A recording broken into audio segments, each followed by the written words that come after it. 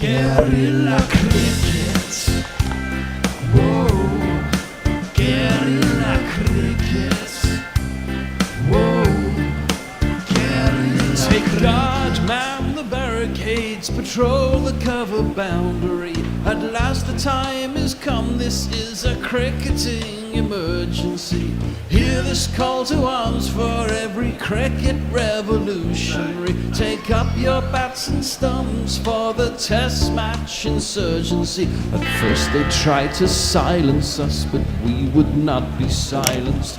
They threatened us with lies, so we threatened them with violence. Che Guevara, Sangakkara, Joseph Stalin, Douglas Jardine, Robespierre, Darrell Hare, Vladimir Lenin, O'Brien Kevin, guerrilla cricket. It's not about the winning, it's about how many rules you break. Even in cricket commentary, this is the best advice to take. Pick guerrilla cricket, it's the finest choice you'll ever make. There's so much more to cricket than rev counters and a slice of cake. At first they tried to sanitize us and clean up our act, but people like it filthy, and we know that for a fact. Fidel Castro, Lenny Pascoe, Carlos the Jackal, Umar Akmal, Mahatma Gandhi, Grant and Andy, Brendan Behan, Austin Ian, guerrilla cricket. Stick with us, cause you know we're not the kind of thing that you see on the TV and the radio. So vive la revolution.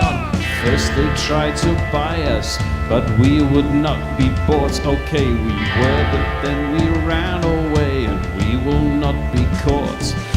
We would not give up the ghost when they left us all for dead. They decapitated us, but we just grew another head.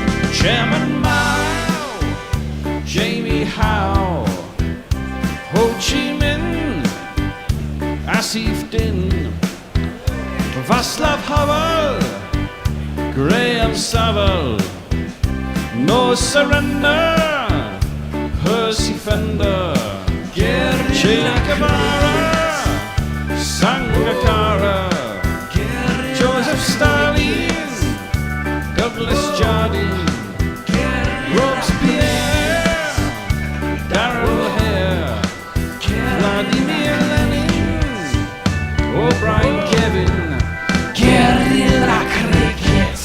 Welcome to Guerrilla Cricket. Well, day one was a funny old day somehow. Having been put in, England got themselves to 416 all out at the close. For the West Indies, a tad too many to vindicate their decision at the toss, but they may well be thinking what might have been if all their chances had been taken. For England, thanks to a rocket-fueled start from Ben Duckett and a slightly scratchy ton from my ecclesiastical, if I could say it, brother, the Bishop of Rome, they've advanced the game at speed and posted a very decent but by no means completely dominant first innings total. It's time for the inexperienced West Indies batting lineup to perform, and day two at Trent Bridge in the sunshine with a great deck and a lightning fast outfield is a much more enticing prospect for batters than an overcast and stormy Lords. Things, I think, are very nicely set up indeed. I'm Tony Bishop, and with us, well, here's what I was going to say. Do we have the preeminent student of West Indies cricket? You rhino bet your life we do. But was a completely wasted joke, because he's just appeared. He has just appeared. Right, hold on.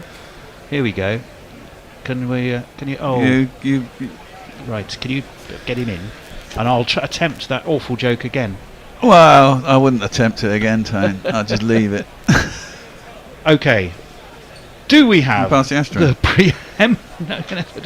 preeminent student of West Indies cricket? You rhino bet your life we do. It's David Brooke, the late David Brooke. Hello, David. No, he's not. He's on mute. Oh, Lord. Okay. Get it together, Dave. Come on, mate. And as ever, with mirth from Perth, thank God, It's Messy Jez. Hello, Messers.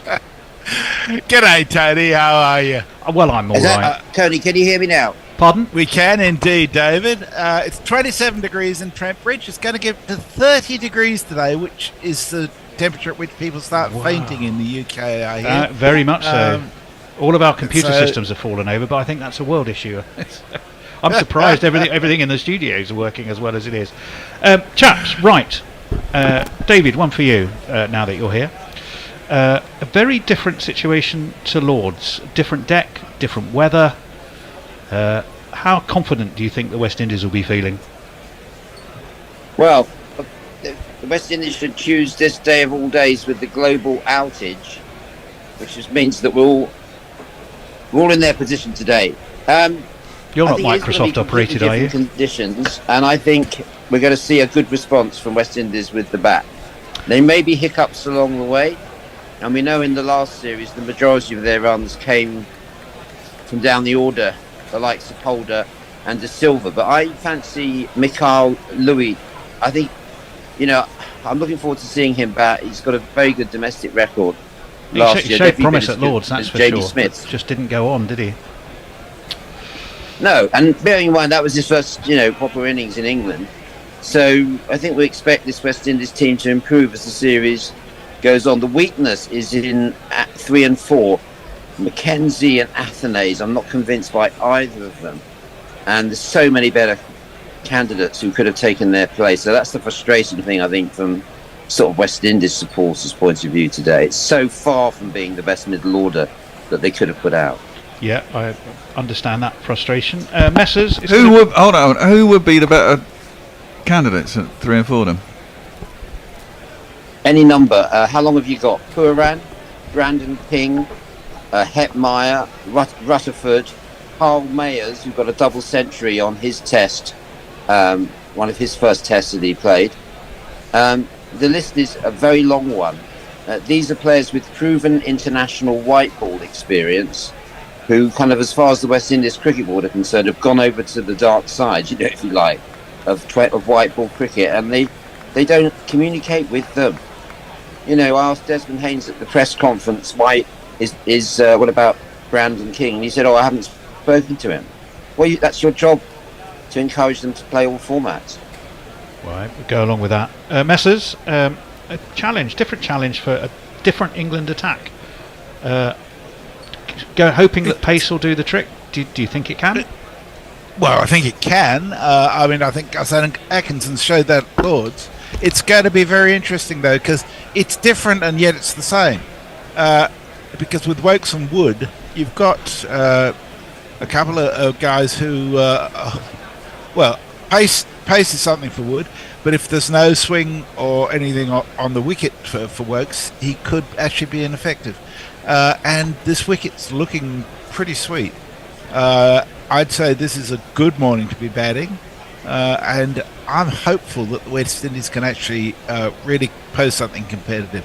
I think it'd be good for everybody to have a really competitive test match, and I think that attack is going to be interesting to see whether they can sustain what they did at Lord's. Well, it is certainly a fabulous day at Trent Bridge as England are taking the field. David, a word about Ollie Pope. He A, rode his luck, and B, a somewhat scratchy. Can you leave your camera on, by the way, David, because otherwise it screws up all the pictures. Yeah. Could you just repeat that, Tony, relating to Ollie Pope? He rode his luck. Yes. But he got to a ton, but it was a scratchy one. What did you make of it? Well, you've got to look at the runs on the board at the end of the day. The pace with which he scored, the business of the we're not hearing you, David. Okay. Pope wasn't on a par with his. David, I suggest you get yourself to somewhere where... no, you're in and out, and it looks like you're on your phone on the hoof. Would you mind giving me 5 minutes to go to a better destination? Yes, I think that's probably the sensible thing. Bear, do you want to come in for the first few minutes while David sorts his software issues? And we'll see where we go. Well, he was trying to come at us through windows, and it just doesn't work today. Well, no, exactly. The windows were definitely shut for whatever he was trying to say. Right, we'll try and pick up the pace here. England will go on the attack. We'll jingle up first of all the West Indies batsman. Clearly we're going to start with this fellow. I just gotta tell you, he could bet on endlessly. All those balls faced by Chris. 4 slips for Chris Wokes, who is in and he's straight down the arse. Taken on the dive by Jamie Smith, and there's no run. Not an auspicious start from this man. Where is he? Where is he? The great Chris Wokes.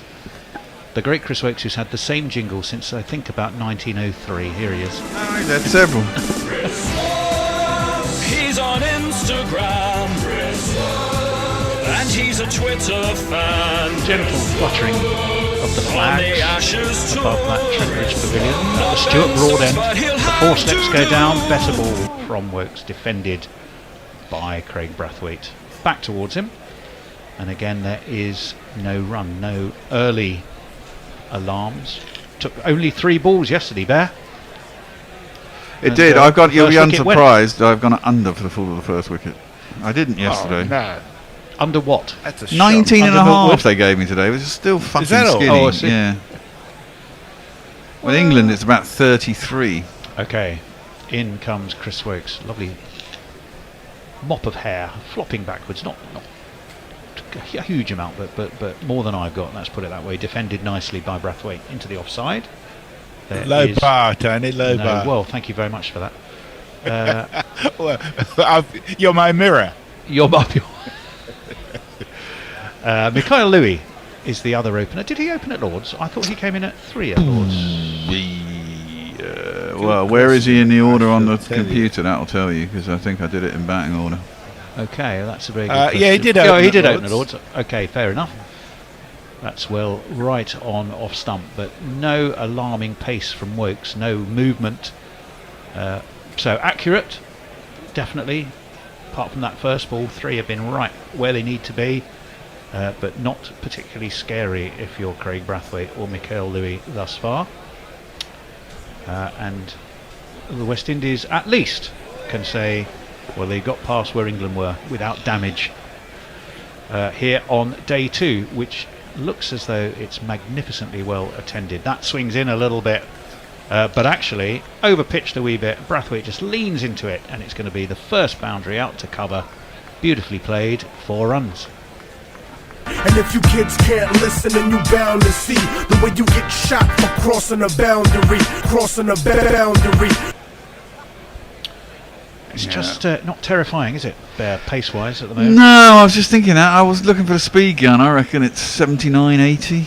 Yeah. He well, needs, I mean, literally last year he was bowling at 86, 87. Clearly he's a rhythm bowler, and he's not in rhythm. well, what's he got going here? A good ball on middle and probably slightly middle and leg, defended well enough by Brathwaite. So 4 off the over, 4 in the one shot. A lovely looking cover drive by Craig Brathwaite. And we come to the end of that over at 4 without loss, Messers. We got lots of people with us. Leah's with us. Davey, Pat, Mog. Says, what the fuck is up, Rubes? And Messi. Davey, Pat. Where are we? Muttley's with us. Says, I'm awake, primates. Barely mind. Love and sausages. Well, welcome to you. And Ben McCormick is glorious day in sunny southeast London. Looking forward to hearing you gorillas describing today's play. Well, most important question there, I think, is where in sunny southeast London? You can't be that far from us, I wouldn't imagine. Come in and have a beer. We got plenty. Come in and have a beer with us. Diana Patterson's with us too, and she's not that close to us. No, Canada, I think. You is it? or to me. Am I Canada, right? Canada, yeah. Oh, Diane Canada. Patterson. Hi, Diana. Unfortunately, you are going to get a mug. We can't automatically. We can't just do it for one person. It's a system. Bloody It's a- computer systems. It's always the same problem. Atkinson. So we are going to see hopefully a little bit of pace, although he might take a while to ramp up. He starts with a loose one as well, which is flicked off his leg down to backward square by Mikhail Louis, and he will be off and running with a single. Let's jingle up Arthur. Where's me washboard? Atkinson. Here he is. Gus Atkinson he's not one to complain. He hopes he's not like Joffre, breaking down after every game. Oh, that's harsh. Harsh, but probably fair.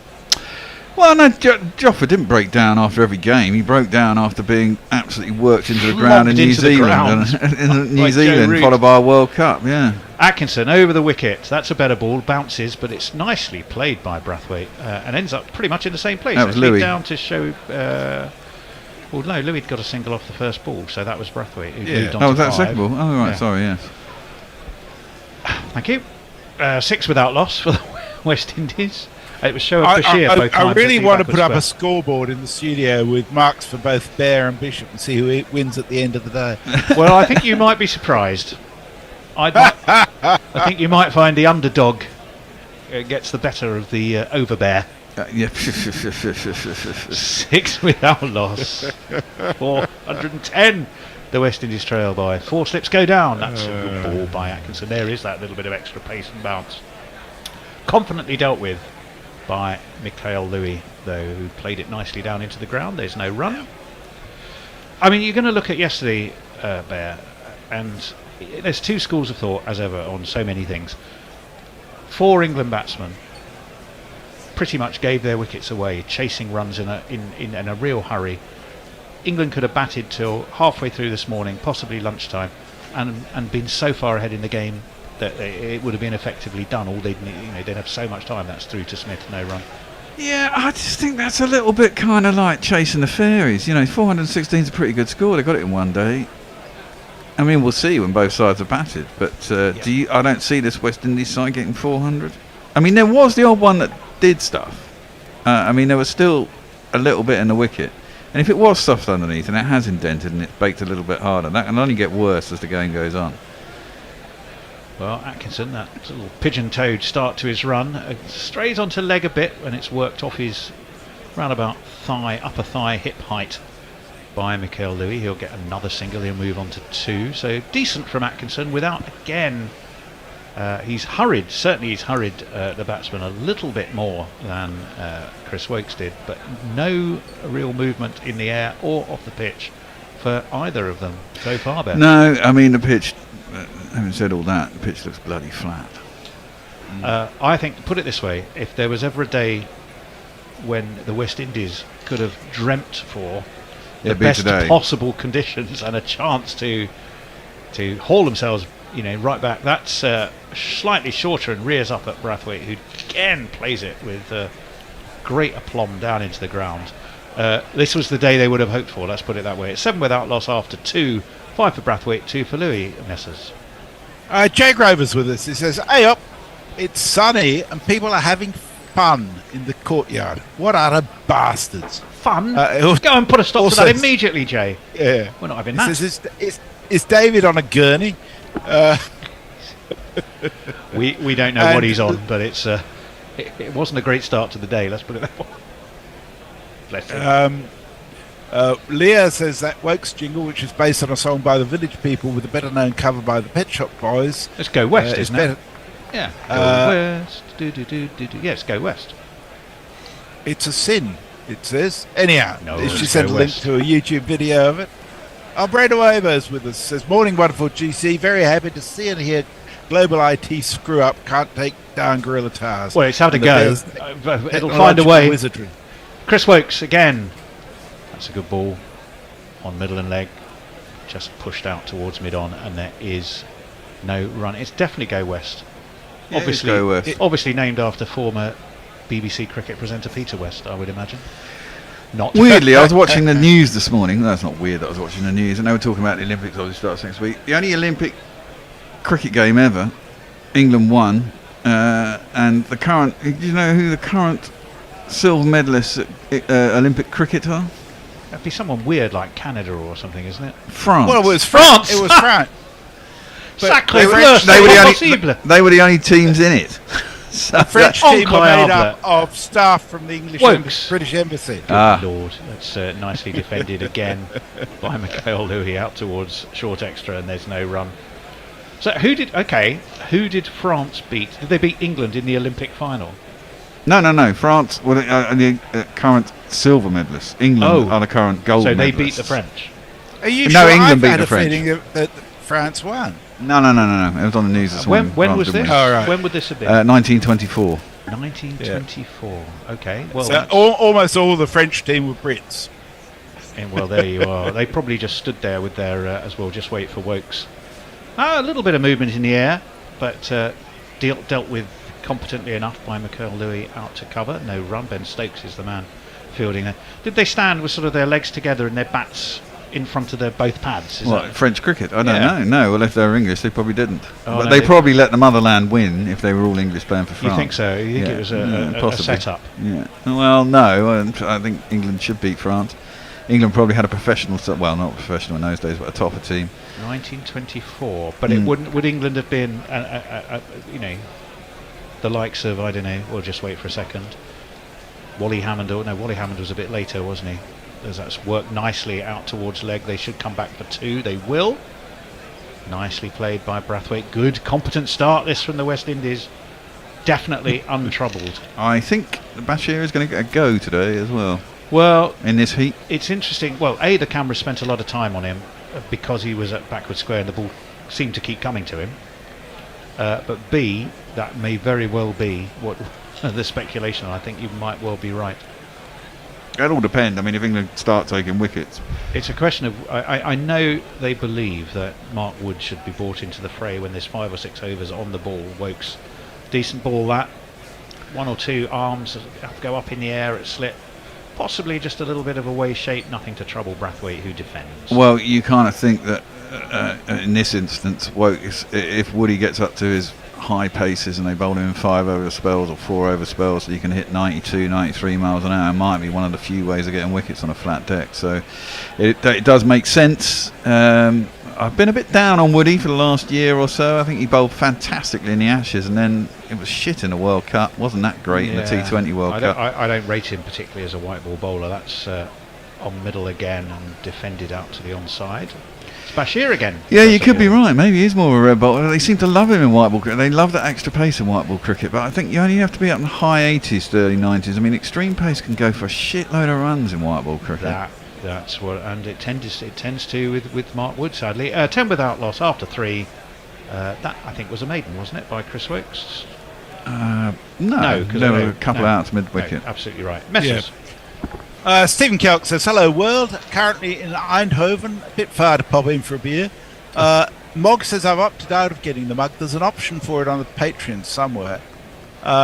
Stephen Well, if you Kelk can, can you send that link either to us or yeah. Diana, it does sound to me like the fate of The mug mug is in your delivery hands. is actually in your hands rather than ours. Well, What we are struggling with at the moment is absolutely no pictures at all. oh, you know what? Sky News was out this morning. It's linked to Microsoft service. well, So this could be interesting. Well, but I mean, I'm still getting coverage. I can commentate a little, about ball and a half behind, if you wish me to. You may need to, Messrs, because you can see far more than us. We can see jack shit. yeah. Okay, Atkinson's about to come in for the first ball of the 3rd over, and it backward defensive by Louis, and it beats him hollow straight through to the keeper. A beautiful delivery, right on the length. Didn't move away much, but just enough to miss the bat entirely. This is very frustrating. Louis is replaying the defensive shot over and over, still holding the bat too close to him to have hit that ball, but never mind. Maybe he'll get it next We got it time. back. They must have a backup system. We are we are back. It's still 10 without loss. We're 2 balls into the 4th over. The West Indies trailing by 406, and thank you, Messrs, for stepping into the tech breach. Atkinson, in he comes. That's wide of off stump through to Smith, left alone by Michael Louis. There's all sorts of there's all sorts of shenanigans of a tech nature going on in front of me. These You just got to keep the turning it on and monitors off appear to until have acquired a life of their own.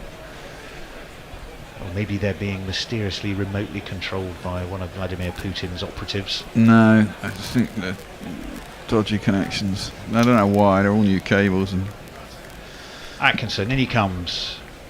played with a nice big high elbow in defence off the back foot by Louis, who has looked, I have to say, solid as a rock. David was talking him up before the game. He felt this could be the right day for him. He's certainly looked good so far. Well, exactly that. I mean, if you've got a flat wicket you can trust in, then you've got an opportunity. It is absolutely gorgeous at Trent Bridge. Atkinson is bowling from the Stuart Broad end with that pavilion, slightly offset, of course, pavilion at Trent Bridge. I've been up behind in him.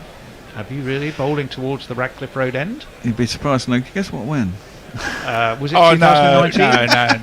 Oh, that was a good leave by Michael Louis. A good leave in the sense that it really wasn't that far from his off stump, and it hadn't got up that much either. However, he did survive. Let's see just how much that did miss the off stump by. I venture not a lot. Oh, that was a scrambled seam. It did nip in a little bit, didn't it? It did nip in a bit, and it was a scrambled seam.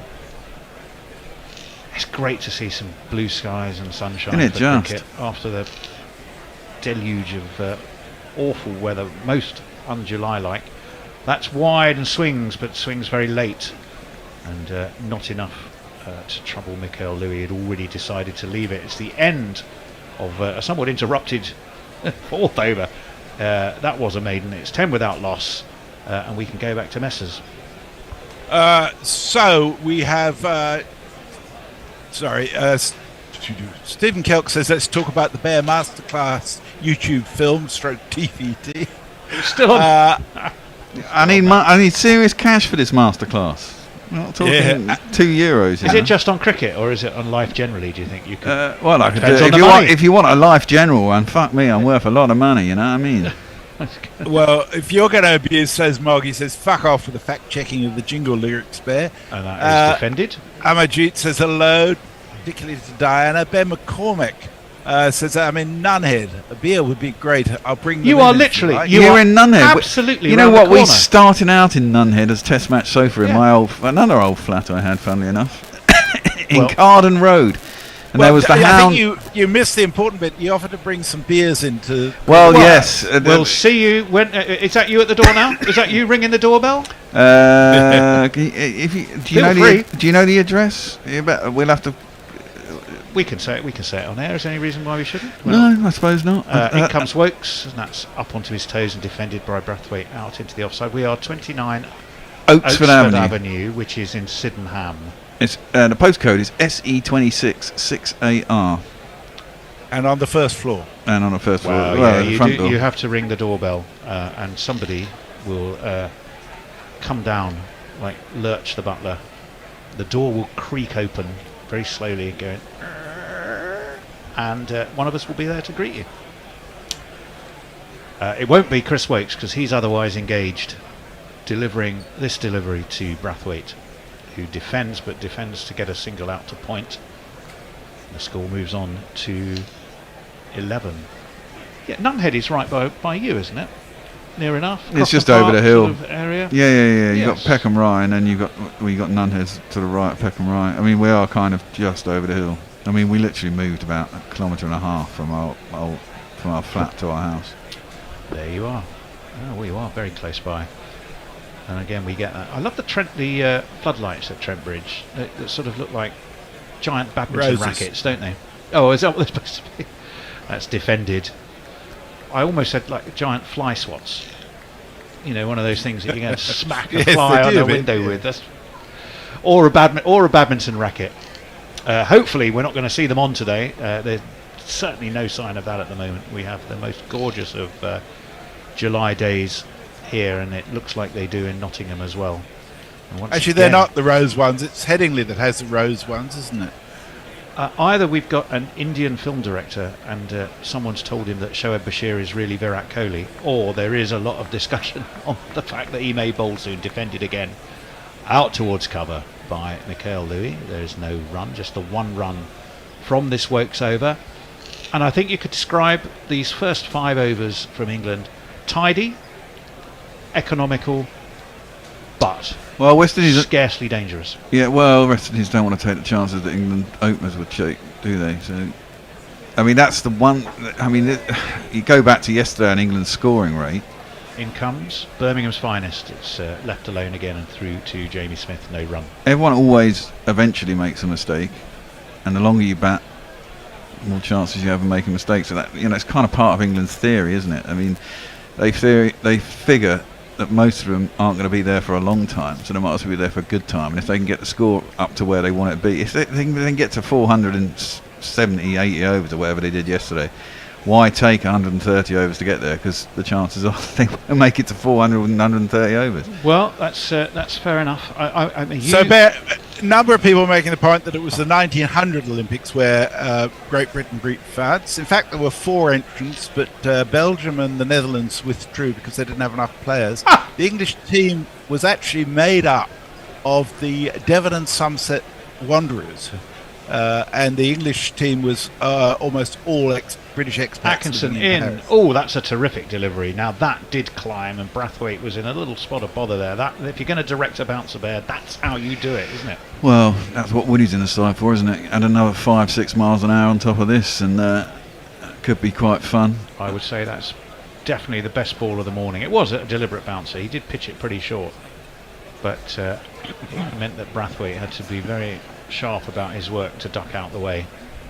So well bowled, Gus Atkinson.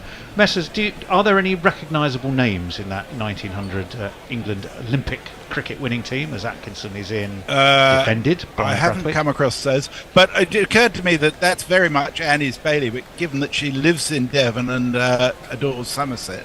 The Devon and Somerset Wanderers is her.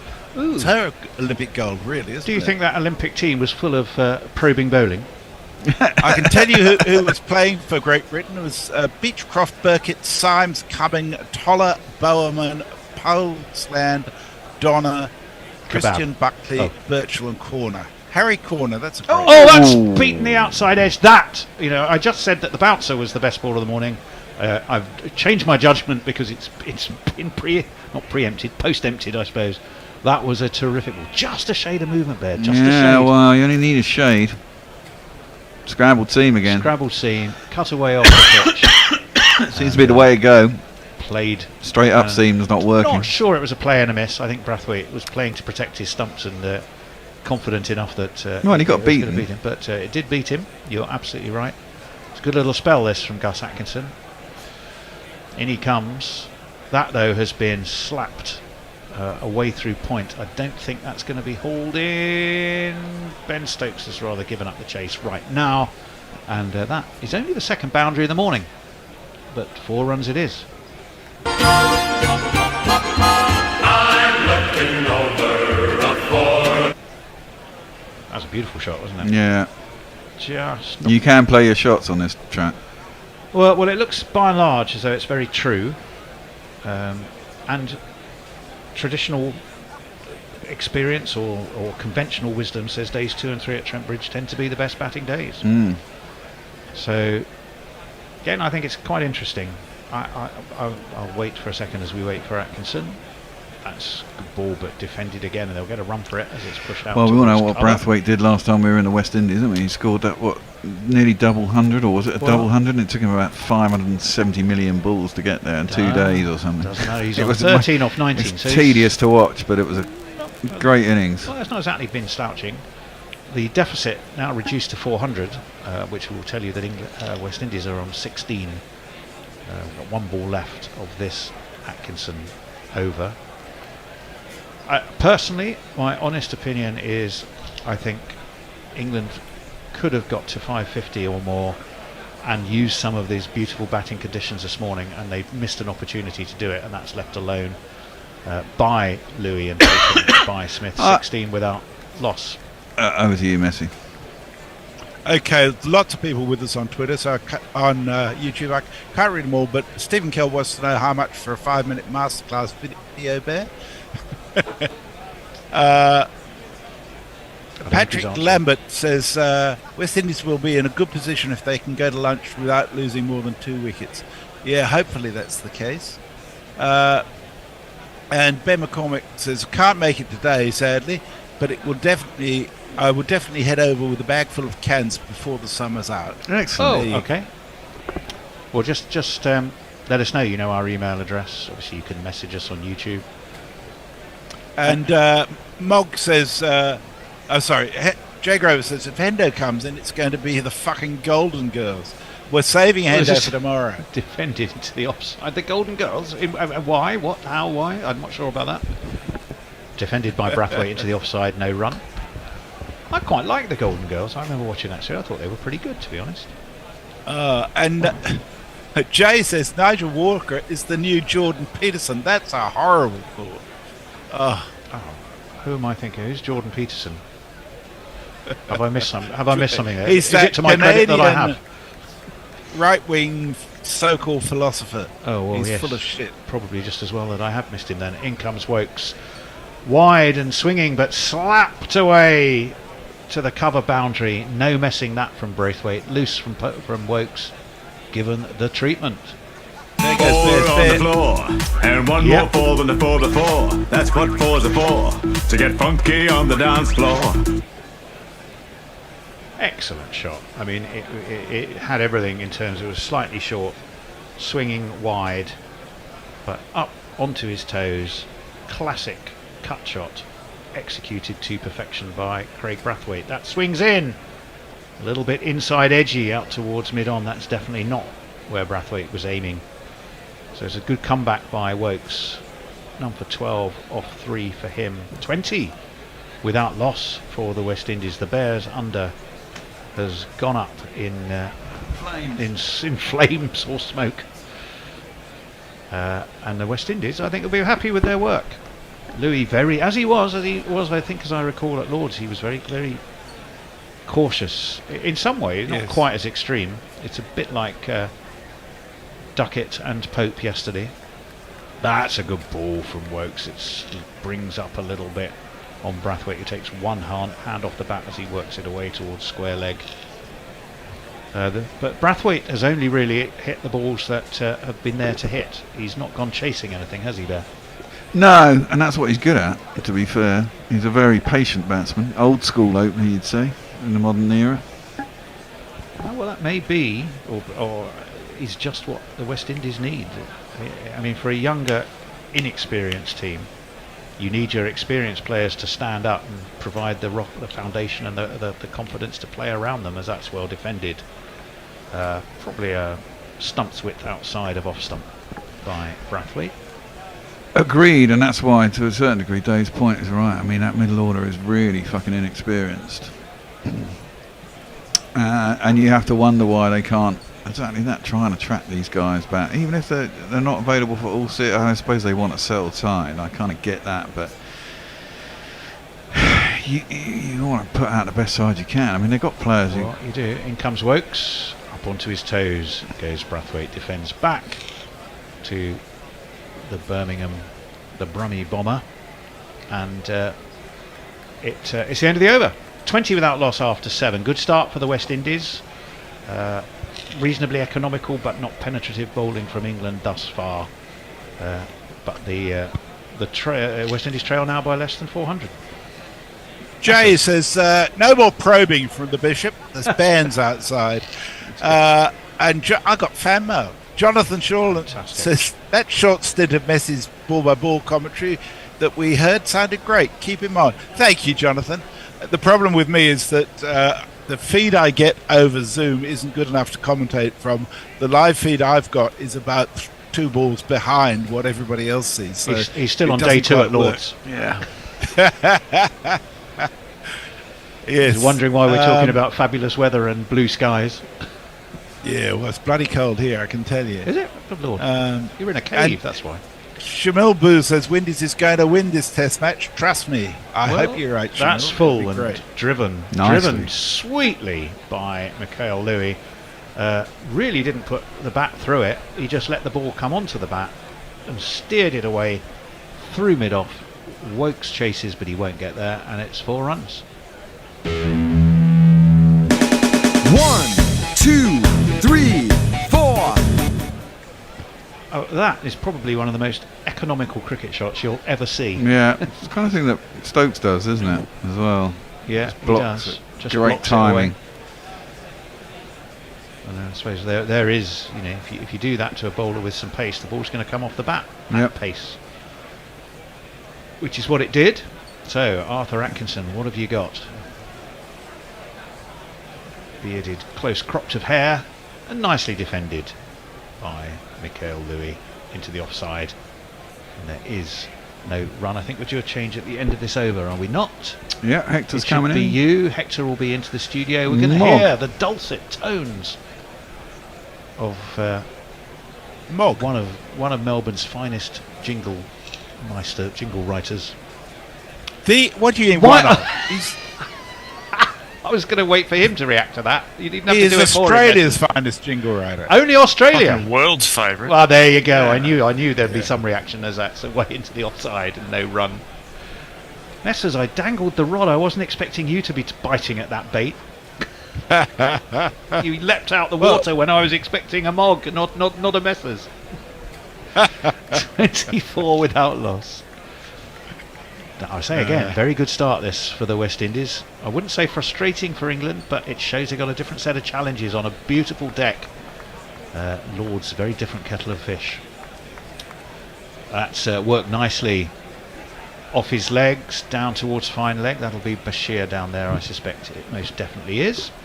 I like this. And they'll take a single. He's already got a leg slip in, hasn't he? Leg gun.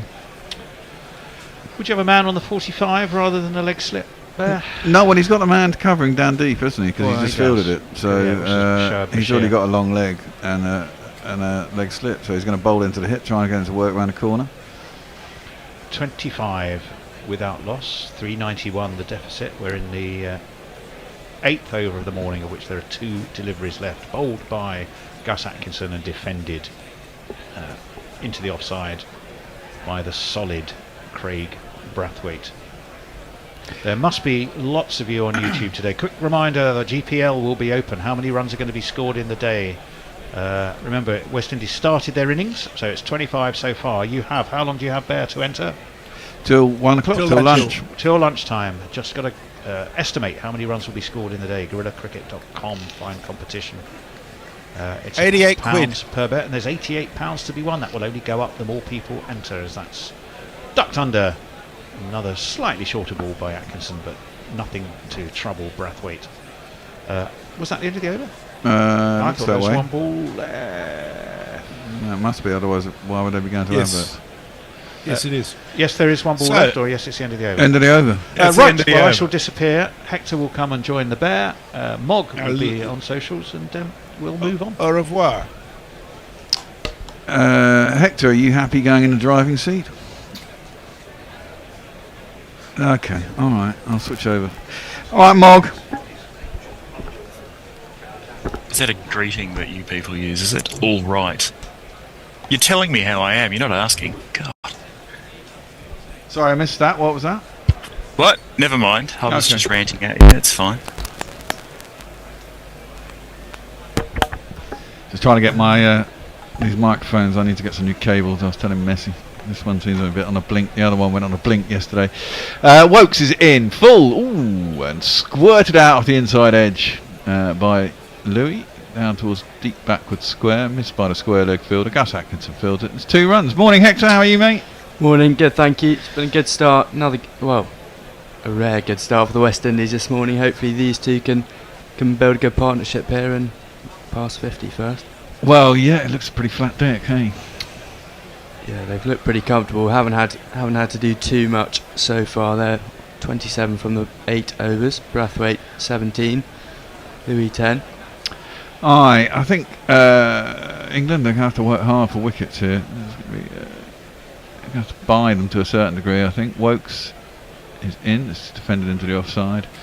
In front of square, though, so they'll get through for a single.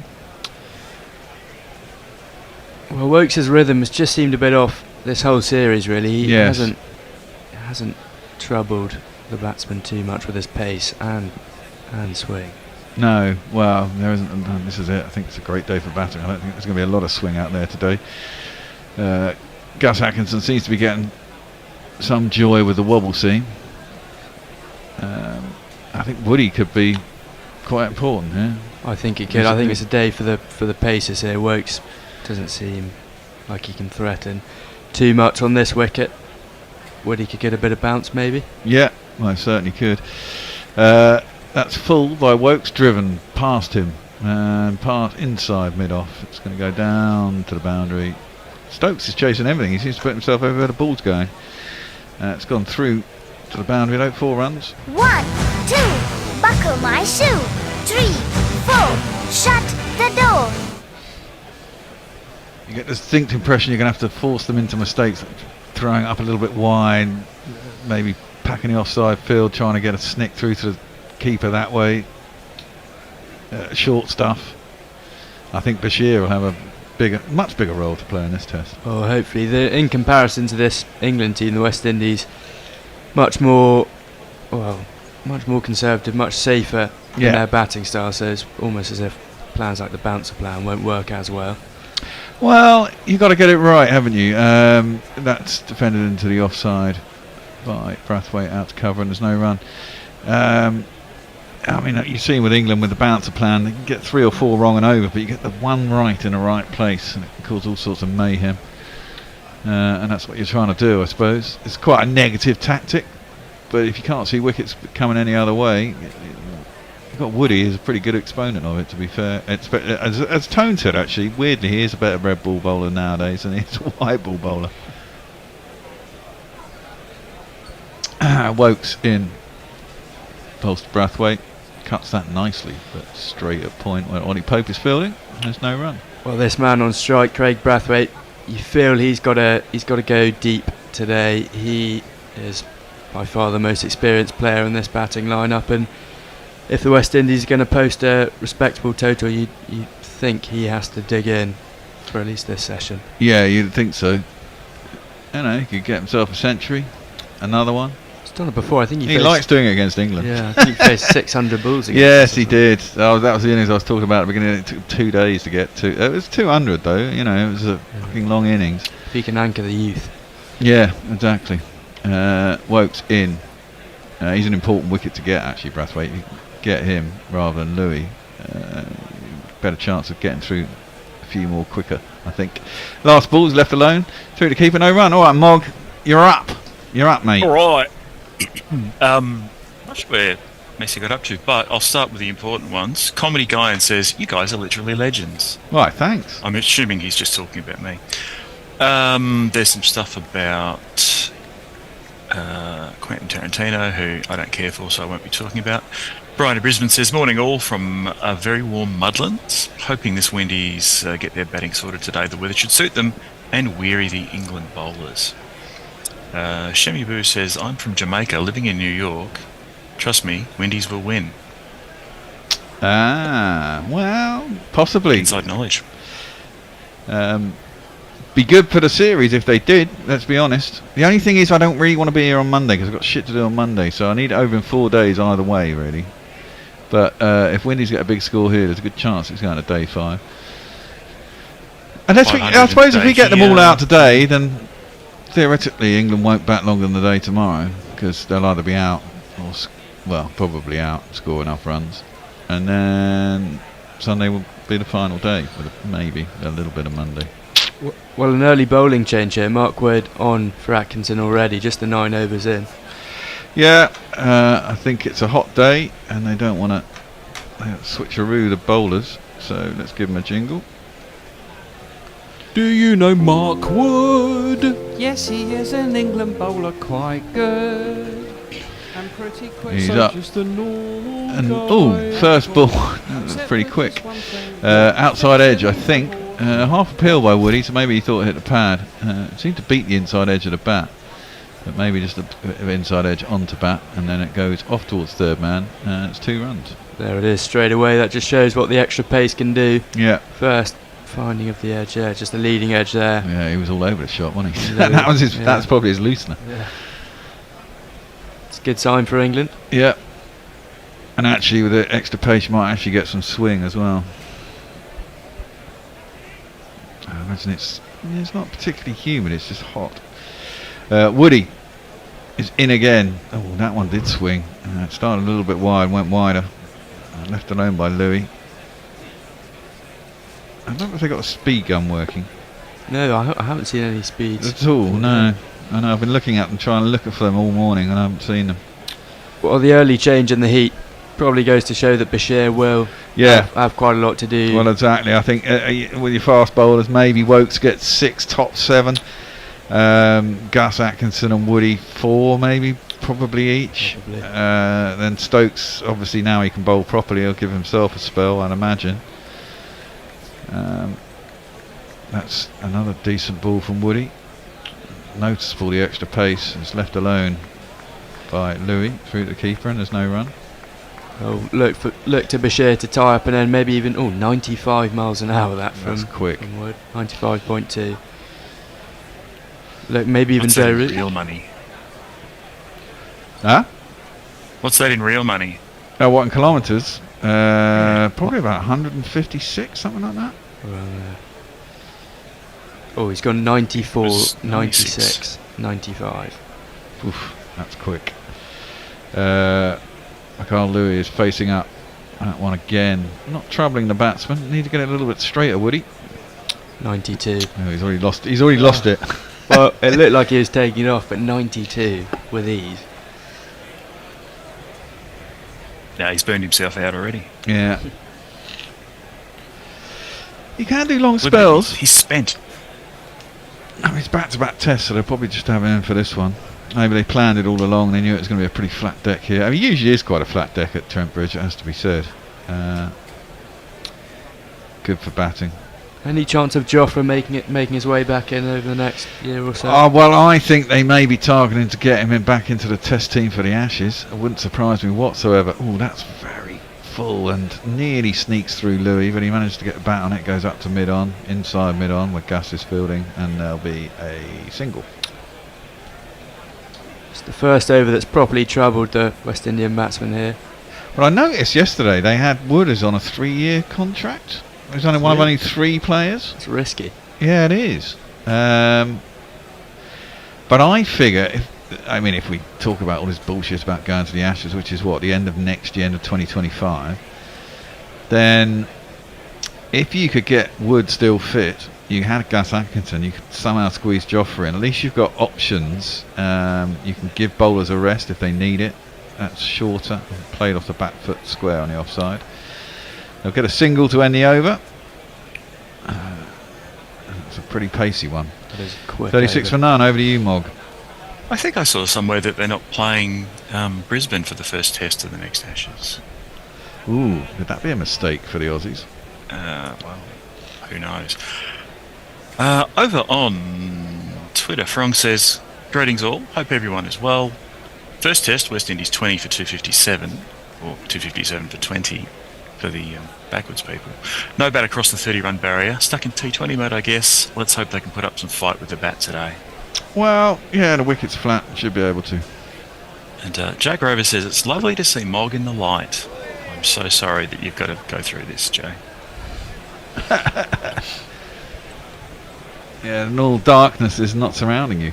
Well, talking about all this, not bowled yet in the series, but finally he gets a go. She likes to attack. She now in an England cap. Interesting to see how he bowls. I haven't seen him bowl since India, where he bowled really well, I have to say. I thought I was more impressed with him than I was with Hartley. I thought Hartley sprayed it around a little bit. It was a bit inconsistent with his line and length. And of course you get lots of help in India, so he still picked up wickets. But I thought Shoaib Bashir had a much better control of his line and length. Well, 2 early changes here from Ben Stokes. Very different to what the West Indies did yesterday. Again, they're moving the field around already in comparison to the West Indies, who had quite a conventional field for most of the England innings. Well, that's I've got to say, after this first ball, Bashir, his first ball is just into the pads. Brathwaite works it into the leg side and there's no run. That's what I like about Stokes' captaincy. He's always looking for something to happen. So, some people say he fiddles too much, but I think if nothing is happening, he might as well. There's no harm in it at all. And you could argue that Craig Brathwaite needs to do a little bit more of that. Yeah, a lot of Test captains do. Well, that did turn a little bit out from outside off into Brathwaite. He defended it. There's no run. Gets a lot of action on the ball as well, Bashir. I think that's why they've gone with him. And he's what, 20 years old or something like that? Yeah, he's young. He's very young. If they can stick with him, you know, spinners can go into their 30s. That one's again 2-leg sided, but he's got a square leg. And probably have a man around the corner on the 45 as well, although he's got short legs a little bit behind square. Already turning far more than Sinclair and Hodge managed yesterday. They had to resort to using various flights and paces of the ball, but well, it's because he's a proper spinner, isn't it? He really gets proper action on the ball. Promising start. Yeah, a little bit too straight, and again just worked around a corner off the hit by Brathwaite. Probably want to drag him forward a little bit, but in your first over, I always used to like to not really go for more than 2 runs in my first over. If I could just bowl a bunch of darts that got me a maiden just to get the arm working, I always thought that was a good first over. That's defending the leg side and there's no run, because unlike a pace bowler, you're probably hoping to get a long spell, and you don't want to get hit in your first over. It's not a day at the cricket without one of Bear's when I was a bowler stories. Well, you know, it isn't, mate. There's lots of success down the years. That's a horrible, horrible delivery down the leg side. Oh, morning, Jace. I think it came off the pad. Attempted swipe down to long leg by Brathwaite. Did it go onto his tally? I don't think it did. I think it was leg byes in the end. I didn't see a sign from the umpire. No, I didn't, but he's not conceded any runs. Yeah, it was off his. Oh no, it was off his. Then it was off his glove afterwards. Thigh pad onto glove. Not good cricket. No, that's why I ended up going behind. So it probably was a perfect shot. Well, there's no backstop. Might as well keep doing that. Well, yeah, 2 runs off that last ball of the over, and we get back to Woody. We should. Is anyone in there? You want to quickly splice in a message before we start the next over, which is about to start?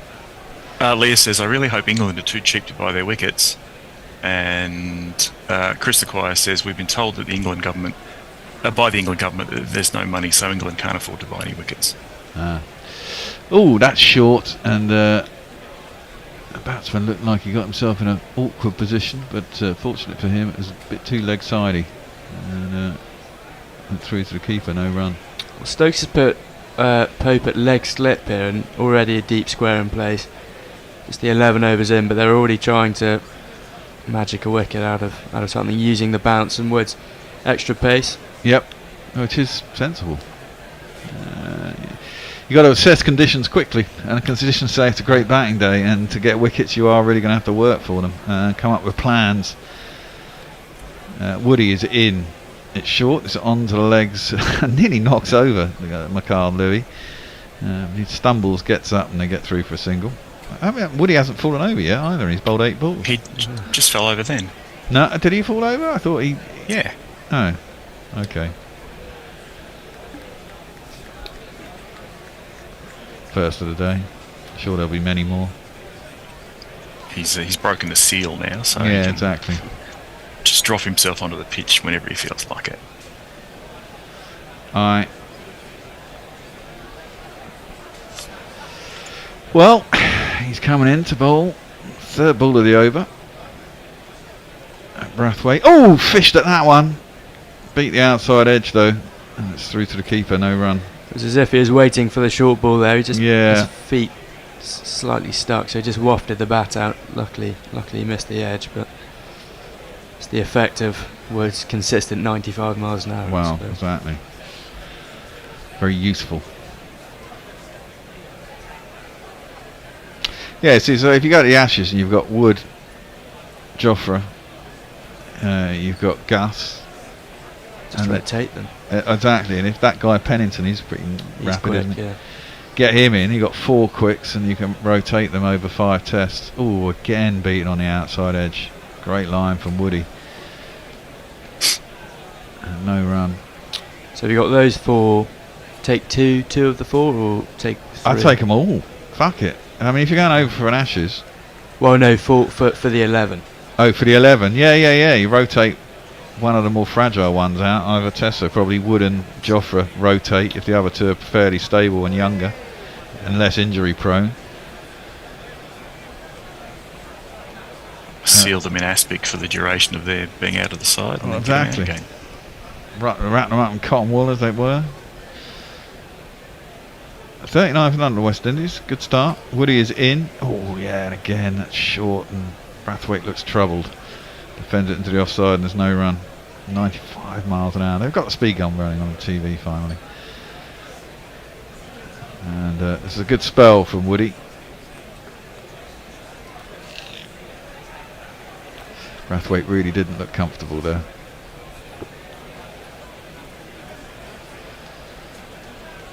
Good seam position. Just carries on now. Yeah, good over this from Wood. Brathwaite, as you say, not looking. Well, he started off looking very assured, very comfortable, and early change from Ben Stokes is clearly, well, it's clearly working. Yeah. Doesn't look settled. Last ball of the over. Wood in. Oh, again beaten on the outside edge. Brathwaite. Good over from Woody. 2 overs, none for 5. Last ball was again 95 miles an hour. And West Indies 39 for none after 12. Over to you, Mog. We've fixed Diana Patterson's mug issues. I saw that. Thank you. By we, I mean me. More credit to me. Me. You. Shemi Boo says, I love the commentary. Thank you very much. John Humphrey says, hey, I'm a Jamaican. I think the West Indies are going to make 480. Should probably put some GPL money on that. Joanne W. Schmidhammer says, Guten Morgen von Trinidad and Tobago. Good morning, Trinidad and Tobago. And Matthew Cullen says, morning all. Joining late as I attempt to write a paper about water bottle recycling, which is too much excitement for me. Yeah. Woof. Well, Bashir and Stokes are having a chat. Stokes is always pretty good with the new boys. This will be the first time he's bowled for England in England. Obviously, as we said earlier, great success in India. And they've decided that he's the one to take forward.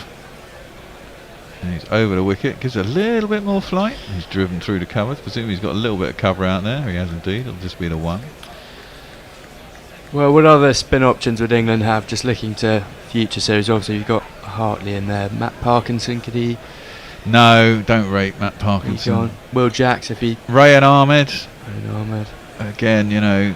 A bit too young almost. A bit too young. Again, inconsistency is his problem, but he is a leggy.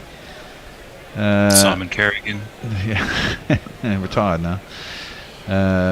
Brathwaite spacing up. That's swept and swept hard. That's a good shot. Bashir has been swept for 4 runs out to deep square leg.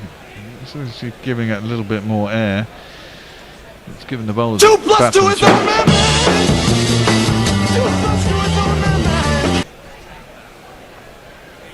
That's a good sweep shot from Brathwaite.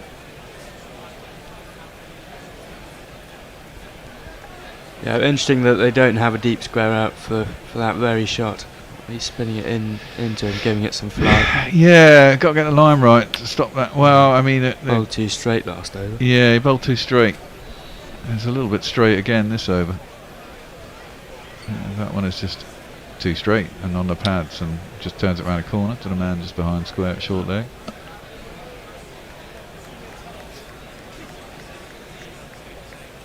Yeah, I don't disagree with the flight issue. There is a man going deep backward square-ish now. This is it. I mean, I always like to start with one out on either side, just for cover. You don't want to go for 4s. That's a shit ball. And a horrid shot. And it's come off the pads. Yeah, it's a horrible shot. He's missed it. It's come off the knee roll. It's gone down towards fine leg. He's failed to capitalise on 2 awful drag downs the last 2 overs. Yeah, it's leg buys. The pinnacle of 2 nations cricketing prowess, right there.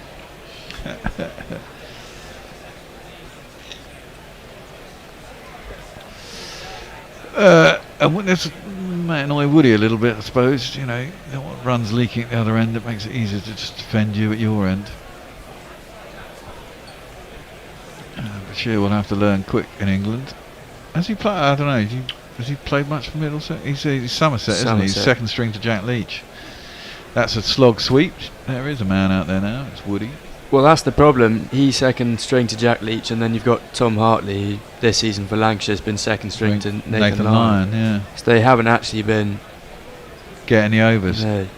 Very difficult for spinners in England, unless you create wickets. But what they did with Somerset when it was Hyderabad, everyone complained. But if you want spinners to actually learn a craft, there's got to be something for them, and they've got to get the overs under their belts. England isn't very conducive to spinning. That's a better ball, still a bit too straight though, and it's able to defend it onto the leg side. Might try going around the wicket. Don't like that as a tactic first up, but got to get your lines right, otherwise it's always, as an offer, you're always going to be liable to just be turned around a corner, unless you block it off. Over to you, Mog. Rakesh Persaud says, to be competitive in this game, I'm assuming that means West Indies, need 300 to 400 in this day's play, watching from Guyana. So that's another one we can tick off. Ashley Partridge says, do you think England need a wicket? Yeah, we do. Ashley Partridge doesn't like Bashir. I'm getting the opinion. I mean, I prefer Jack Leach, I have to say. Because he's a left armour, taking it away from the right hander. I think that's more. I mean, there's a fair amount of lefties around these days, so it's give or take. But and I thought he'd grown into the role quite well. Woody is bowling that a little bit short of a length, and Louis leaves it through to the keeper, and there's no run. Also recently scored 100 for Somerset seconds. So wow.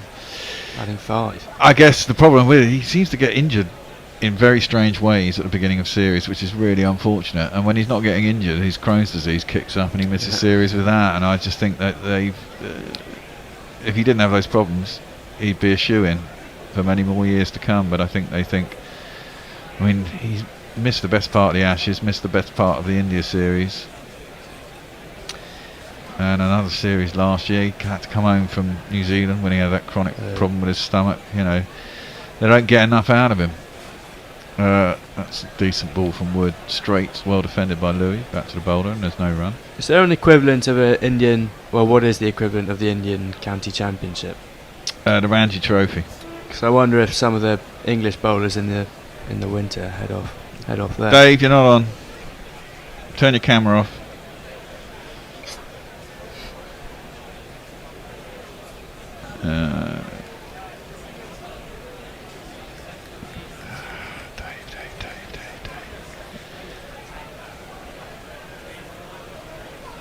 Dave, can you turn your camera off? Fucking hell. He's not listening, is he? Through to the keeper, and there is no run.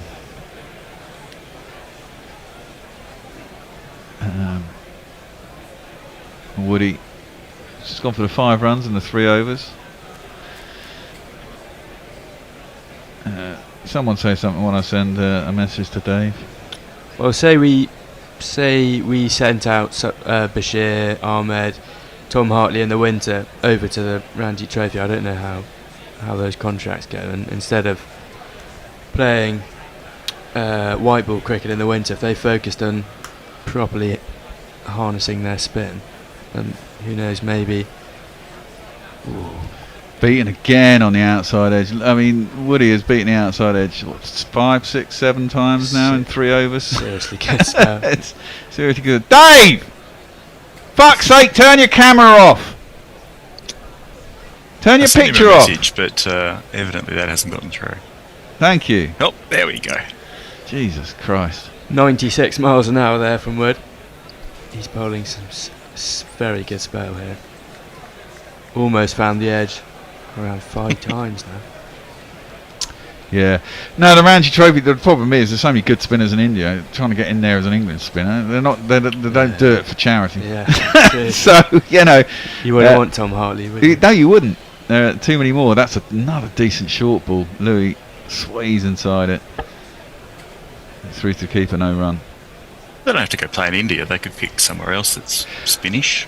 The obvious place to go is either South Africa or Australia, but again, it's 97. Australians aren't going to let 97 those miles an hour. bastards in, are they? No.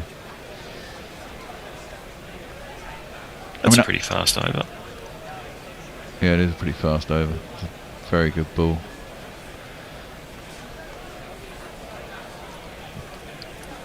Swayed out away pretty well though. Saw it early. Last ball of the over.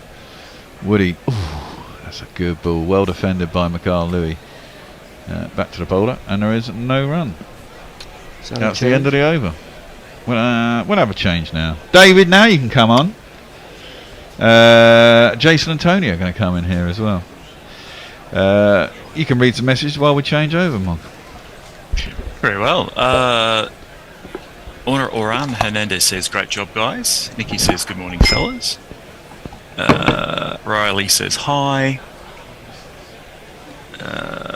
Leah says, I prefer Bashir, much more handsome than Leach, and I want to refer to him as Julian Bashir.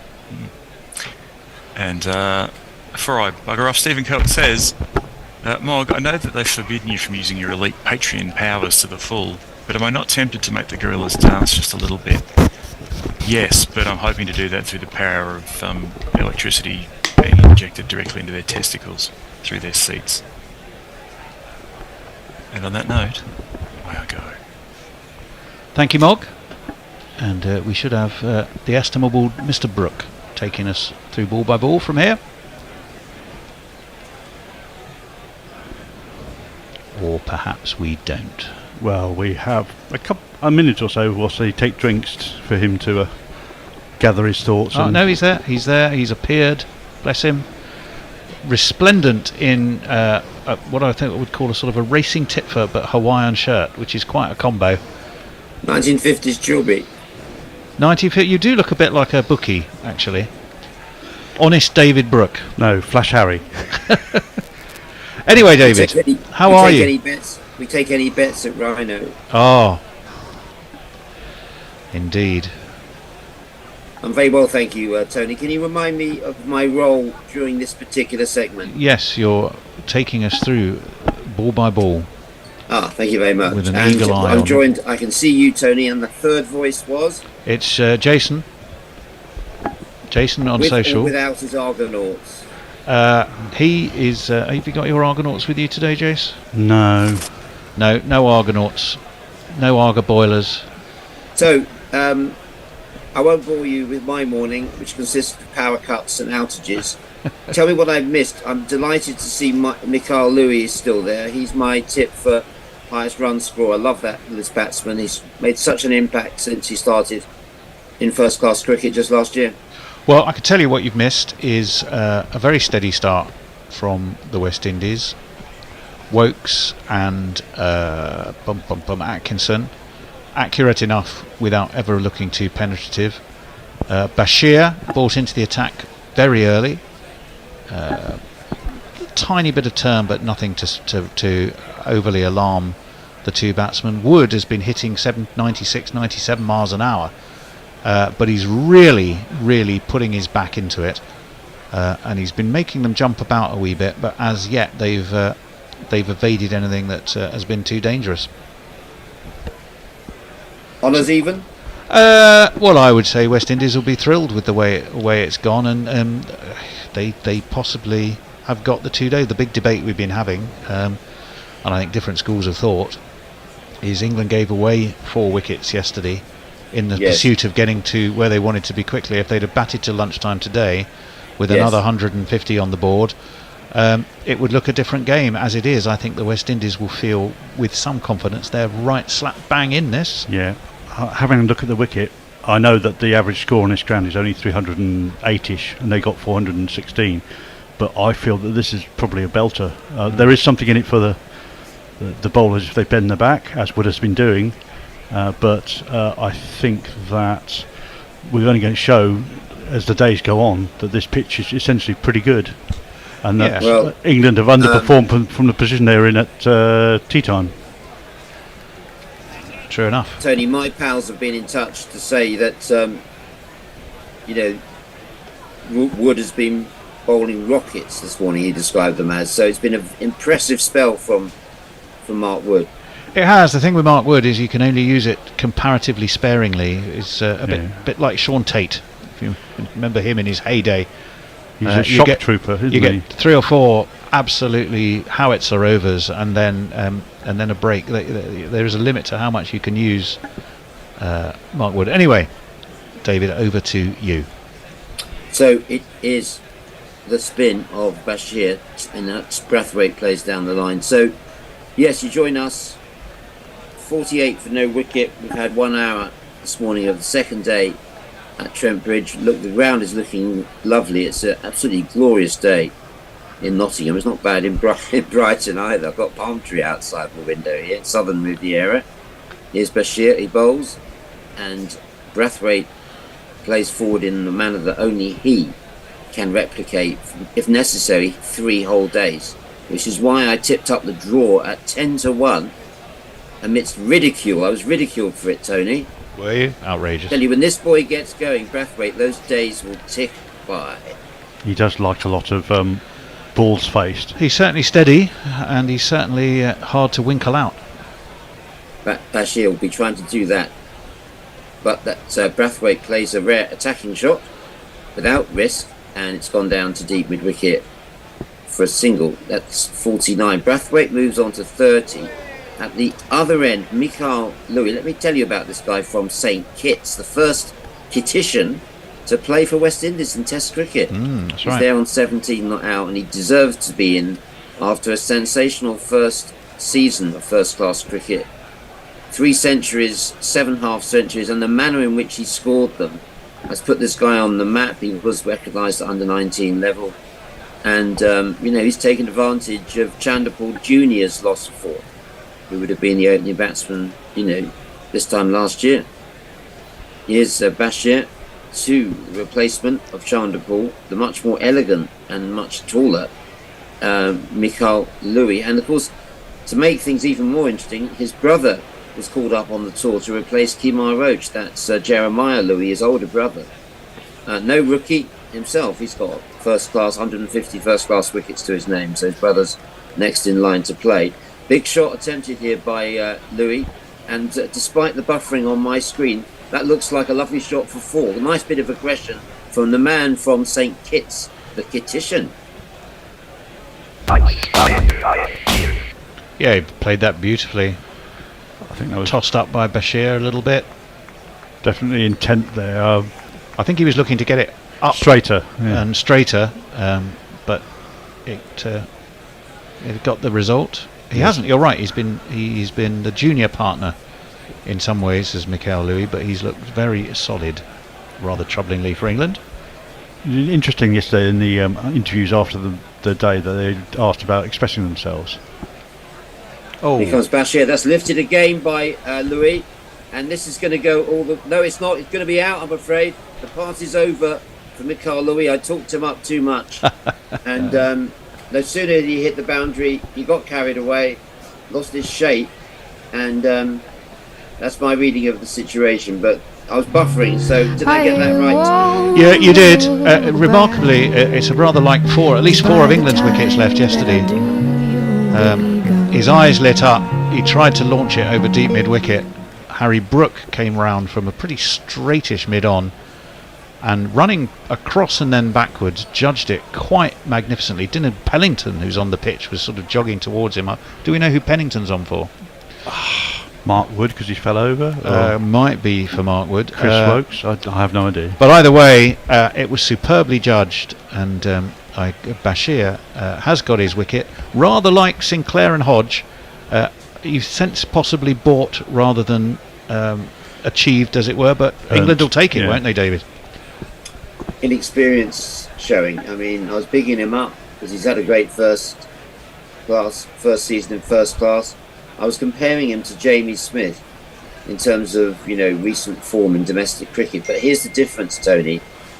Jamie Smith's played 53 first class matches at this point.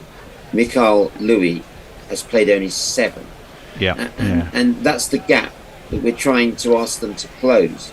Why should they be any nearer to closing it now? In fact, the more the resources are unevenly spread, the worse the gap gets, Yeah. So if we want West Indies cricket to survive as a test-playing nation, it's time for English cricket, English government, to show some support. I did an interview with Vernon Springer, the top Antiguan broadcaster, who was on Guerrilla Cricket with us in past tours, and he was saying that the Home Office needs to act. They've got to play their part, because under Theresa May, they clamped down on West Indies youngsters learning their trade in the UK. They changed it. You have to have played 5 first-class matches in the Caribbean now to be allowed in, and that's wrong. It's just plain wrong.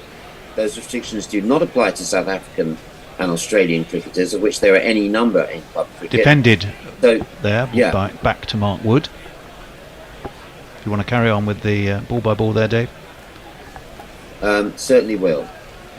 Some interesting different time faces going through on my laptop here. I think we're just seeing a replay now of that catch from Harry Brook, and say it was very well judged. And look, I blame it on my youth. I think it was it Cole Porter who sang about that, Tony? Could well have been. And I think it was Woodhouse who spoke about the impetuosity of Yes, more than likely. Here comes a new over, and Brathwaite it is who plays that out as a cover point, and there's no run. Shall we jingle up So Kirk 50 McKenzie, the new man? Kirk McKenzie, let's give him a jingle. Cheer him up. Kirk McKenzie has a secret, and all the cool kids laugh at him. Kirk McKenzie drives a Cybertruck.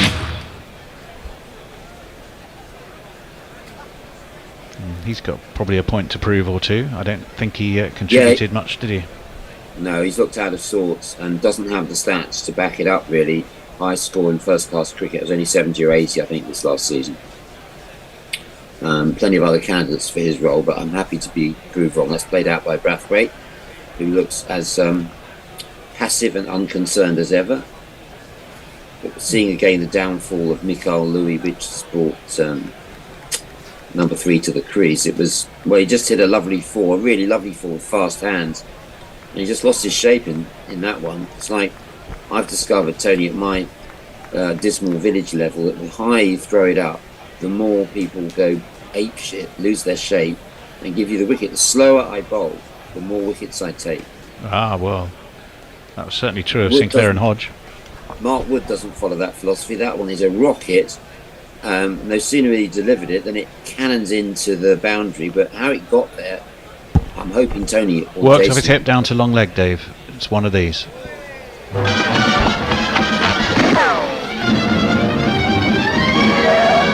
Actually played beautifully.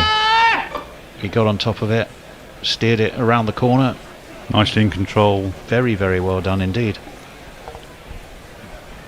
You're Those of talking us about who've been Mackenzie. watching- I can tell you. Well, I was just about to say something about Craig Brathwaite, if I Yes. may, Tony. You know, we've sort of grown up. You know, he's been a constant in West Indies cricket for so long now. As Wood bowls to him, covers up, plays that defensively. And those of us who've watched him a lot will know that there's a point in a series where he clicks into gear. He stops poking. He looks more assured. Even plays a few shots, but above all else, he plays risk-free cricket, and he's capable of occupying the crease for a long time. It's almost And like that's he's. what the whole of West Indies will want him to do today. It's almost like he's a new Chanderpaul. He needs 250 balls, 500 balls to get himself, acclimatised to the conditions. Yeah. There's a short leg in Ollie Pope there as Wood bowls. That comes quickly, and it's gently placed out, carefully placed, I should say, by Brathwaite. They get a single which will bring this man, Kirk McKenzie, down to the crease, the left-hander. I'm just wondering, is Pennington is Duckett out there on the pitch, or Yeah, he just fielded the last ball, I has thought. his fiancée finally, about to deliver, but Sprogged. but clearly not. So I'm still trying to work out who Pennington might have been on the pitch for. I think it may be Wokes then. We have nothing on X at the moment. On YouTube, just looking at it, we've got various people talking to themselves, having a great conversation over there. Ashley Partridge, Cornelius Davis, and can't read that last You one. might be better using the iPad for YouTube, because otherwise you're going to Whilst we're just waiting, struggle. can I give a shout out, Tony, to my very good friend at Get Radio in Oxfordshire, the new commercial franchise holder there. Yep. And terrific bunch of guys. A lot of them were from Jack FM, which was a much loved local commercial station in Oxfordshire. And he's listening to us now. So big shout out, James, and everyone at Get Radio. This is played into the mid wicket by the new man, Kurt Mackenzie, all the way from Jamaica. He might consider himself fortunate to still be in the team after 2 failures in the first test, and it was the manner of the failures that was disappointing. He really gave his wicket away based off dismissals. Let's see what he does today. There's an appeal for a catch behind, not given. No, it's definitely sliding down leg. I think Ben Stokes is pretty convinced. He made 73 off 85 against that first-class Counties 11, and then 17. Yes. But he only made 1 and obviously a duck in the second innings at Lord's. As you say, and I think from a first-class perspective, steady rather than spectacular for Jamaica. Yeah, he's got some shots though, and we saw a few of them in the Ashes series where he was getting to like 30s in a very attractive way, and then that was it. But you'll see that he does have a change of gear if he can get past this early, rather diffident play at the moment. That was almost through him from Bashir. He's bowling well now, Bash. This one's short, and it's played away by Mackenzie to get him off the mark, down to deep cover point. Should have brought him in, put the pressure on. But here's a single to get you off the mark. I agree with you on that. I don't know why people do that, Tony. Where do you stand on that? I think when you've got a lead of over 350 and you've got a new man out of form, you put as much pressure on as you possibly can, David. Yeah, of course you do. Of course you do. Mackenzie then on 1, Brathwaite 36 from 55 balls. So I'll be seeing the start of a big, long Brathwaite innings, and my God, they can go on a long time. That one's played out short leg and there's no run. In the last series, England versus West Indies in the Caribbean, Brathwaite almost batted through the entire series. And people were complaining that the cricket was too dull. What West Indies would have given for that in the first test at Lord's, for people to have come away thinking that. They're playing to get back into the series here as Bashir bowls to Brathwaite, and he plays that quietly out to mid wicket, and there's no run. Brathwaite, the man from Wanderers Cricket Club in Barbados, racehorse owner, very keen to see him down Garrison Savannah. Trainer is Paul Weeks, the son of Everton Weeks. Tony, he of the 3 Ws who did that superb podcast with earlier last week. Well, not only that, How can you find that? Big history at Trent Bridge as well, David, because in 1950, that West Indies win, I think both Dan Worrell and Everton Weeks made huge runs. Dan Worrell? Dan Worrell, no, Frank not Dan Worrell. Worrell. Frank Worrell. I was thinking, I got Surrey on the brain. That's why Dan Worrell is called Frankie. Yeah, in honour. They won that Test match, I think, with a partnership of about 250, 260, maybe even more. Well, if it's the match I remember, and they were talking about it on our competitors TMS yesterday lunchtime with Frank Worrell's biographer, I think it was, who's got a book out at the moment. Worrell made 260. Weeks got a big 100 as well. They put on about 590 for West Indies. I've got it here. I'll tell you in a minute, as we'll let David talk this ball through. Here he comes, and that's defensively played by Mackenzie off the bowling of is it Atkinson? I think I might have missed the change of bowling. Yep, it is Atkinson back for another spell. It was a 283 fourth wicket partnership, which was a long-held West Indian record at the time, and was stayed for quite a long time. Let me see. Frank Worrell also took 3 for 40 in the first innings, by the way, so he contributed wicket-wise. He made 261 in the West Indies first innings. Everton Weeks made 129. And the West Indies won by 10 wickets. That's quite something. Now, this is pushed away by Mackenzie, and this is going to be runs in a nice... He'll enjoy that. It's only pushed at it, really, but he's made good... contact, timed it nicely, and he's got a boundary all the way down to long off the field to give 1, chase 2, buckle my shoe. 3, 4, shut the door. I mean, Mackenzie's at the start of his career, an academic a marketing thinker, Tony. You were in the marketing field, weren't you? I was. Still I've got a am, thank you. message here listening to us today, Doctor, when you matter of time, Dr. Way Hutchinson, that's played defensively by Mackenzie, and there's no run. Listening to us from London, Dr. Way Hutchinson is one of my colleagues at the University of Westminster, Tony. Oh, right, okay. And she's been getting into cricket, and I'm hoping that she could be the person to break the China market.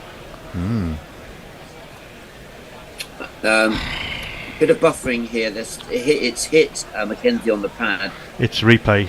Tony. It was the replay, and it would have been out, David. Had they gone and had they reviewed the yeah. Bashir ball, it pitched in line, impact in line, and it was going to hit the top of off stump, and England have missed a real opportunity to take a wicket there. And now we're having a look at the handcuffs, where it appears that the ball is not going through them. In fact, it does to me, even just to my naked eye. I don't know about you chaps. Slightly out of shape. That looks like a rather swollen-looking piece of leather.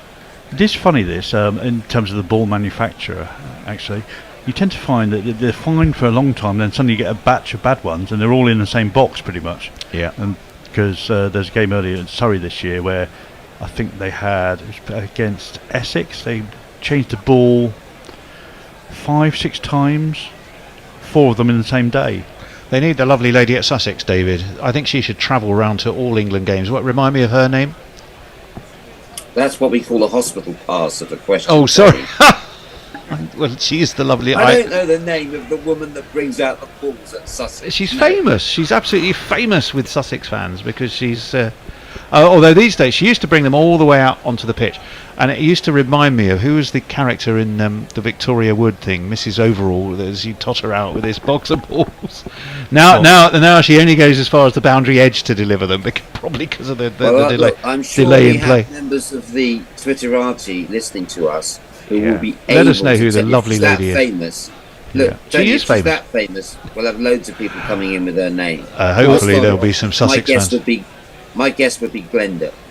I think that's just a wild All I guess, can say David. is that when they're required to be delivered by somebody at Surrey, they're delivered by Big Lee, the groundsman. Big Lee, okay. Well, that says who everything. lumbers out.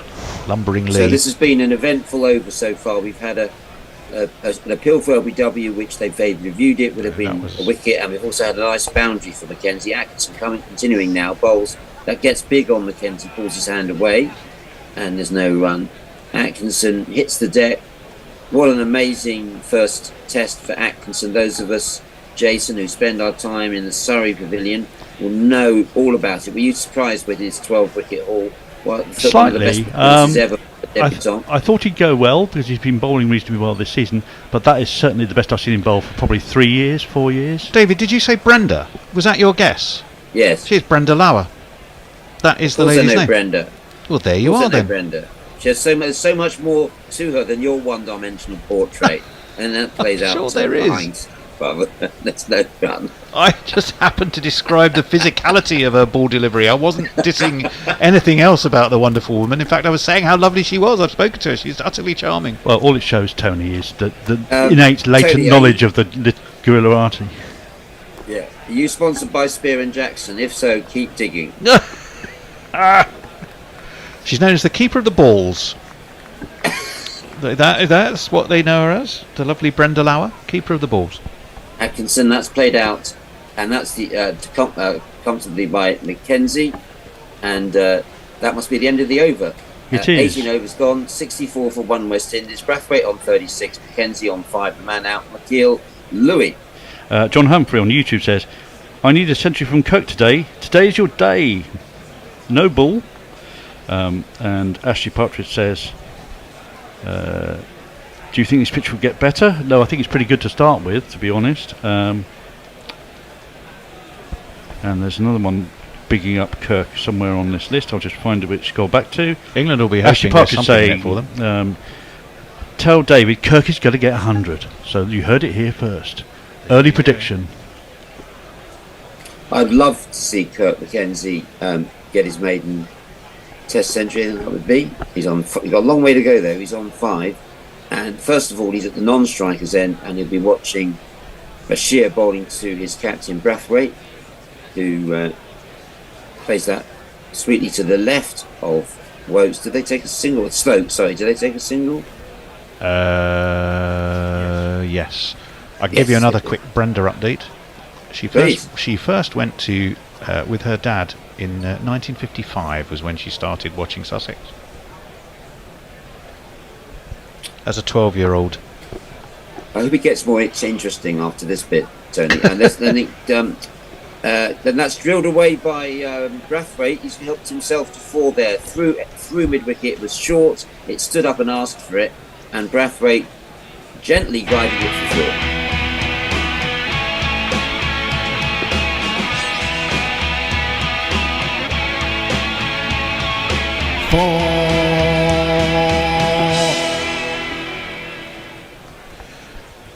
She's got her own Sussex cricket cabinet in her front room.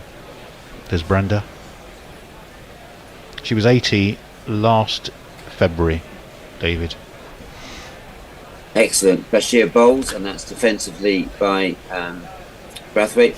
Tony, if you're angling for an introduction, I know someone that knows her, but she's been around the houses. Let me say that. Well, I'm not sure what you're suggesting. Yes, precisely. We don't really need to know that. I've met her. I've already met her, David. I've already met her and had a chat to her when a couple of years ago when I was watching Middlesex at Sussex.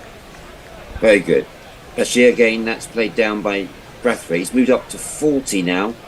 The omens are good. Every West Indies supporter will be looking for a long innings from Captain Craig Brathwaite. He specialises in them. And he didn't look like he was capable of it at Lords, but this is starting to play much more assuredly now. But it was Bashir who got the breakthrough to get rid of the first wicket partnership. Can he do the same? No, that's just helped round the corner by Brathwaite. I won't say he jogs to the other end. He walks in the manner of a, say, Oxfordshire Seniors batsman. Might sort of do the walking option. Shout out to Alex, who is Alex Palmer, who's listening to our coverage from Kidlington, just north of Oxford. Alex, artist, raconteur, teacher, poet, and cricket fan. Reads and very good bloke. Down the leg side, that's taken. David, have you basically just told all your mates that you're going to be doing ball by ball and what time you're doing it, and then just reeling off their names of them? Isn't that how marketing works? Absolutely, word of mouth. It's the best form of marketing there is. WOM. The only problem is, and I hope people who don't know me will bear with me, is that I've got severe buffering on my picture here, so that's why I'm having to defer to bright-eyed and bushy-tailed Jason and Tony in the studio, who are actually telling you what's really going on. So I can read the scorecard though. It's 69 for 1 with Brathwaite 41 not out, Mackenzie 5 not out. The man out was Mikhail Louis Brook, bowled, no relation, distant, bowled Bashir 21, and the score, chasing England's score of 400 plus, wasn't it? And Atkinson, the destroyer in the first test, he's looking for his first wicket in been this economical test enough, match. that's for sure. He just hasn't found the penetration yet. It just shows the difference when you get your overhead conditions are perfect on a lovely track. It's a different ball game. Here's Atkinson, he bowls, and that's played back by Brathwaite. Yeah, it does look like a different ball game today. We know how much conditions affect the game of cricket, and this is a graphic indication. It was cloudy, miserable, damp day in Lords. Today, the sun is shining, and that has atmospheric, obviously, impact on the way the bat and ball interact. It's a flat track, and fill your boots time, some would say. Fill your boots with runs. Atkinson coming into bowl now to Brathwaite. Gives a nice little flick of the wrist. He's played that really well, and gone all the fact, way. it's so well. I think it's gone through to the boundary. Or did he get 2? No, it went down to deep backward square. Bashir couldn't get there. It's 4 runs. You ask where I live. Here's the address I give. The 4. You know, Alex, I think I'm going to commission you to do a series of portraits of West Indies and England cricketers. And that's one of the ones I'd want in there. The little flick from Brathwaite, 4 runs in minimal effort, plays the next ball out to cover, and there's no run. It's a safe shot. Tony's looking at his watch in the manner of someone who's very keen to get a change in the ball-by-ball. Not in the least, David. No. But I am in the manner of a man who's conscious of the fact that it is the half hour is up. You read into it what you like. Can I give a plug to the interview with Vernon Springer? You can. We may play it at lunchtime. Great. But we otherwise we'll definitely play it at tea because of it's being only 20 minutes. No. So do I give it a plug or not? Outside the leg side, and that's, I think you've just done it. I've just done it, right, fine. In which Antigua's leading broadcaster, Vernon Springer, during the lunch break or tea break, we'll talk about, or both, talks about what's wrong with West Indies cricket, how to fix it, why the likes of Hope, Pooran, et al. Are not playing, what it would take the British government to do that would make a real difference, and what can be expected from the ICC, alongside his predictions and observations about these players from St Kitts, Mikhail Louis and his brother Jeremiah Louis. A lot more to talk about in that show. Well, as the Bear and Hector haven't appeared, why don't you take one more over? No, we're not at the end of this over, so we will change at the end of this over. Yes, we will definitely play that at tea, David, 100%. Great. So tea is when you can hear that interview with the excellent friend of the show, Vernon Springer. That's outside the off stump, and Mackenzie lets that go. His first objective will be to get through to lunch. That was my first objective too, and I've got one ball left. Well, you're going to get us to half an hour from lunch, David. Well, he's having an early lunch. You may be having an early lunch. Yes, I can take an early lunch, exactly. One of the great joys of life is an early lunch, especially if you've been up since, early doors. 6 o'clock club. Here's Atkinson. Me too. He bowls, and that's played casually down by Mackenzie. No power behind that.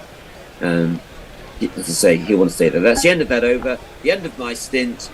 And thank you, see David. You after the lunch break. Thanks, Tony. You certainly will. And it's going to be Hector, the Bear, and Jason's going to stay where he is, and everyone else is going to move around him. Whilst we're doing that, very quickly, I'll get up to date on Twitter. Armchair Cricket Podcast says Brathwaite scoring at strike for 63 plus, outscoring Louis.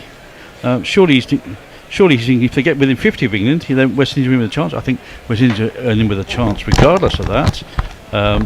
Warren says morning all, and the porn bot has been awoken by our talk about Brenda, and says, does Brenda have a sack or a box? No, she has a cabinet. What? Who's Brenda? The Sussex bull carrier, yeah. And that was first ball from Bashir, and that was a dot ball whilst Bear gets his act together. Yeah, I've got my act together. Oh, can I have the iPad? I'm doing socials. Thank you. Well, it's been a good morning for the West Indies so far, as Bashir is in again, and Brathwaite punches that out to deep cover. He'll jog through for one. West Indies, despite that very disappointing Louis wicket, overall, Jason, good morning so far for the West Indies? I would say so. They've also benefited from a missed LBW decision. But Louis, I think, just got a little bit too confident too quickly. He hit one good shot in the over and tried to repeat it. And I think he was better trying to take a single. Sheeran again, and defended by Mackenzie. Yeah, well, he almost tried to reverse Bazball England by putting some more pressure on with back-to-back boundaries. But it is interesting because watching the T20 in England last night, you see both batsmen, Sam Curran and after this ball. Bashir again, wider, and Mackenzie rocks back and slashes that away into the offside for a single. He moves to 6.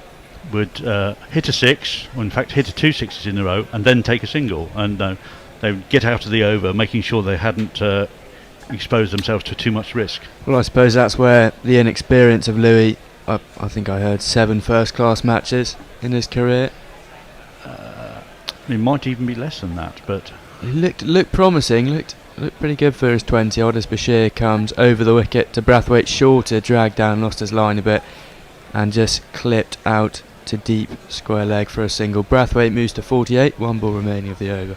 I mean, David Brooke alluded to him being similar to Smith, but Smith played his first class game in the 2019 Champions game, where Ollie Pope got in the UAE, where Ollie Pope got his first double 100, and Smith himself got 100 at 18 or 19. This year, last ball of the over, flights it up and just punched back to the bowler. End of the over, West Indies 77 for 1 after 21 overs, trailed by 339.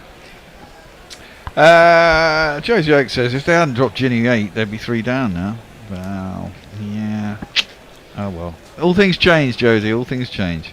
GC Naked Fun Pornbot says David. David inserts plugs at every opportunity. Click here. I'm sorry, I shouldn't laugh at that, but that is quite good. Yeah, and chat between each other's people on YouTube. Although Messi says now's a really good time to enter the GPL. Now up to 90 quid. That is very true. You've got until 1 o'clock, so you've got another 25 minutes. Work out the amount of runs that are going to be scored in the day's play. Get it on the button, you win the pot. If you don't, it rolls over to the next day and you get another chance. It's guerrillacricket.com/competitions. Competition, sorry.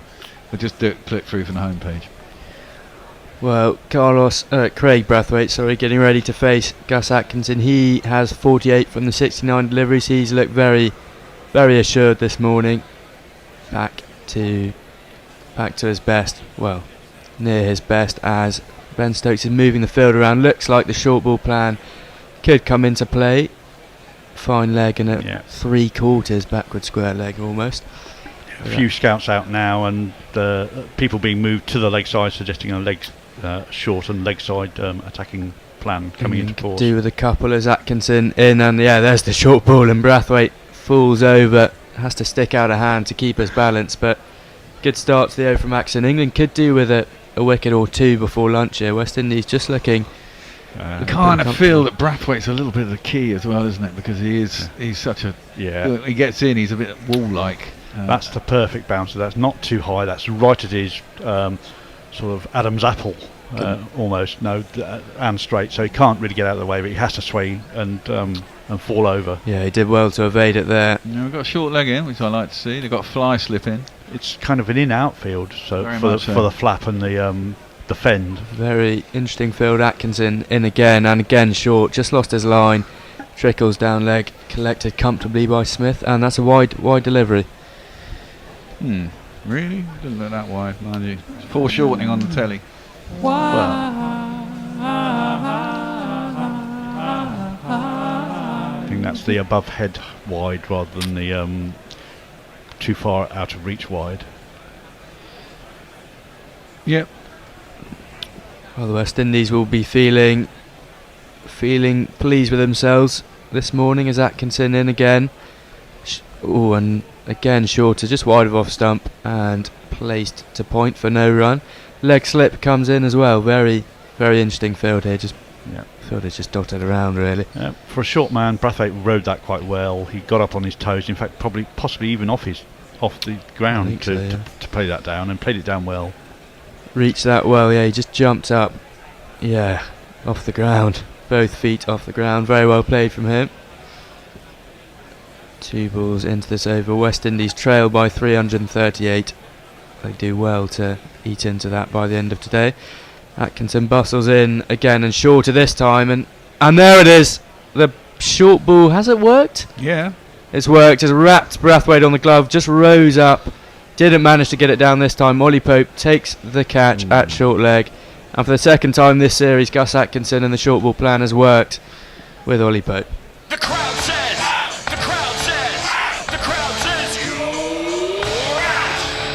Yeah, it's interesting, isn't it, when you've got that possibility and the ability in your side to do it. It is on a flat deck. It's great.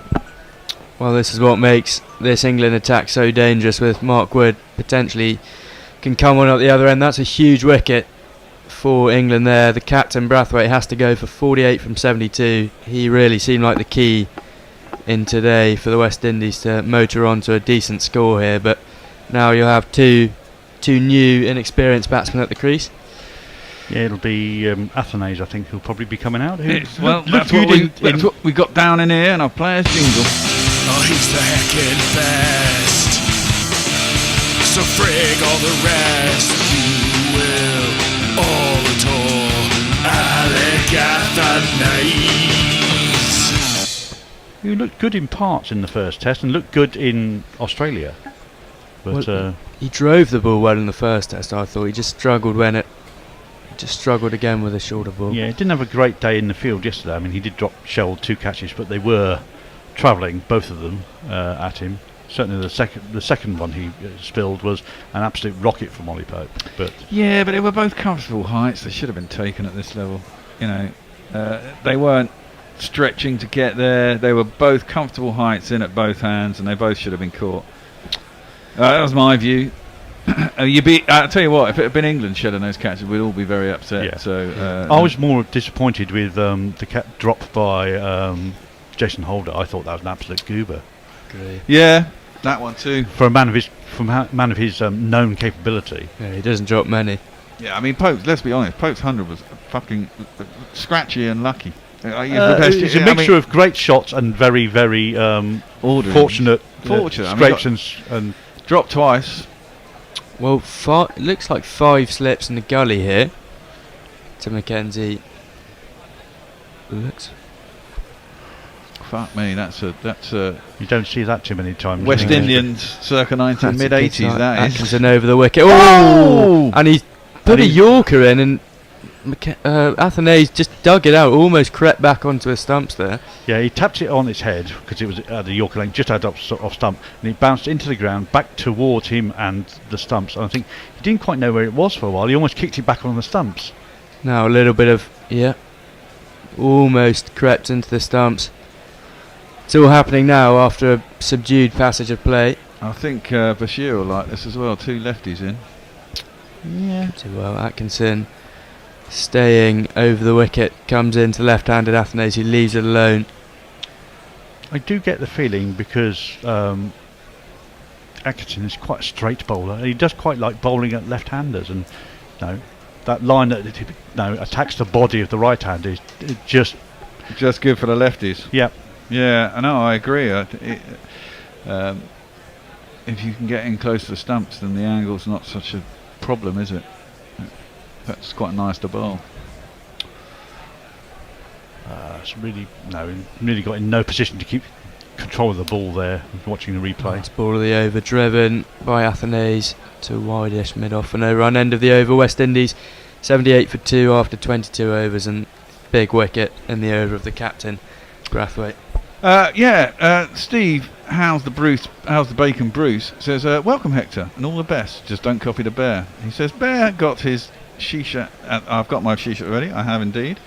Where's the beer? The beer is in the fridge, the beer comes out after lunch. You've got to pace yourself these days. It is plus a yard on. Yeah, it is, I know, but I thought I went till after lunch. I can only allow myself 2, possibly 3 beers an entire day these days, so I like to start a little bit later.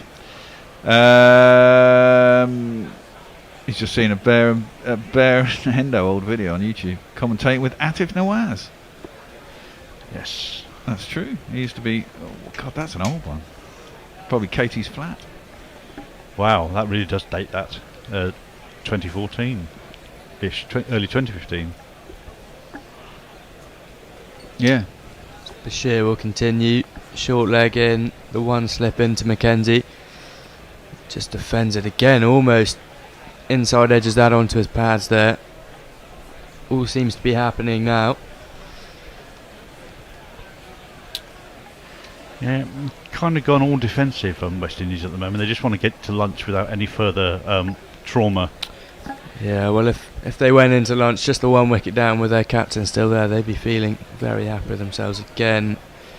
On the front foot and defended by Mackenzie, no run. He has 6 from the 18 balls he's faced so far. And Bashir looks much happier bowling to 2 lefties here. Seems like he's got his line. He doesn't need to work on some variations to the right-hander.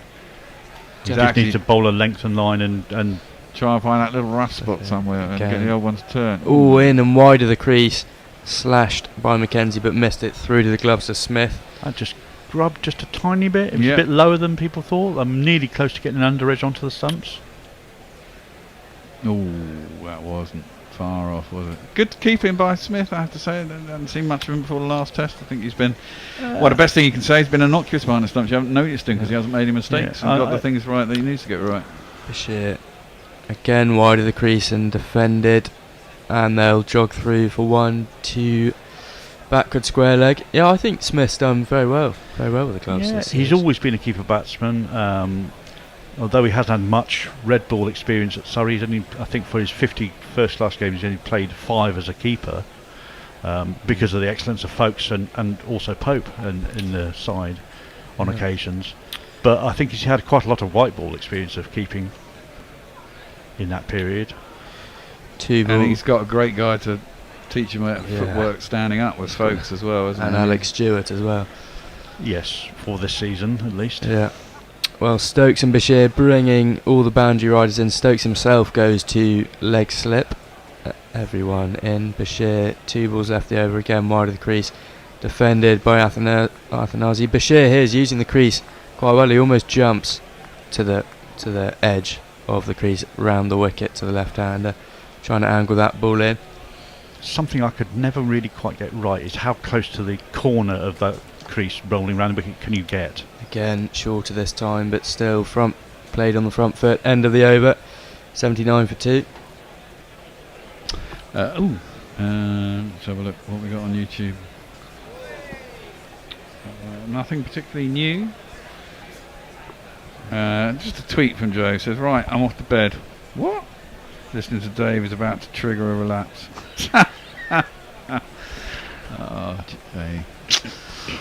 Oh,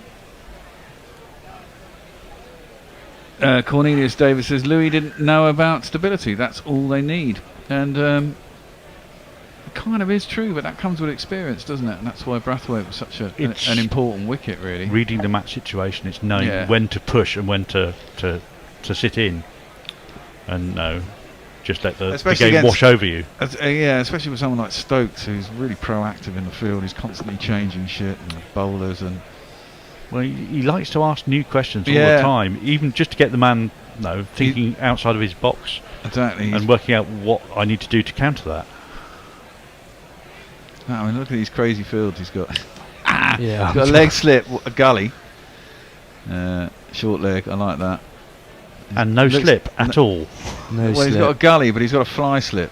This is short, I think. Well, there you go. I mean, he's telegraphing what it's going to be. The very fine third man. Atkinson in to start the over short and ducked by Mackenzie. It's one thing to have plans, but you want a little bit of subtlety as well. No, I don't think you do actually. You want to test them out. You know, you got to make them play. Did for Brathwaite last time. Yeah, it did exactly. He knew exactly what was coming, and he's a good batsman. He got done in the end. You got to get the bouncer right. Obviously, that's the thing. Well, I think you've got to make the decision quite early on whether you're going to duck it or play it. Yeah. Well, you don't get a lot of time, though, do you? No. Atkinson bustles in again to Mackenzie. Shaw to just lose his line down leg. And this series it's done for the 2 most experienced players in this West Indian side. Jason Holder in the first test at Lords, and now the captain Brathwaite. So it obviously has some substance at short leg. Ollie Pope taking the catches both times. Yeah. One of the easier catches Ollie Pope will ever get at short leg. Yeah. I mean, Atkinson is slippery quick. He doesn't look particularly bulked up for a fast bowler, but he's sort of lithe and wiry. But a bit like Jofra Archer in that respect. Short again. That's a good one. Very good. Mackenzie did well actually, just bent his back to avoid the ball. No run, 85 miles an hour from Atkinson, not quite Wood-like, just the 12 miles an hour off, but still gets up quickly on the batsman. Mark Wood's had the benefit of about a month off since he didn't play very much in the World Cup, so he has not been tested in terms of he can build up his fitness to bowl those rocket sessions. Yeah, that is true. It was like when he came out for that Ashes test at Leeds. I mean, Christ, he was bowling fire that day, wasn't he? That was his first test of the summer. Doesn't play much for Durham, does he? Doesn't play a lot. You know, he's a classic, wrapping up in cotton wool, because basically after a series he's knackered or broken. You know. Well, yeah, the question is how many tests can he play in a row, and I would suspect that he might get away with this test and the next test, and then have a nice month break during the 100 and the exactly until the Sri Lanka series. But Yeah, he's certainly someone you can't play in every game of a test series. I think, if you've got a 5 test series, you can play on 1, 3 and 5. 3 balls remaining in the over. Atkinson fuller this time and driven nicely by Mackenzie out to the cover boundary for 4. That's a lovely shot. That was a beautiful shot. But it was there to be hit, it has to be said. Giuliani had his reasons for selecting his landscape seasons. There were 4. I mean, that's not really a drivable length. He's played it on the up, and it's gone like a rocket just past short. Atkinson again, and there it is, another shorter delivery. Well, the one full ball he's bowled and rocketed away to the boundary, so don't bowl full. Don't bowl. Well, if you've got the field fully set for the short ball, then yeah, exactly that. Every once in a while you've got to chuck it up there to just challenge them to change their mindset about expecting every ball to be full short.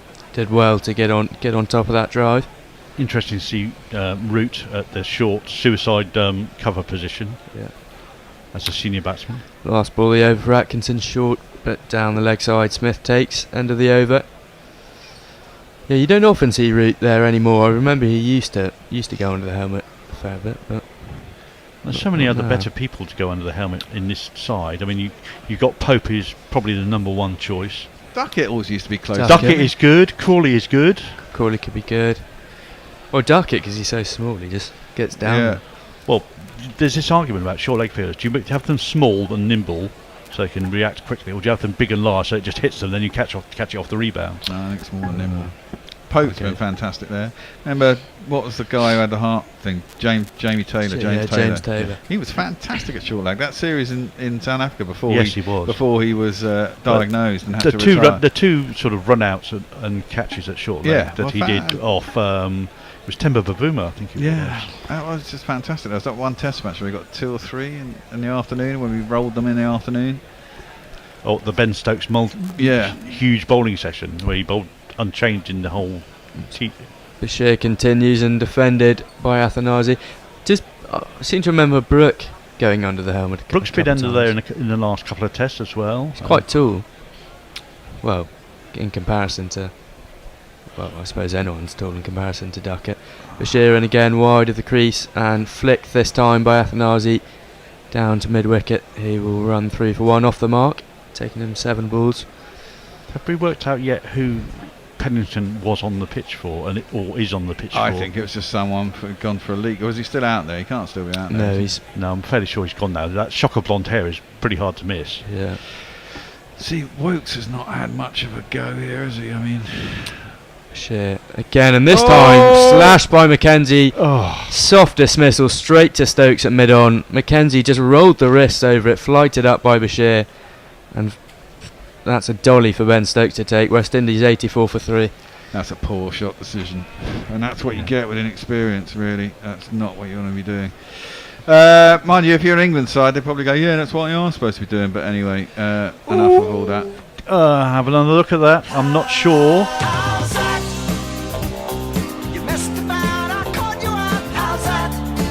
Have a horrible feeling that's very, very close to no ball by Bashir on the front line.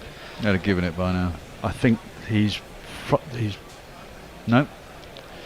He lands over the line, but his back part of his raised heel is only just behind the line. It just goes to show this inexperienced nature of the West Indian side. Mikhail Louis, first of all, with that shocker of a shot to go for 20 odd, and then again now it's a shame to see, really, because they've done all the hard work to get in and build a score and get past the new ball and 26 overs in, and exactly that. This is kind of not what you expect at Trent Bridge, which is historically very much a seamer's wicket. Yeah. The spin is being the more effective. Well, because people are giving their wickets away to it. They They're it's what I was saying to you at the beginning of the day here. So we have to buy wickets, and they certainly bought 2. Well, Bashir's bought both of those, really. Bashir's bought 2. You've got to say Cavem Hodge bought 2. Yeah. Sinclair bought 3, didn't he? In the end? No, 2. At least 2. The only person to get 3 wickets in the first innings was Alzari Joseph, who didn't really bowl that well for 3 wickets. He bowled. The ball that got Crawley, I admit, it was. That's a good ball. See, they're looking at it now. That's just very, behind. very close. That's just about. behind. Needs to be careful though. Yeah. That is a shame. As we're just watching the replay, just It's lost just his turned grip in his almost. hand. He's trying to go straight over the top, but that just It turned. didn't even. What did it turn? Did it? I mean, the batter's turned in his hand. Yeah. But I mean, exactly that. I mean, it's a ball that didn't do anything. New batsman Hodge. Bashir over the wicket this time and defended, well, padded down to third man though. Just get one there off the mark immediately from Hodge. We should give him a jingle. Here it is, this guy. Cat Hodge, it's not a chicken or a cow. Cat Hodge is here right now. See, looking at that in ultra close-up, I don't think there's almost any part of that foot behind the line. There's a millimetre of his heels behind the line. Yeah. That's all that has to be. They're freezing it when it's above though. I like to see it when it's down on the floor. Bashir and again wide of the crease over the wicket, defended by Athanasi, no run. But that is, I think if I remember the law, irrelevant. It's where the foot lands. If you have any part of the foot either on the ground or raised behind the line. Oh, I thought it was when the foot was flat. No. Oh, okay. Last ball of this Bashir over. He has 2 for 26 after 8 after this ball. He's done well to get 2. And again, wide of the crease shorter. Athanasi rocks back and slashes that. That's a good shot. Through the point region, backward point region. He'll take 4, his first boundary of the day. And that will end the over.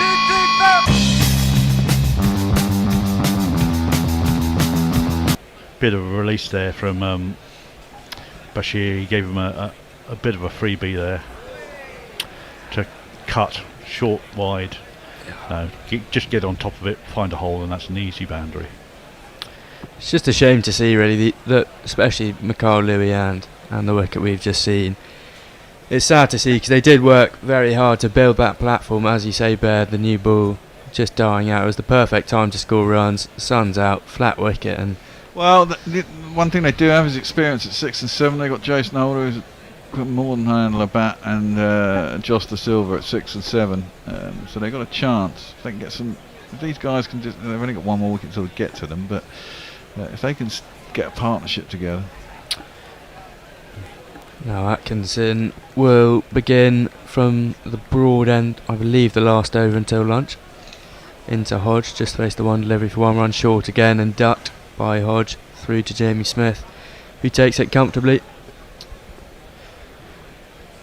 Well, but after I suppose Kevin Sinclair can bat. He's done, I think he's got a 100 50 in the Gabba in that test that they won. Yeah, and I think he got 150 in his first class debut season.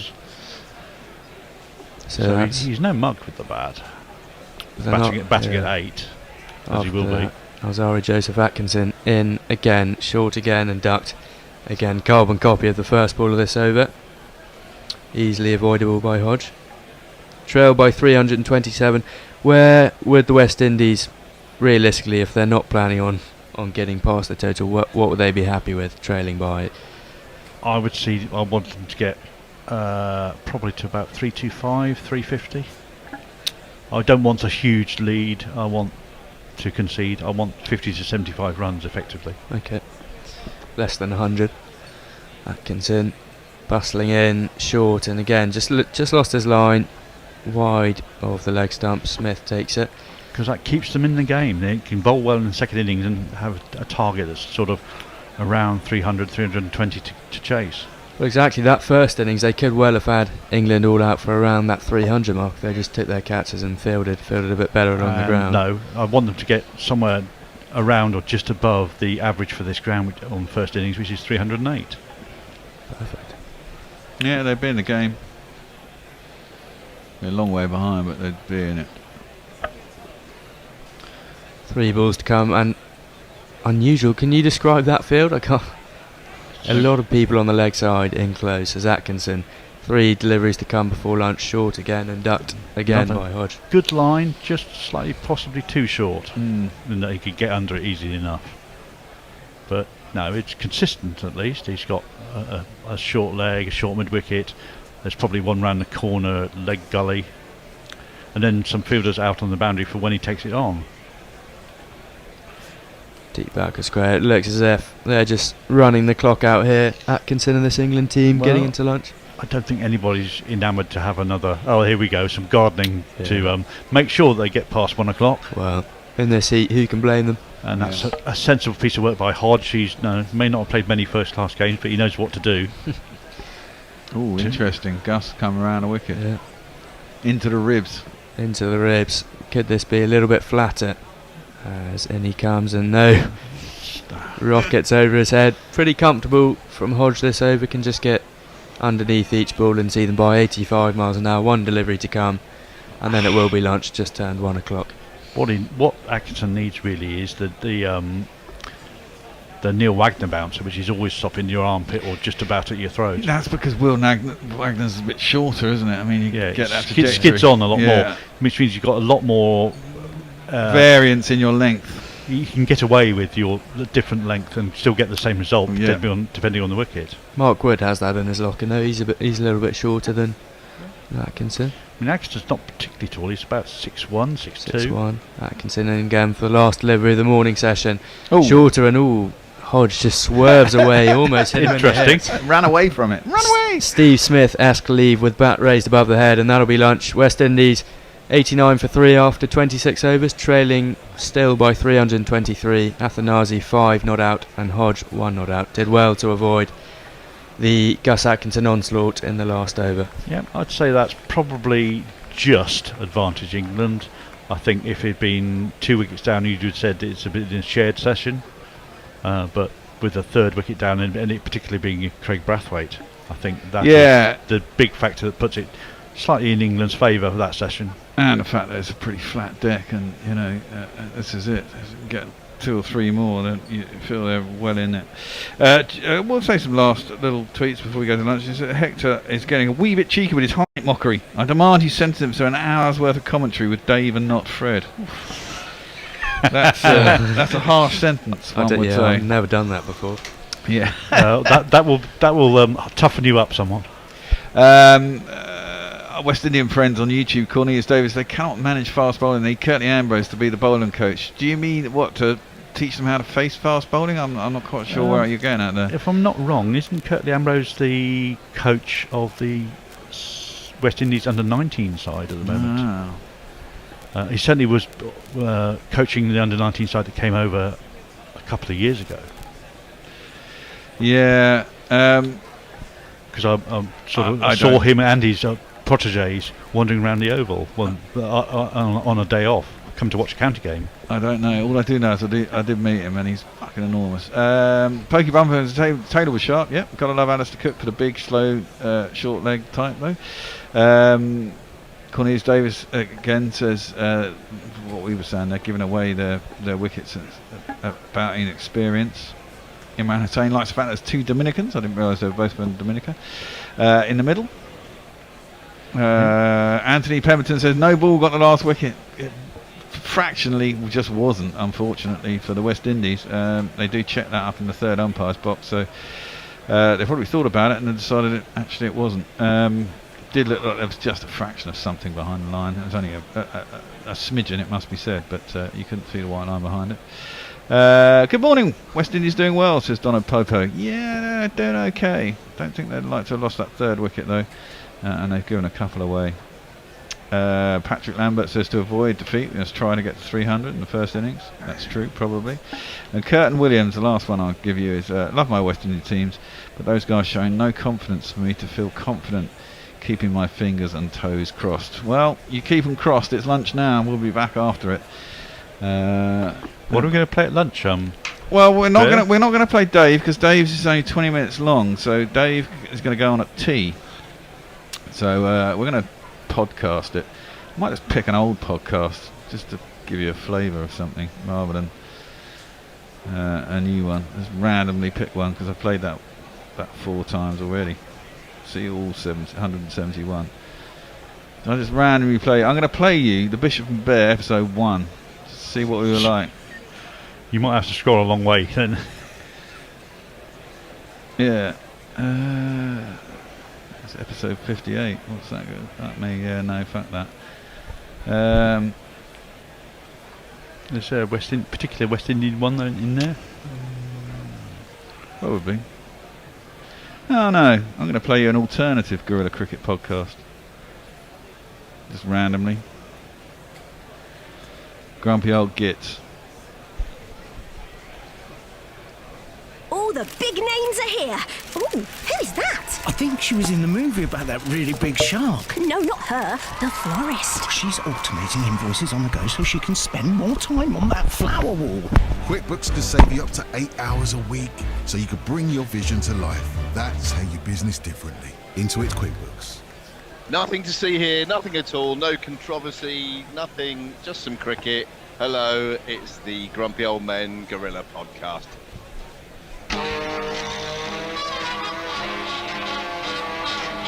Just once in a decade, in a lifetime maybe, the world of entertainment is disrupted and utterly elated by something entirely new.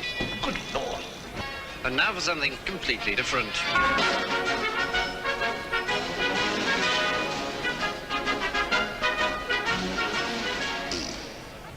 Good evening. Hello there, Bear. Hello, Grubby. Hello, not Fred. How are we all? Well, I'm fine and chipper. Yourself, Bear? I'm okay, a bit grumpy with builders, but you know. I went down to, in fact, I went to sack my builder today. Yeah. And he didn't turn up? No, and it turned out that he'd actually done what he said he was going to do this time. And he had 5 men on site, so I felt a bit weird. And we agreed to let him carry on.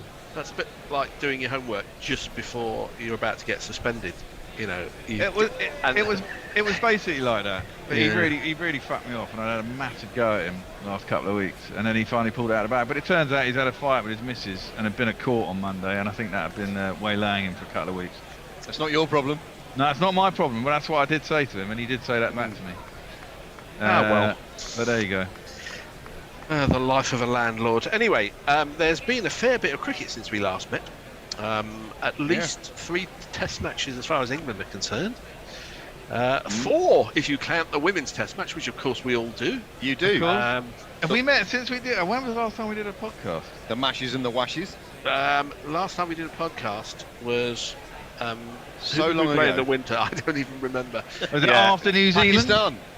Was it Pakistan? So we've had a New Zealand series since then as well. We lost that. No, we didn't. We drew it. No idea. We're not here to review the past. We're here to talk about early the onset recent past. Alzheimer's patients. Trying to recall what happened 2 weeks ago. So the English cricketing summer started with a test against Ireland, but frankly, that wasn't very interesting. Perhaps the most interesting and possibly depressing thing about it was that Ireland couldn't be asked to play their best team because they were prioritising the all-important 50-over qualifying tournament in Zimbabwe. Well, that's come back to bite them in the arse, Ted. Bite them in the bollocks. It did. Because they got knocked out of that in the minimum number of games, I think. So much for your priorities, Irish cricket. But we don't like having a go at Irish cricket. We like having a go at Welsh cricket. Yes. Exactly. Was there anything of interest to say about the Irish Test match? Not really. It was fairly straightforward for England, wasn't it? It was, yeah. I mean, we let them get 400 in the second innings, which I suppose was a bit boring. But the pitch was terrible. In fact, the pitches for both Test matches have been pretty fucking... In fact, all the Test matches have been pretty awful. Apart from, weirdly, the Test match pitch for the World Test Championship. Well, you say Australia that, versus India. You say that, but in the mashes, we've had... forget about all the rest of the stuff that I'm sure we'll talk about in a bit. They've been 2 fantastic games. They've been 2 fantastic games, but the pitches haven't been great. But often for bad Jimmy. pitches. I think he's got to be careful what he says or what he's quoted as saying. He's not a fool. Because, he's been at the England setup long enough, and if something's quoted from him in the paper, he meant it to be there. Let's be honest. Well, and the pitches haven't been helpful to him. But that pitch wasn't for me. That pitch wasn't for me. He gets to the point where, well, what do you want? I want a fucking green seamer. We want Trent Bridge 2015, and the Australians bowled out before lunch. That's what we really want. I want overhead conditions in which my best ball, the late swinging in-swinger or out-swinger, can happen. But that's nothing to do with the pitch. It's to do with overhead conditions. Yeah, Well, but the he pitches also help. needs a little bit. Yeah, but he needs a bit of nibble off the pitch as well. Both pitches. Yeah, but saying, "Oh, I can't bowl on this, I can't bowl," it smacks of excuses, doesn't it? However, he might have. It does. I mean, but Jimmy has been a bit. He's been a bit. I mean, he's been pretty shit. Let's be honest. Actually, I don't think he has been shit. I think he's just Well- a nut. He's a nut off, and he's not been. You know, he's not had the best of luck either. Anyway, the original point was that people have been lambasting these pitches from all sides, and we've had two tremendous games. Yes, we had. Yeah. But the argument against that would be there was a pitch in Pakistan, I'm going to guess Faisalabad, where England won an incredibly exciting test match, which was one of the absolute deadest pitches you will ever see in test cricket. So you can, as England did in that test, forcing the issue and playing absurdly attacking cricket, force a result even on the deadest of pitches. By hook or by crook. Yes, well, indeed. You've been trying to get that in for weeks, and it's not all that good, Grubby. I'm trying to get it in written media and in spoken media, and I think I've done that now. So, of course, we got a Ricky Ponting exclusive. That was amazing. That was absolutely amazing. Guerrilla Cricket has appeared in the great newspapers of the world. Exactly. And none of the fuckers gave us a backlink though. No, but they did all mention Guerrilla Cricket. To be they fair. did, and I think they had to because we were the source. Credit where credit's due, and we have to acknowledge that the story first appeared in the Times, and we have to thank Lizzie Ammon for writing that story. Don't let Hendo hear the podcast. He's not gonna. Now what's he gonna do? Storm out? He's not. That podcast that Tone and Hendo did, and the interview with Punter. Now, as we all know. This podcast, the Grumpy Gorilla podcast, probably got 8 out of the top 10 ever. Yeah, easily in terms of downloads. Yeah. We might just have been overtaken. Not yet. At the number one. Are we not yet? No. Really? Oh well. I can tell you that's the top testament one. to this show. Top one, I swear it's down to the title. But if you two natter, I'll tell you what the top one was. It was Stabbing Knives, I think, or something. Ooh. What? Stabbing Knives? It doesn't sound a very podcasty sort of title. Well, I know, but it's probably because you just randomly choose words out in the middle of the podcast to make a title. I do. Exactly. And, we try and make up for the lack of, beautiful content by actually... mentioning that content again. Putting ridiculous titles. And then we sucker people in, and the all-time top one is Knife in the Throat, episode 16. Yes, I even remember that story. That's what people are searching for. What was the story? Should I repeat it? Anytime someone remembers something, I'm all over it. There was a wholesome Little League baseball game which was being done on live TV, and it's lovely. It's like these 14-year-old boys and they're playing, and it was being, and the managers were mic'd up. And they were just about to win the game, and everyone loves it because it's just so wholesome American entertainment. And he decided to call them in for a huddle just before they were going to win. And he gets the team together and he says, "Okay, guys, you know what I'm going to say. It's what I always say in this situation." So one of the kids says, "Put a knife in their throat." He goes, "No." I never say that. And another kid goes, "Shut up! He's being recorded. Shut up! It's on TV." That is so good. Well, by the way, do you think there is anyone in the world called Mike Dupp? Mike the Dupp's not much of a name, is it? Dupp, D-U-P-P. The P, probably. Mike Dupp. I'm going to Google him. Yeah, I think. go on, LinkedIn. I think Richard Keys might have to change his name to that. Wasn't it he who got done for it for having a live mic whilst he was having what he thought was an off-record chat with Andy Gray, and they both got sacked. Yep. It was there's a Mike Dupp. You think you know if it's his real name? He's on TikTok. I'm gonna guess at no. I bet there is someone called Mike Dupp in the world.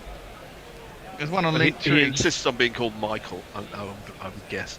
Right, like needless foreplay. This is just skirting around the main business of the evening. Should we get it out of the way? Oh, okay, England have played a couple of Test matches. Did anything interesting happen in those first 2 Test matches? Should we get the Australia? thing out of the way? Should we What's get the that thing?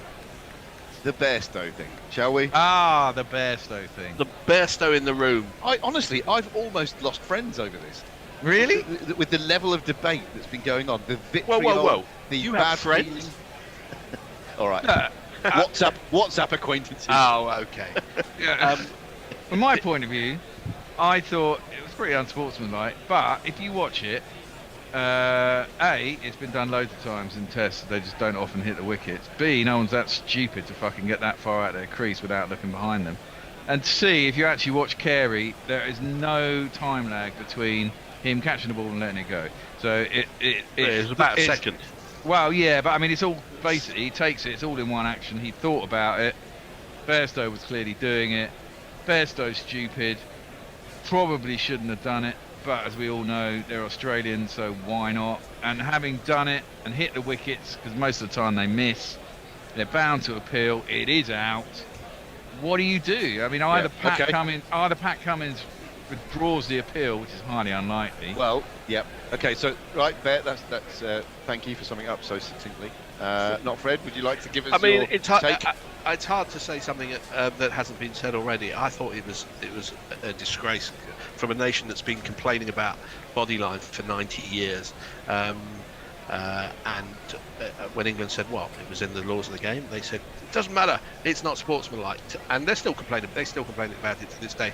I tweeted something which I didn't see anywhere else, so I'm hoping it's an original thought, which is that in about 10 years' time, Pat Cummins is going to be a summariser, or he's going to be, and he's going to say, yeah, in retrospect, I probably should have withdrawn the appeal, and frankly, it's not good enough. If you're going to say that in 10 years because you're trying to get it reinvited into polite society, then say it now. And because he can't. It's just not on. Frankly, okay. Well, other things that aren't in the laws of the game, which happen every day when the batsman shovels the ball to the fielder, or I mean, there's a million things, and I don't want to get all racist over it, but I mean, if you have to wait for 4 seconds every time the keeper's got the ball in his gloves before you want to go down and pat the wicket, then you're going to get 45 overs in a day, aren't you? It's not on, absolutely not on. The ball's settled in his gloves. That's the end of the play, as they would say, and the umpire should have turned down the appeal. In my right. View. Okay. But here are my thoughts then. I think labelling Australia cheats is dangerous. I mean, cheats the wrong word. Cheats is the wrong word. I think so because no laws were broken. Yeah. Sandpaper was cheating. And yes, all right, that's a different thing. And I do think Johnny was dozy. Whether he intended or not, he was a serial crease lever.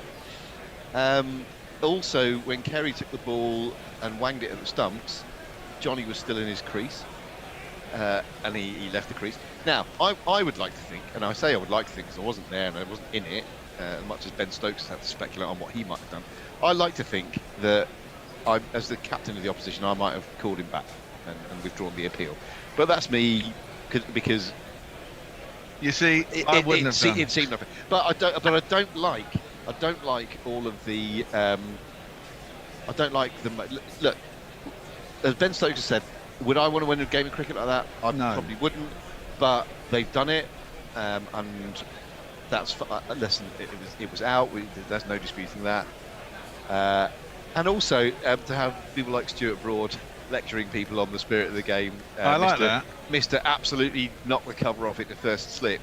And I had a mate of mine on one of the WhatsApps going, oh, well, it's different with that because it puts you at a massive disadvantage because people don't walk. Okay, well, if you've got principles about the spirit of the game, then you continue to walk. I don't think that's true. No one ever I don't fucking think walking walks, was though. ever a thing. Frankly, for all the people who walked, when they were on 160 and their team was on 500 for 6, those same people weren't walking when they were 90 for 7. This was never a thing. The umpire's decision is to give you in or out, and now you've got the DRS as well. I've not walked twice in my life. I've done it once. Not proud of it, but I didn't. Well, the first time was in a school game. I cheated. That's cheating. In my book. It's not cheating. You've got to be given out by the umpire. Well, I know professional players. It's The second time, I've said this before. The second time I didn't walk, I must have virtually knocked the cover off it. Yeah, and they all appealed. And the problem I had was I stood there so long waiting for the umpire to give me out, and he didn't give me out. And then it was a bit embarrassing, so then I just stood there, and they were so fucking livid. And then the weird thing is, the same thing happened to one of their guys at the end. Right. And I even went up to him after the game, and I said, look, I hit it, I'll admit it, I fucking didn't walk. He said, oh no, I didn't hit it. It was like, come on, man. Yeah, but to have someone say, well, that's different because when you've got lots of other people not walking, then it puts you at a disadvantage. If you do walk, that's not a principle then. This whole fucking spirit of cricket, that's bullshit. Absolutely. Yeah, but that doesn't undermine the whole question of not having to walk. That's just your idiot friend's idiot opinion. Sorry if you're listening or you were listening. If you're listening, Jeej. I just remember that an anecdote I heard about 3 weeks ago, which is quite relevant, when Middlesex were playing the combined universities in the Benson and Hedges Cup, and a young Nasser Hussain was batting for the combined universities, and he's nicked one and he's been caught behind, and he doesn't move, and there's no movement from the umpire, and Gatt, who was captaining Middlesex, turns around and says, I think it was Bernard Julian, the umpire. No, not Bernard Julian. What was the name of the umpire? I can't remember. Anyway, he says, come on, ump. He says, he's absolutely middled that. And the umpire says, yes, I'm just waiting for the young gentleman to walk. Yep. And did he after that? Did he then give him out? Yeah. Well, after as you probably similar to you, Bear. After a few seconds, nobody can really do anything. The batsman can't walk, and the umpire can't really give him out. The umpire can still. Well, he can, yes, but it's all very well to say these, highfalutin things like that. But then, if he then calls you bluff, you're going to act. And these are very different. Benson Hedges game, at what we're playing on a weekend, and Test cricket are different sports as regards walking. It's a different thing. Is it a different code though? I mean, certain people, I'm talking to you, Al Hodge, said there's no such thing as a spirit of the game. Everything should be in the laws. Is living in cloud cuckoo land, because you absolutely cannot, under any circumstances, put every eventuality in the laws of the game. Yeah, it's true. And there are, even if you had a 1,000-page rule book, there will be grey areas. And what polices the grey areas? Well, it's the players who police the grey areas. And there are things that are done, there are things that are not done. They should have withdrawn the appeal. They absolutely should have withdrawn the appeal. In your opinion? But they were so shit scared. They were so shit scared that when they were 360 odd runs ahead, they sent out a man who couldn't walk, who should have been timed out, hobbling down the stairs of the pavilion to add another, whatever it was, 4 runs, 6 runs, 8 runs, 15. because they were absolutely shit scared. Yeah, it's true. I mean, they could have lost it. Yeah, and they could have lost it. I mean, let's talk about the 2 games so far. We're 2-0 down, and we're so not out of this series, even though it looks like we are. I mean, we should have won that first test. It's a big ask. It is a big ask. We should have won that first test. We fucking should have, would have, could have. Yeah. They played really well. I mean, they did. They did. Cummins and Lyon at the end played really, really well. I mean, England was strong favourites when they came together. How many runs did they still need? The 55, I think. Yeah, I mean, it's not quite Stokes and Leach, but it was an absolutely. I don't know why at that point they didn't start trying to bowl Yorkers consistently and have a leg side field and cut people in and cut people out and cut the slips in and try and close it that way. Instead, they tried to bowl short. Cummins, we've seen Cummins. We saw Cummins score 14 ball 50 in the IPL. Yeah. You can certainly lamp it. When you say we, Cummins can bat. There's no doubt about it. He'll hit Test 100 one day if he plays another 5 years. Yeah, he's good enough to do that. He's Australia's answer to Chris Wilkes. Yeah, well, exactly. I mean, it's fine margin. Stokes could have held on to that catch and line. That'd have been 9 down, still a long way off. Hazelwood would have come, whoever would have come, Boland would have come out. What a terrific test match. Yeah, it was a great test match. And the second one was... Two great test matches. Yeah, I mean, we, to be fair, England threw it away on that in that second afternoon, didn't they? When 188 for 1 and started flapping at short ball. Well, in the first test match, it's so long. So much has happened since that it's almost been sort of put to one side. But I would like to concentrate on the absolutely unforgivable, ludicrous decision England made to declare on 390 for 8 with 4 overs left on day 1. That made me laugh. I loved that. I think I thought at the time that it had no cricketing logic to it, and the more I think about it, the less cricketing logic it has, if it's possible to have less than no cricketing logic. And I thought of a football analogy, which is a bit strange, but I'm going to give it anyway, which is like if your team is 1-0 down the 95th minute and you send your goalkeeper up for a corner, perfectly legitimate. If your team is 1-0 down in the 35th minute and you send your goalkeeper up for a corner, it doesn't make any footballing sense. And if the manager afterwards says, well, I remember some bloke scoring for Carlisle in whenever it was, so our Jimmy keeper could have Glass scored. That's true, but it's irrelevant. If he says, well, even if the goalkeeper would have stayed in the goal, they might have broken away down the other end and scored a goal. It's also true, but it's completely irrelevant. If you do something that stupid, it means you don't understand the game of cricket. The underlying thinking behind it is so flawed that you don't understand the game of cricket. And if a manager comes out at the end of that game, I mean, is that a sacking offence for a football manager? Well, probably not. But if he comes out at the end of the game and says it was the right decision and I would do it again tomorrow, then you need to sack him because he does not understand the game of football. And I'm afraid I thought the same of that England declaration. It had no sense to it whatsoever. Are you saying that Ben Stokes doesn't understand the game of cricket? Well, that's what somebody said to me. Do you think Brendan McCullum doesn't understand the game of cricket? And I said, how many times do you listen to Michael Vaughan or Sonny Gavaskar, people who have played hundreds of test matches and you listen to them and they say something which is so stupid, you think, well, he's played 100 test matches. He must know more than me. No, it's not always true. This is a management team, if I can call Stokes and McCullum a management team, who's presided over an incredibly successful period of Test history for England recently, following and they made a decision which is so bad that it casts everything that they have done before and possibly since into a new light. But bold declarations were part of what gave England the 3-0 victory in. Yeah, there's bold, and there's criminally insane. Listen, it didn't ultimately come off, but we were very I'm close. not saying the ultimate. It's not hindsight.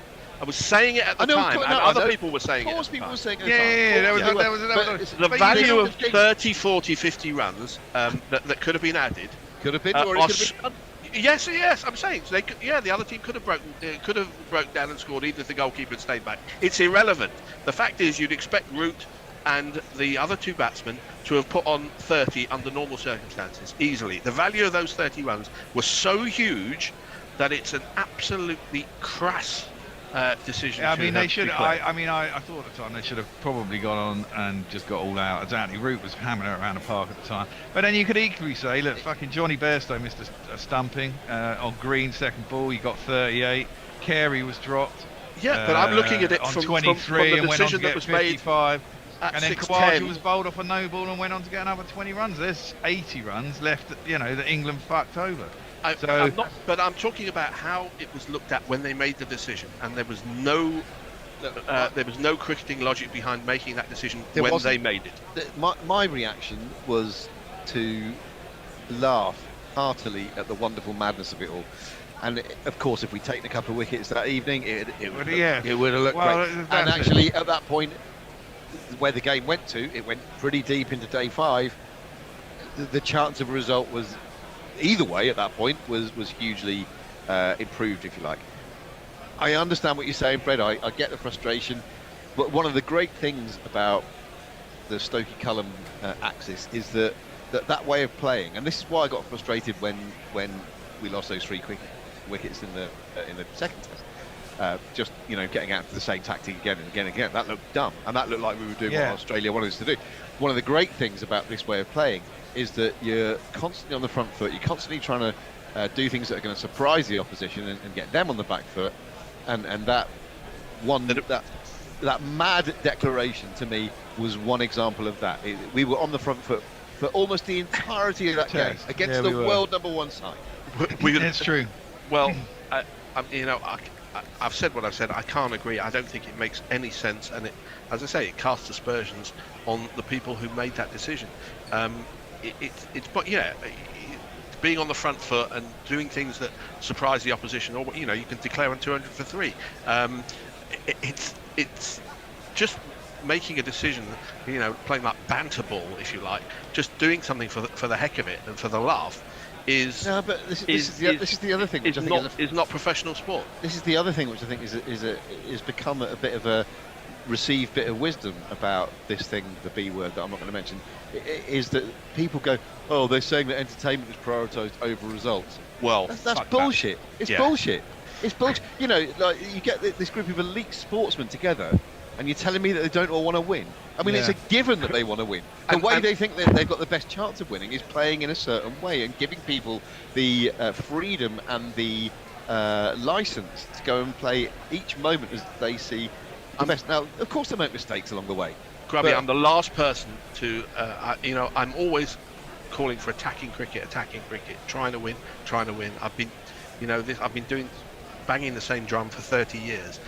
You don't say we're going to make the game safer and then we're going to try and win. You try and win at all points, but there has to be a line. And anyone who said that, by the way, they value entertainment more than winning. Well, it was pretty clearly disproved by what happened in the second Test match, when England spent half a day bowling that short ball line. Because it was working. Well, I'm saying that wasn't entertaining. And any stretch of the imagination. Is it not entertaining when you see wickets fall? Because that tactic on both sides yielded wickets. And I want to come back to that, but it's not. It took some wickets after a while, after Cameron Green lost his patience. But I mean, there was a long period where he didn't lose his patience, and it was the least entertaining type of cricket you ever see in your life. But that's the way it works, isn't it? Same people. Yeah, sorry, go on. Well, because that was exactly it, wasn't it? I mean, we castigated England because they flapped around and all got out, right? And then when England started doing it, especially when Khawaja was in the second morning with... Who was he in with the second morning? Can't remember who he was with. But Smith on the third morning, whatever it was. Yeah. And they both looked really, really comfortable against it, right? And they kept flapping, they flapped it around a bit and left it, and eventually both lost patience. And that's the problem with it, isn't it? I mean, that's why it works, because actually there's no other way of scoring except for trying to hit the fucking thing. I was less... Yeah, sorry. And then Khawaja got out, and then Smith looked supreme, and then one, obviously the pitch was a bit too paced, and one got up a little bit high, and he top edged it instead of flapping it around the corner. He top edged it. He was out.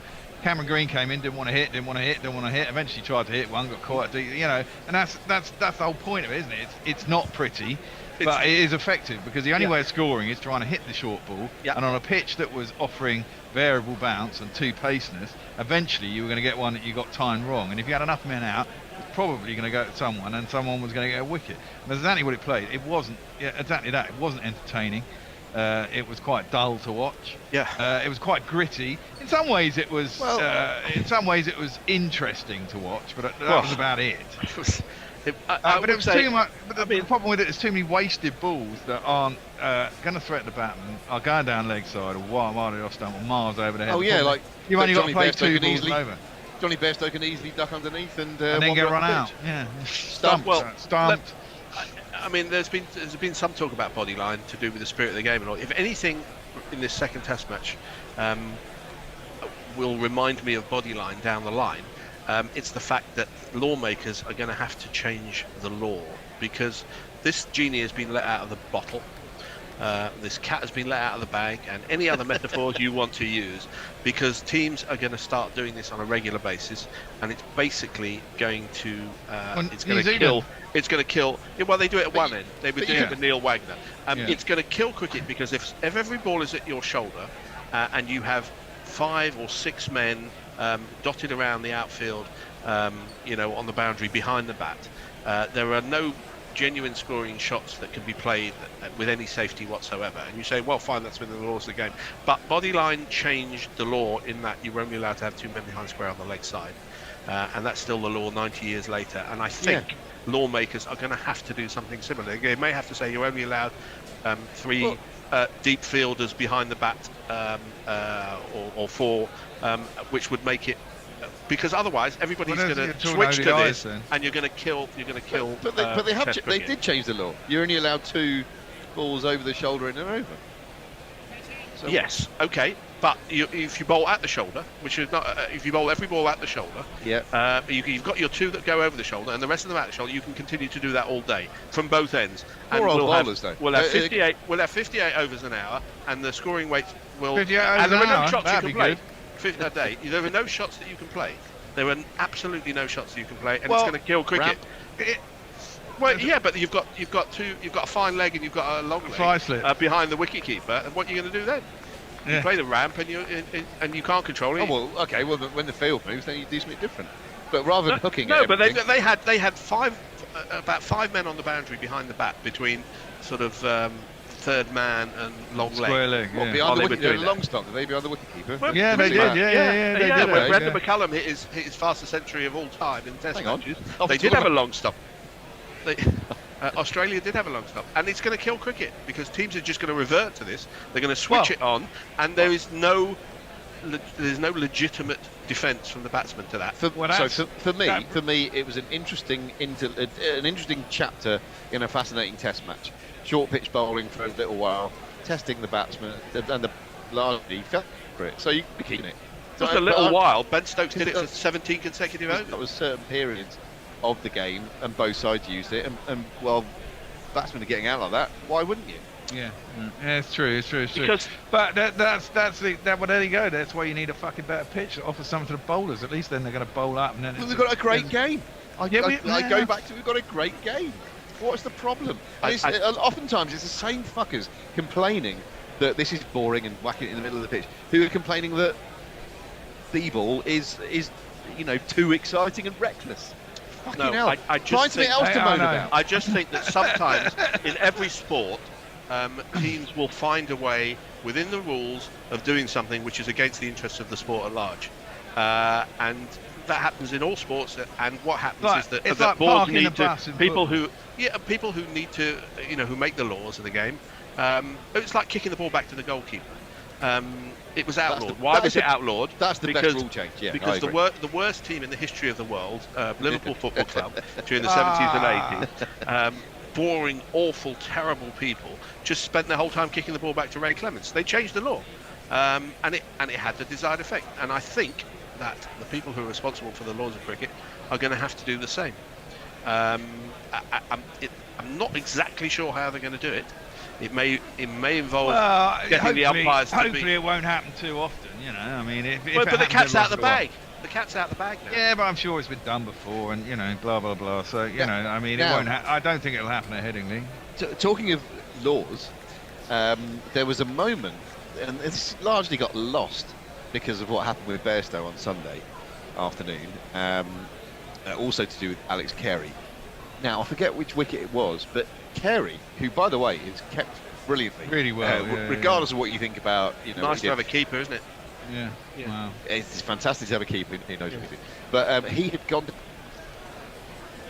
down the leg side, and when the inevitable short ball came, he was there to catch it almost at first leg slip, as opposed to where a wicket would normally stand, which would be to the offside. But then somebody on commentary sort of mischievously pointed out that perhaps England could have complained because by standing there, he became a third fielder. The wicket keeper is not counted as one of those two fielders. That's in the laws. Okay. So all right, fine. I mean, there was I remember the horrible instance where Ashley Giles was bowling to like Tendulkar, and they were bowling outside the leg stump, and they were bowling over and after over, left arm over the wicket, outside the leg stump, and the keepers were standing down the leg side. Wheelie bin. And they changed the rules on that as well. They started calling wides. I mean, as I say, teams always look for little things to try and find advantage, and the rule makers need to look at that. And if they think it's against the interest of the game, which I think this perpetual short bowling is, It's not a racist thing. It's not about the West Indies, Ravi. There, it's two white teams were doing it against each other, and both were equally culpable. But as I say, the cat's out of the bag now. People are going to start doing it all the time, and it needs to be. It's not like it's a new thing either. Well, the other thing to say. You need the bowlers there to do it. Well, yeah. The consequence of that was, Australia bowled like 78 overs in one day or something. Yeah. Did you hear anything of fines after this game? I didn't. No, but I presume they both got fines. And they all got they fined both 40% after the first test, I think. Yeah, but I didn't hear anything after the second because there was so much other things. There's It's so much been else to drowned. talk about. They buried bad news. By the way, while we're still on that, and as a tangential piece, really, there was a lovely tweet I saw because the MCC suspended 3 of their members for haranguing the Australian team on the way. Well, Lord's bosses. No. Lord's bosses, as I saw it in Lord, it's like tabloid headline. Yeah, it's like saying boffins at the University of whatever. Anyway, but this is brilliant. I'm reading this. This is not boring cricket tweet of the week. This is far from it. It says the MCC. Are you going to make fun of people's names now, Grubby? The MCC can confirm it has suspended 3 members identified from earlier today. Okay, ready for them? Bartholomew Frinton Smythe, Humphrey Wigbert Porter, and Quinton Breckenridge will not be permitted back to Lords whilst the investigation takes place, etc., etc. Now, for a moment I thought that must be a comedy tweet. So brilliantly, but they weren't like Reginald Large Yacht for Tang. These are names that are plausible, and also the rest of it is utterly believable. But I've delved into it trying to gain a secondary source, and I can't find a secondary source, so it must have been made up, and I love it. Well, have you searched Facebook for people with these names? Oh. We're back. Mog will join us soon. We're back What do after you mean lunch. soon? Soon, you're here. Look at that. He's such a professional, as our Mog. I'm just curious why we're here. I've just heard a podcast telling us that cricket was dead. Well, it is the grumpy old men, to be fair. It was a grumpy old man, yeah. I mean, in between the ranting, the shrieking, and the hyperbole from the elderly creaking jaws of some angry old men. I mean, there's one of those grumpy old men in the room, I do believe. Well, yeah, me. Oh, there he is. Who'd have thought? Well, England will be quite happy, I think, with their morning's work. 89 runs. Yeah, got the major solid, experienced batsmen out. They've got one more to get, basically, in Holder. No, Josh De Silva, I think. Josh De Silva's got a lot of experience, but not necessarily a lot of runs under the Well, he hood. might not, but he's got a ton against England. You'll remember that one. That was his debut ton, wasn't it? Yes, So, I don't think John O'Gordon will ever let us forget it. No, exactly that. Bashir is going to start straight up after lunch. We'll give him a jingle. Sounds like this. Likes to attack. Now in an England cap. Oh, I unexpectedly opened a can of Strongbow cider after lunch. So I'm Freaked drinking me earlier out than a I bit. planned. God, the wheels are falling off. Yeah, they have. Thought I was picking a can of lager out of the fridge. That's clipped into the leg side, 2-leg sidey. You don't want to go many runs in your first over. After lunch, here we go. The batsman is. Oh, he's the heckin' best. So frig all the rest. You will all adore Alec Athanaze. Bashir is around the wicket. Oh, that one did turn a little bit out of the rough, but he pushed it into the offside, out to the man on the boundary, and will beat a single. The other batsman is. Cam Hodge, he's not a chicken or a cow. Cam Hodge is here right now. Now, I want to know is why he picked a cow and a chicken. That's actually, we'll call it an adaptation of a song from a terrible TV show called Hey It's Saturday. And they had a character called Pluck a Duck, and he had a stupid prize wheel, and that was the theme song for it. It's not a chicken or a cow, it's Pluck a Duck, he's here right now. Right. Tossed up. Well, there you go. Nice. Stories behind jingles. It's worked into the leg side to mid wicket, and there's no run. I'm currently writing a book about them. Is it an Australian? I don't think I've ever heard of it over here, so it must have been an Australian. Was it Saturday Very morning much- sort of very much an kids Australian show. TV type thing? It was for a while, but it was mostly on Saturday nights. Defended into the offside by Hodge. There'll be no run. So prime time Saturday fodder. Yes, during the glory and early years. 90s, it's made a couple of attempted comebacks, I think, but it was very much of its time. Yes, it's that's down leg side, and I don't know. No attempt to play at it, no run. You get all this good stuff, and we get neighbours. Yeah. Well, it's like we give you Fosters, but we keep the stuff that isn't piss swill. Yeah. Castlemaine 4X we used to get as well. You can probably still buy it. No, it's piss water. I used to love it as a teenager. Worked into the leg side to short leg, and there is no run, and that ends the 27th over, 90 for 3. That's a Queensland only beer. Yeah. 4X. Muttley says, I remember, like a duck. Yeah. So it exists. It was a show that had a little puppet called Dickie Nee, who was just a head on a stick that would pop up in front of the host's desks and talk in a stupid voice and make bad late 70s innuendo. We shouldn't be dissing this, because we did have Gordon the Gopher and Roland Rat and a few other dodgy puppet-based series. Basil Brush, yeah. Well, Rainbow with Zippy and Bungle. Zippy and Bungle, yeah. Was that a wizard involved in that? Or am I thinking of something else? No, Rainbow. Magic Roundabout, which was animated. Yeah, that was Zebedee. Boing. Yeah.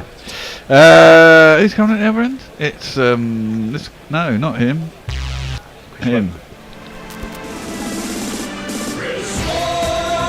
He's on Instagram, and he's a Twitter fan. On the Ashes tour, not Ben Stokes, but he'll have to do. He's updating for Snapchat and TikTok, that one. I've got a Magic Roundabout piece of trivia for you in a minute. Ooh. That's yeah. We all started watching that again on acid at university. Fished at by Athanase outside his off stump. Through to the keeper, and there's no run. Basically, the creator of the Magic Roundabout was Roger Thompson, who is Emma Thompson's dad. That's right. Yeah, I heard that in the news the other day. Well, not the other day. And Sophie Thompson as well, Yeah. but the lesser-known Thompson sister. What does the less-known Thompson sister do? She's an actress as well. Oh, okay. She won MasterChef, and she's been in several things, independent of her sister. Yeah. She's just not as good as her sister, perhaps. Clearly. Oh, now that's a nice back foot drive by Athanase. He got enough on it? Probably has at this ground, to be fair. And he does indeed have enough on it. Oh, it's a Bradman of a chase. It is, all the way down to the boundary, but he could never catch up with it. It was always going away from him. And Athanase scores a very nice 4 runs. 1, 2, 3, 4. I think Wokes is pretty ineffectual, I have to say. He was pretty shit in the last test. He looks pretty shit in this one. I'd bin him and bring in to get the other 2 and bring in Pennington. Although you might want to give Wood a rest after one test, because you know. Read that reference to Bradman. Is it? I'm not sure if it's apocryphal or not, but wasn't he kind of remembered for hitting the ball just hard enough to get to the boundary so that people would have to chase it and then get tired during the day? I don't He know. was a Bradman, so yeah, possibly. probably. That one's straighter from Wokes, but he just doesn't have the pace. Look, he's 78 miles an hour. I mean, last year he was nearly 10 miles an hour quicker. Yeah, when he was in 2019 World Cup and when he was bowling at his best in white ball cricket, he was bowling at 85, 86. Exactly. Well, he was last summer in the Ashes when he came back. You know, that was one of the big differences. And he's pretty ineffectual bowling at 78 miles an hour. It just looks terrible, has to be said. That's a better ball. Oh, didn't carry to the slip though. I don't See, if you bowl 80 miles an hour quicker, that might have carried. Yeah. He just needed that little pep talk from you guys to, to get him up in the right area. Yes. Bowl harder! Exclamation mark. It's definitely a rhythm thing with him, I think. If he gets, because he's quite a correct action, and if it all clicks, then it comes out quicker. And maybe he just doesn't have much practice this year. Yeah, but he did take 3 months or more off for the late illness and sadly death of his father. Well, yeah, but then maybe they should have let him bowl himself into form before picking him into international. I don't know. That's driven back to him by Athanase, and there's no run. because he did. I think he ruled himself out of the T20 World Cup as a result. Yeah. But he was probably a bit past it by that point anyway. Exactly. He He's got ruled himself ruled out. himself out, exactly, because he didn't want to get dropped. It's always good to jump before you're pushed. Absolutely. That's full and that's driven and that's gone. Sweetly driven out to the cover boundary. 4 runs. 1, 2, 3, 4. He's got some attractive shots, Athanase. He just has to have the right temperament to know which ones to hit when. Exactly that. But that's what comes with experience, and I guess you don't get experience unless you play, blah blah blah, in the highest formats anyway. And this is his second year of Test cricket, maybe third year, potentially. Something like that, yeah. But yeah, he certainly looks like they will persevere with him as a potential option, because you can see the talent there. It just is maturing. Well, yeah, but do you have better talents already in?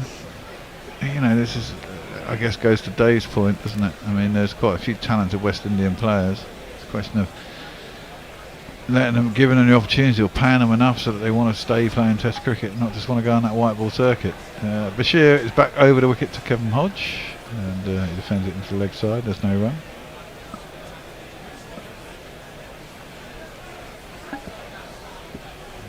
Scored the 1 run off 12 balls. Athanase 14 off 17. Closing in If I on that suddenly 100. disappear off screen, it's because my cats think it's feeding time and they may kill me. Mewing sounds. Ah, right, okay. Is there a pack of them coming at you? There's just 3 of them depending in the here leg being very suspicious. They're going to turn feral if you don't feed them. Just keep this with me just in case. Okay. Oh, goes back right deep in his crease. Nearly beats the inside edge of his bat. Would have been an almighty shot for OBW if it had missed it.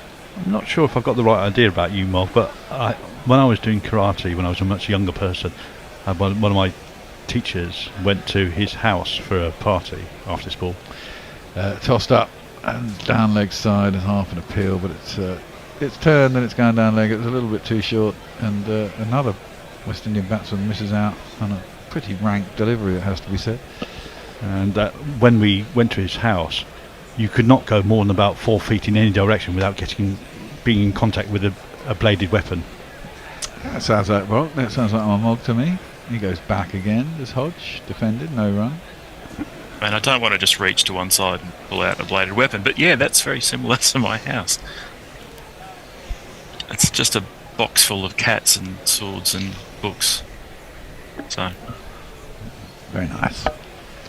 The cats can't use the weapons, fortunately. Yeah, it's a good job they can't, they'd be threatening you all the time, and they'd probably get too fat though. That was worked out behind square on the leg side. It'll be a single. I think I've only got half a run to play with on my underbet. I need a wicket. So run. I do have a little axe for cat sizes, but so instead of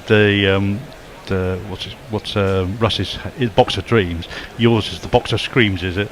Oh yeah. You'll be able to hear them shortly. They're looking at me. They murder face. Do they bring you presents? They only bring me their presents. They're indoor cats, aren't they? I remember you saying they're not outdoor cats. Yeah. They may be mildly spoiled. I don't know. I should probably read some tweets or something. Yes. Ashley Partridge says that Wokes is looking tired. Just not very fast. Stephen Kellock is experimenting once again with following the YouTube feed and the chat, not the game due to being in appointment, and the world gets a surreal hue when viewed through that lens. Yeah, indeed. Wokes is going to bowl another over. He's gone for 27 and 6. He's gone over 4 and over. He's looked pretty ineffectual, and that one's into the pads of Hodge, who just works it into the leg side. There'll be 1 chased by Wood. Oh, they've gone back for 2. That's good running. The bails came off, but I think it was the gloves. Yeah, Jamie Smith that took the bails, and they got back for 2.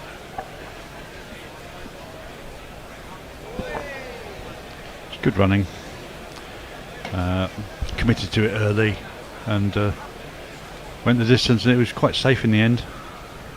Yeah, it was very safe. And 100 is up with that, actually. 101 for 3 to West Indies. I mean, the last thing that West Indies is now is a comedy run out to put them even further in a hole. Yeah, that wouldn't be a wise thing to happen. These two got mixed up in the first test, nearly ran themselves out. I might take a punt on that, you never know. Well, you can get reasonable odds, wouldn't you? You get about 25 to 1 on a run out in the test match. Can you specify comedy run out and get better odds? No, I wish you could, but no. Oh, I'll tell you about the comedy run out last night. Wokes is in and left alone outside the off stump by Hodge through to keeper, no run. Toby Albert and Liam Dawson batting for Hampshire, and Toby Albert's going well. Liam Dawson's just come to the crease and he's starting to make his presence felt. Slaps the ball to the boundary. They get one, the turn. Toby Albert starts herring down the wicket, puts on the brakes when he sees Liam Dawson not coming, and he's got bobbles on, not studs, and just slips and goes flat on his back. And the ball comes in, and Liam Dawson, being the gentleman that he is, just sees there's no chance he can get back, and just walks past him and takes the hit because he's the batsman who's set. He's set, yeah. That's left alone outside Hodges off stump, and there's no run. He's going to get the best team player award.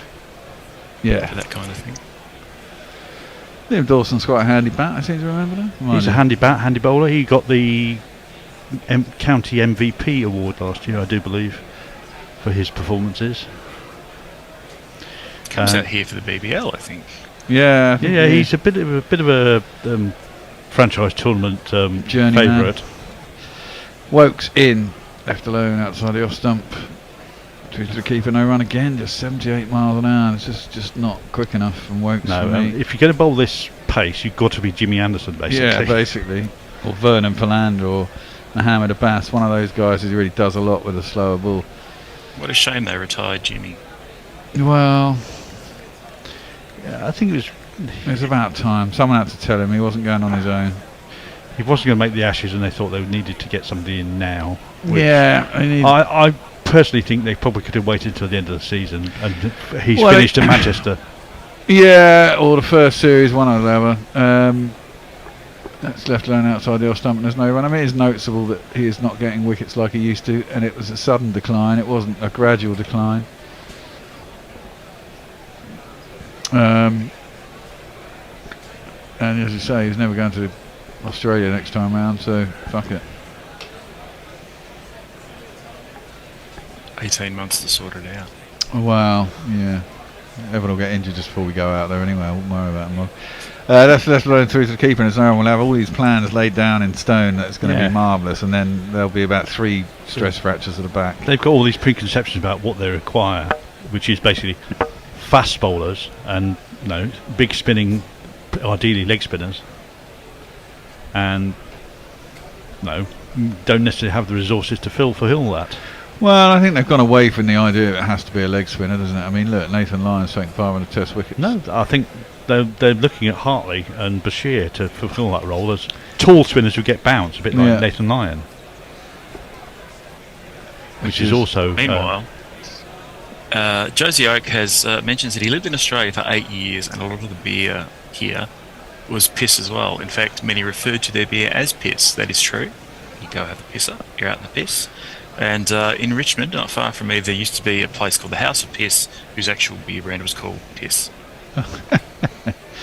That was driven up the ground by Athanase. Didn't get enough on it to go for 4. It went past the bowler and they got a single.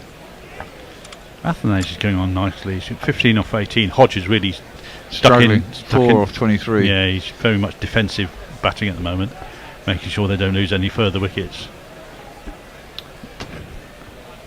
I can't recall whether he's a bit of a stroke maker when he has the mind to.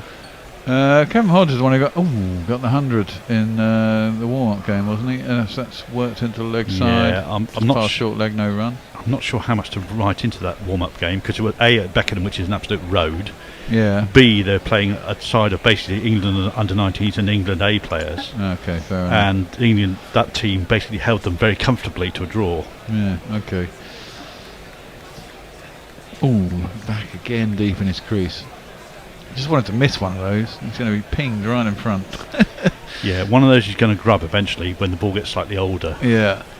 And playing back, I think, is not necessarily a good plan. Yes, you get more time, but you've got to make sure you see the ball all the way onto the bat. Yeah, you do. I mean, we always say that about Roots, and he always looks like he's going to miss one, but he doesn't. That one is defended from the crease. And there is no run. You know what they say? Carne carvum. Believe the dog. I always used to hate people who used to go on the back foot to me. Well, it's very subjective to the bowler, I think. It just feels really annoying because you're trying to draw people forward and just keep going back. It's defended out to the offside and there's no run, and of course you just push it further and further up, and then they come on the front foot and batter you for a four. It's just like fucking hell. And then you drag it a little bit short and they go really deep and cut you, and it was just really frustrating. I had 2 leg spinners at my club, one of whom I would always play off the front foot because it's quick through the air. That one is defended up towards mid-on, but Shearfield's well off his own bowling, stops the single. 31 overs, gone 102 for 3. And the other Rich always played off the back foot because he was so slow through the air, but he turned the ball and bounced it so much. Yeah. Mog. Jay Grover says, sounds like Tizwaz, which is, I might be referring to Tizwaz. Magic Roundabout style. Tizwaz? Yeah. I don't know what that is. That was a Saturday morning. Yeah. That was like, well, today is Saturday watch and something. Yeah, and then there was, what was it, a Saturday swap shop or whatever it was with Noel fucking. Yeah. What's his name? What was it? Noel Edmonds. Fielding. Was it? No, Noel Edmonds. He's now a right wing nut job. He lives in Devon. No, I thought he lived in Kiwi land. Oh, I think he hosted a Doctor Who anniversary thing that was universally panned as being absolute shite. Yeah, possibly. On the back foot, defended up towards mid-off, and there's no run. I thought he's got a farm in New Zealand. I heard a story he might have. He was having a row with the locals out there because he had shed loads of money from the Open the Box quiz. Oh God, yeah. Beating the banker. Yeah, I can't remember what it was actually called. Which it went worldwide, didn't it? Jeremy Clarkson. Yeah, it's one of those kind of endemol things where you have the bright idea for it and then you franchise it all over the world. Yeah, make a fortune. After going through to the keeper, no run. But obviously Noel Edmonds was the first man to kill someone on TV. He was, wasn't he? in, was it Santapod, where the guy tried to jump a bunch of cars and didn't quite manage it and he slammed into one. Oh, was it that? I thought it was didn't someone do a bungee jump and the bungee rope jump broke as well. That was on that thing with Mr. Blobby on it. And did Noel Edmonds cut the rope? Is that what you suggested? No, but I had to go off air and it was a big kerfuffle. That one jumped a little bit on Athanase. It's only 79 miles an hour. Well played in the end. He just said, no, there's nobody there, I'll just knock it down. I think Athanase actually plays best when he's not pushing at the ball, he's just waiting for the ball to come to him. It did seem to leap a little bit. Bit of encouragement for the bowler. I mean, a man with harder hands, that would have flown 8-10 yards into the leg side, potentially for a short leg catch if the person's there. Full driven back to the bowler, no run. But whilst he's playing nice and compactly within his arc of available shots, he looks a decent player. Yeah.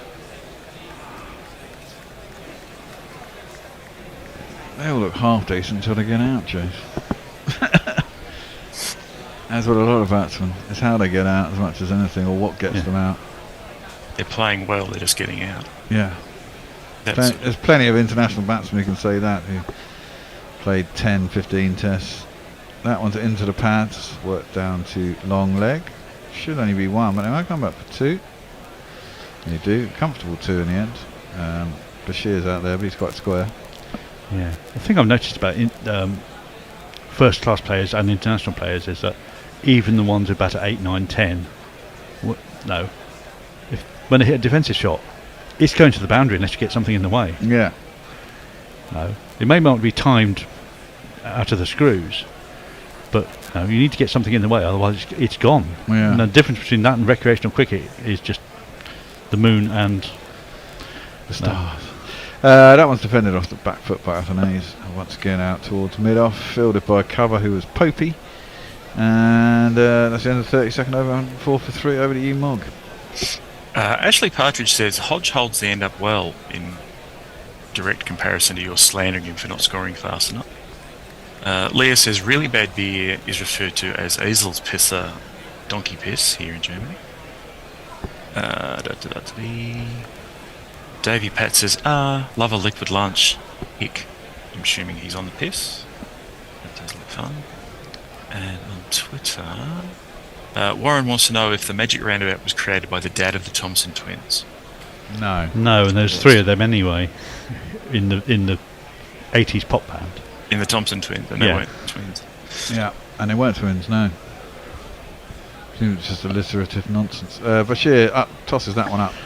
Well, it's Hodge comes forward for a change and defends that out to mid-wicket and there's no run. It's a Tintin reference.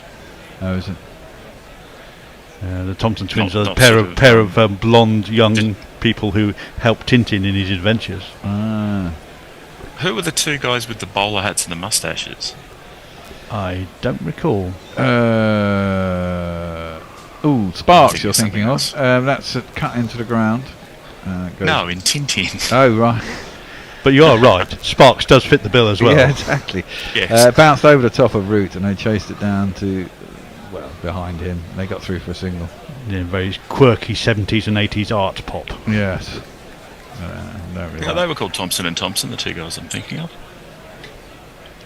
Ron and Jeremy Mile, I think, were their actual names. Are we talking about Sparks here or yeah. the Thompson twins?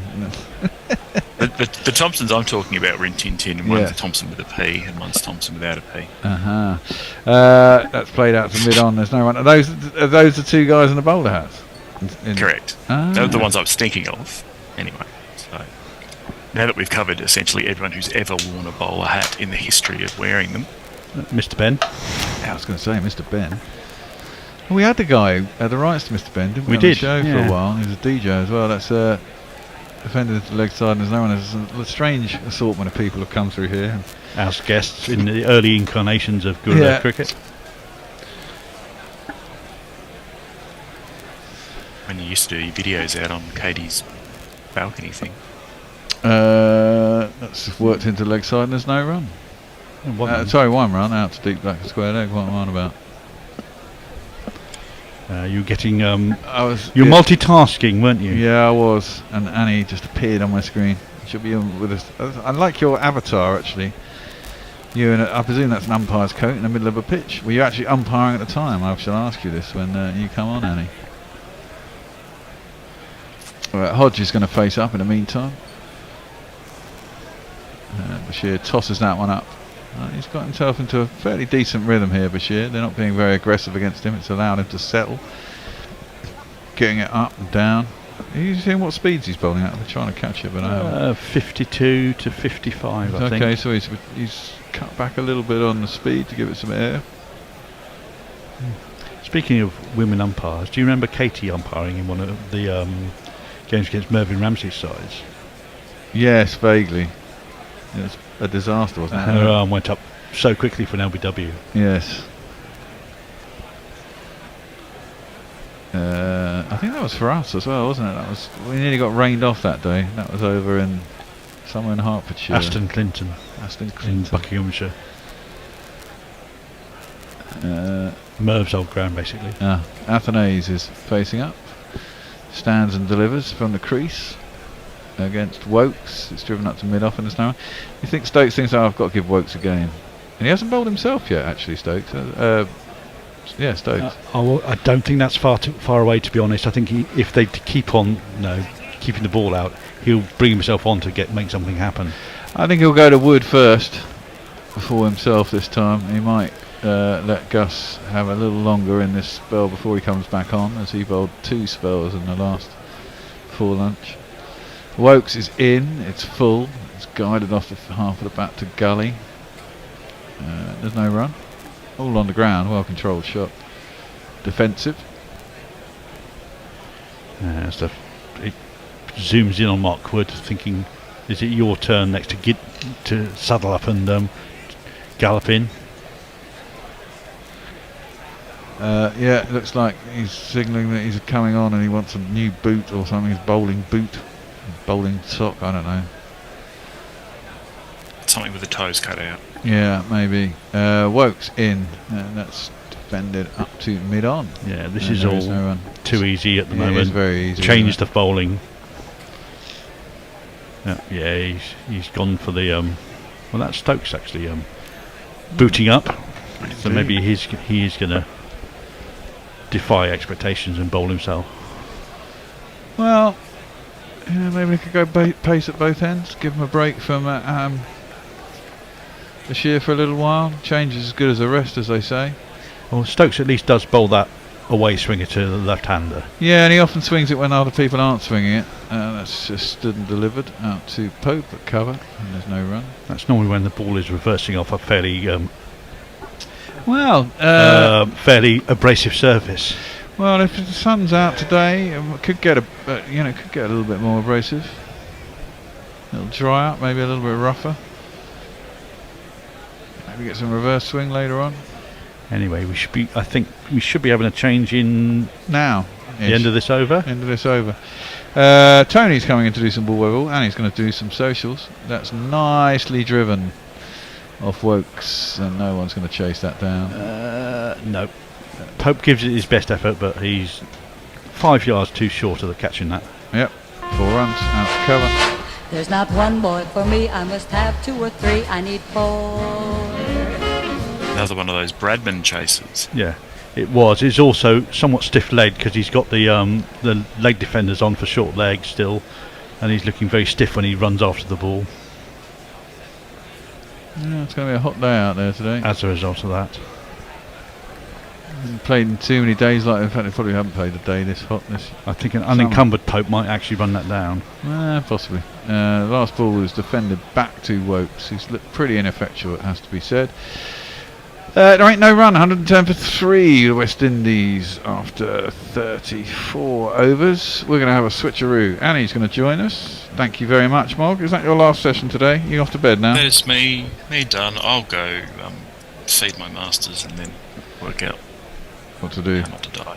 Okay. Hi, Annie. Bye, Annie. Hi, Mog. Bye, Mog. And Tone's going to come and join me and do some ball by ball. Tone's going to come and join me. I wasn't umpiring. Oh, weren't you? No, I was borrowing the coat because it was getting cold. Oh, it looks like a beautiful sunny day though. Well, it was. It just wasn't warm. It was just a bit windy, I think. Ah. Yeah. I score. I don't umpire. Fair enough. Fair enough. Well, Bashir is continuing whilst Tone gets his shit in order as that one's driven out to extra cover, and there is no run. He needs to spray have you got your shit in order yet, Tony? No, he hasn't. He's still COVID paranoid and sprays everything. No one else does anymore, so. Well, it's very sensible. There's a lot of it about at the moment. Well, yeah. Well, what's his name? Biden's got it. Clipped into the leg side out to mid wicket. They'll get a single as it's wide enough that they can get through. I don't actually, I don't meet Biden very often. No. No. Wow. Right then. Oh, microphone back to front. Maybe I sprayed the wrong side of it. St Annie of Exeter, how are you? I'm alright, thank you. Magnificent. Bashir is going to continue 2 slips. Or a leg slip and 2 men short on the leg side. And it's pushed away towards short extra. Ben Duckett frantically rubbing the back of his thigh, with his hamstring I suppose, but only with the ball to get plenty of shine on it. Athanase has been going quite nicely. That's pushed away down to mid-on. Yeah, I want to get Bear's take on what he thinks of Bashir so far. I think he's been all right. That's good. That's really helpful. I don't think the wickets. I don't think the wickets. In-depth analysis here, Annie. Well, I don't think he's been outstanding, but he's bought 2 wickets. And what can you say? He's there to get wickets. The wicket's not particularly helpful. Ball, surely. No, I don't think it was a no ball. I think it was marginally not. I mean, they've got devices upstairs. I'm sure they can do it. I mean, they are all checked, aren't they, by the third umpire? So he clearly thought the third umpire didn't think it was a no ball. But the fact is, he's bought a couple of wickets when England were looking like they weren't going to get any. So in comes Bashir around the wickets, nicely defended by Athanase. They're certainly attacking, which is the right thing to be doing now with Nelson's. But not that really. Obviously, it pertains a lot to the West Indies, particularly Antigua. Does Nelson, but not so much the score of 111. But that's where they are, 111 for 3. He's got plenty of company around the bat, does Athanase, and he just pushes this back to Bashir. It's the end of 35 overs. He whips through him. It's 111 for 3 at the end of 35. He doesn't hang about, does he? He really doesn't hang about. Annie, I assume you are our social queen, are you? Yeah. Stephen Celt says it's time for some quality puns and innuendo. I don't know whether that's because you and I have joined, Tony. Well, I think there is a correlation between that assumption and your sudden appearance on screen, Annie. Yes.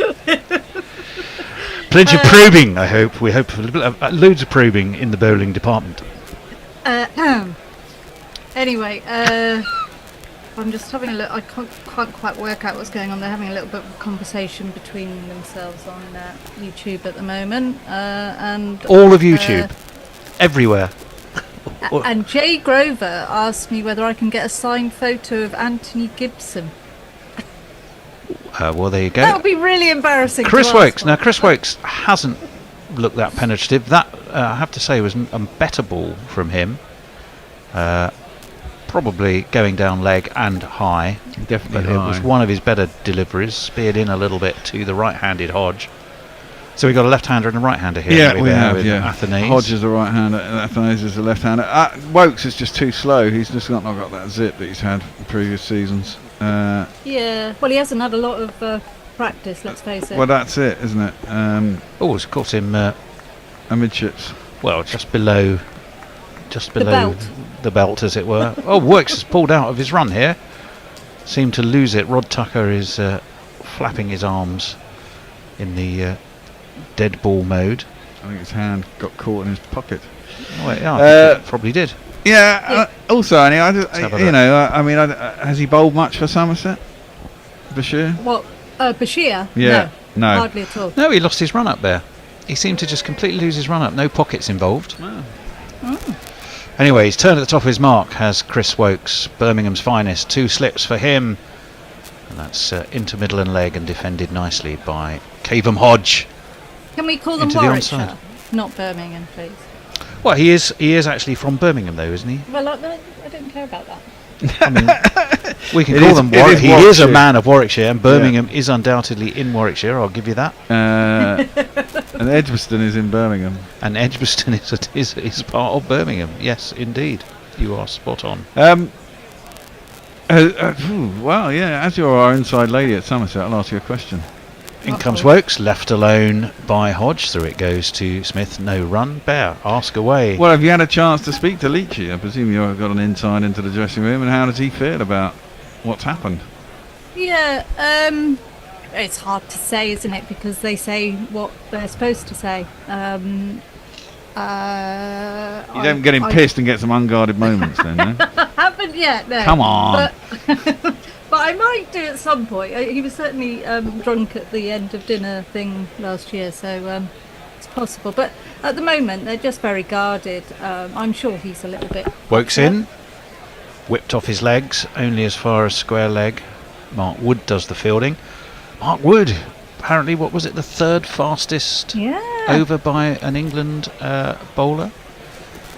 By an England bowler, by any bowler? No, I think by fastest ever. It's the fastest ever bowler. Fastest ever over by an England bowler. Yes, it was the fastest ever over by an England bowler. Easy for you to say, Tony. We were trying to work out other quick overs, but the only ones we could really find tended to be World Cup overs, as that one is wide of the off stump and left by Hodge, taken on the tumble to his right by Smith. We found Shoaib Akhtar, who bowled to Nick Knight in I think the 2003 World Cup, was in South Africa.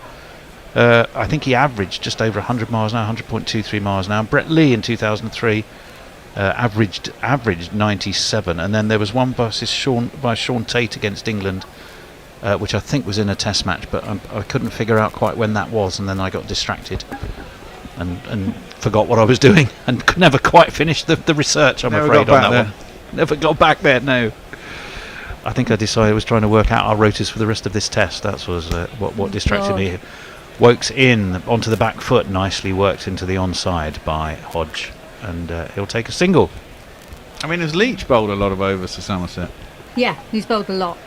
Yeah, and we've obviously loaned out Bashir a couple of times as well. He hasn't bowled very well in the county game at all, but it's not been ideal. Well, they've been very careful in their wording about Leach, haven't they, Annie? Whereas you sense they're saying to Robinson, "Look, you've had enough goes, and thank you." Obviously, they've retired Jimmy, and he has retired, barring some sort of Lazarus-like resurrection.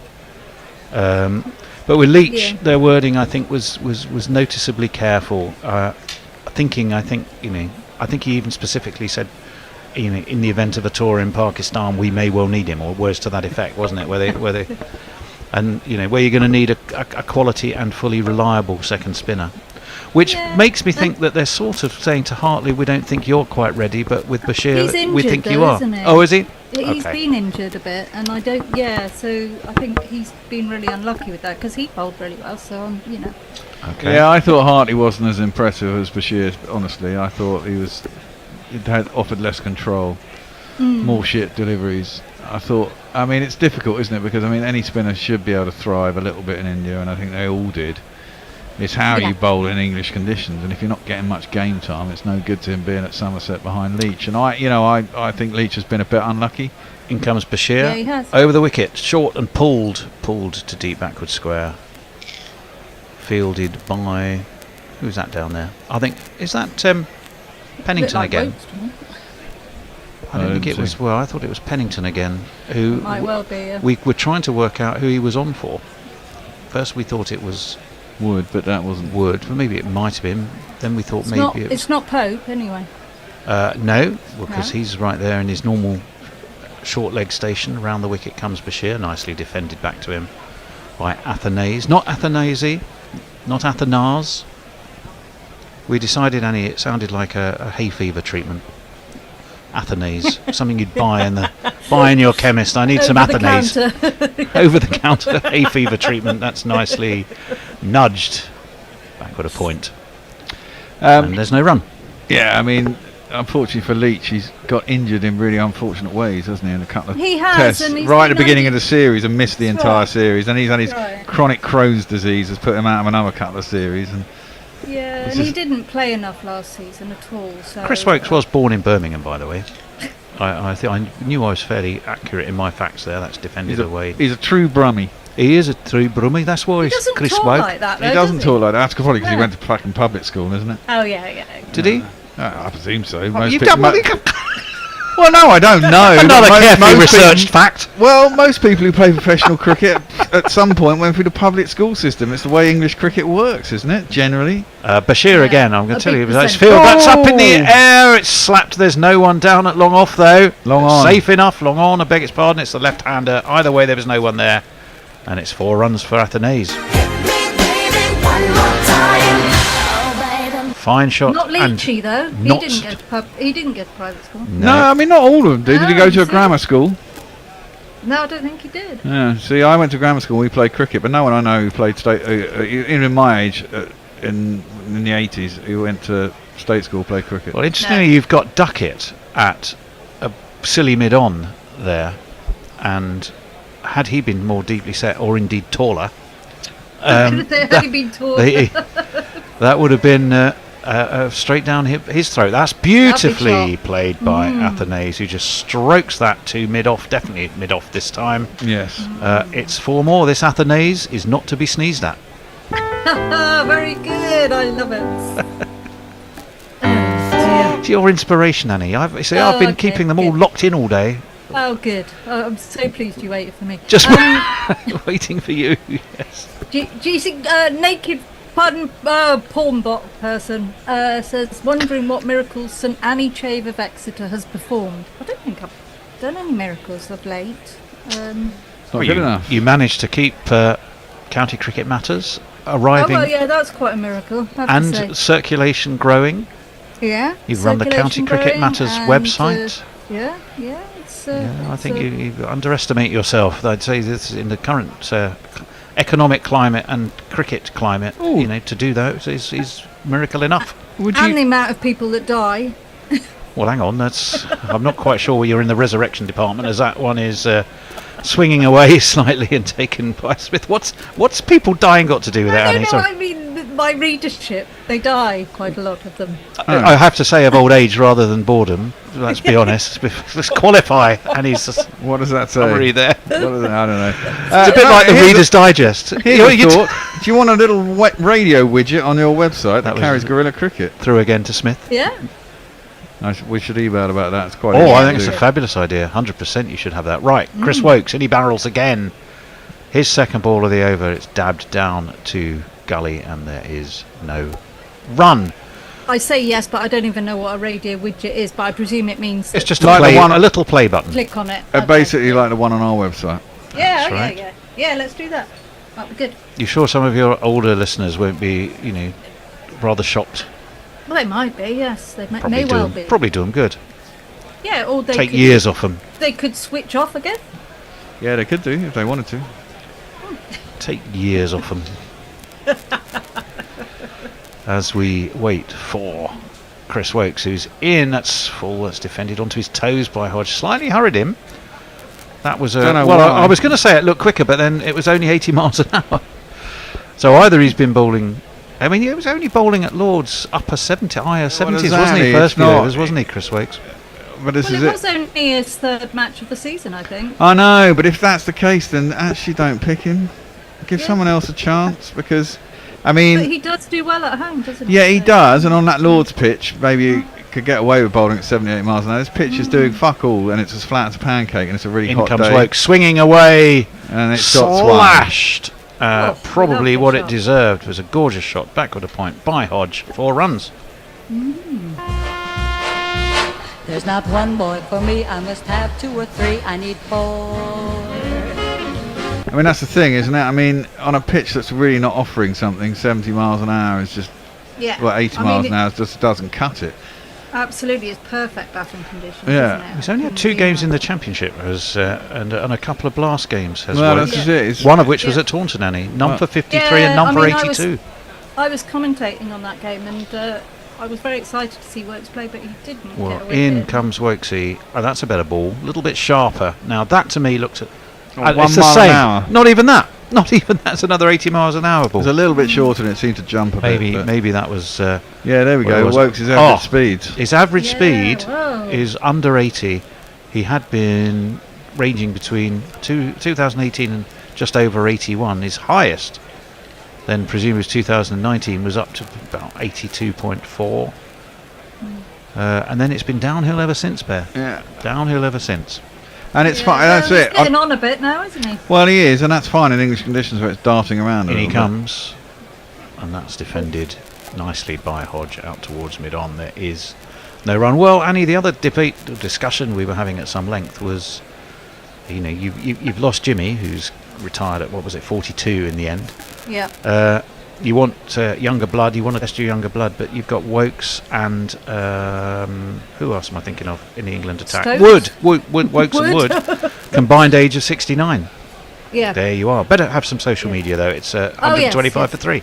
I forget I'm doing it. Hombreneva says, afternoon, GC, I think I got that almost right. A lovely afternoon ahead of cricket, beer, a paddling pool, and your delightful company. A paddling pool? Paddling pool in the backyard, keeping cool. Well, it's hot out there. They're probably out there with the family, I would think. And we've got quite a lot of Messi and Jeff Perkins. So hello, Perko. Wokes apparently attended Barbeacon Language College in Walsall from 2000 to 2007. Round the wicket comes Bashir, forward comes Athanase, and in trots His Eminence, His Grace the Pope.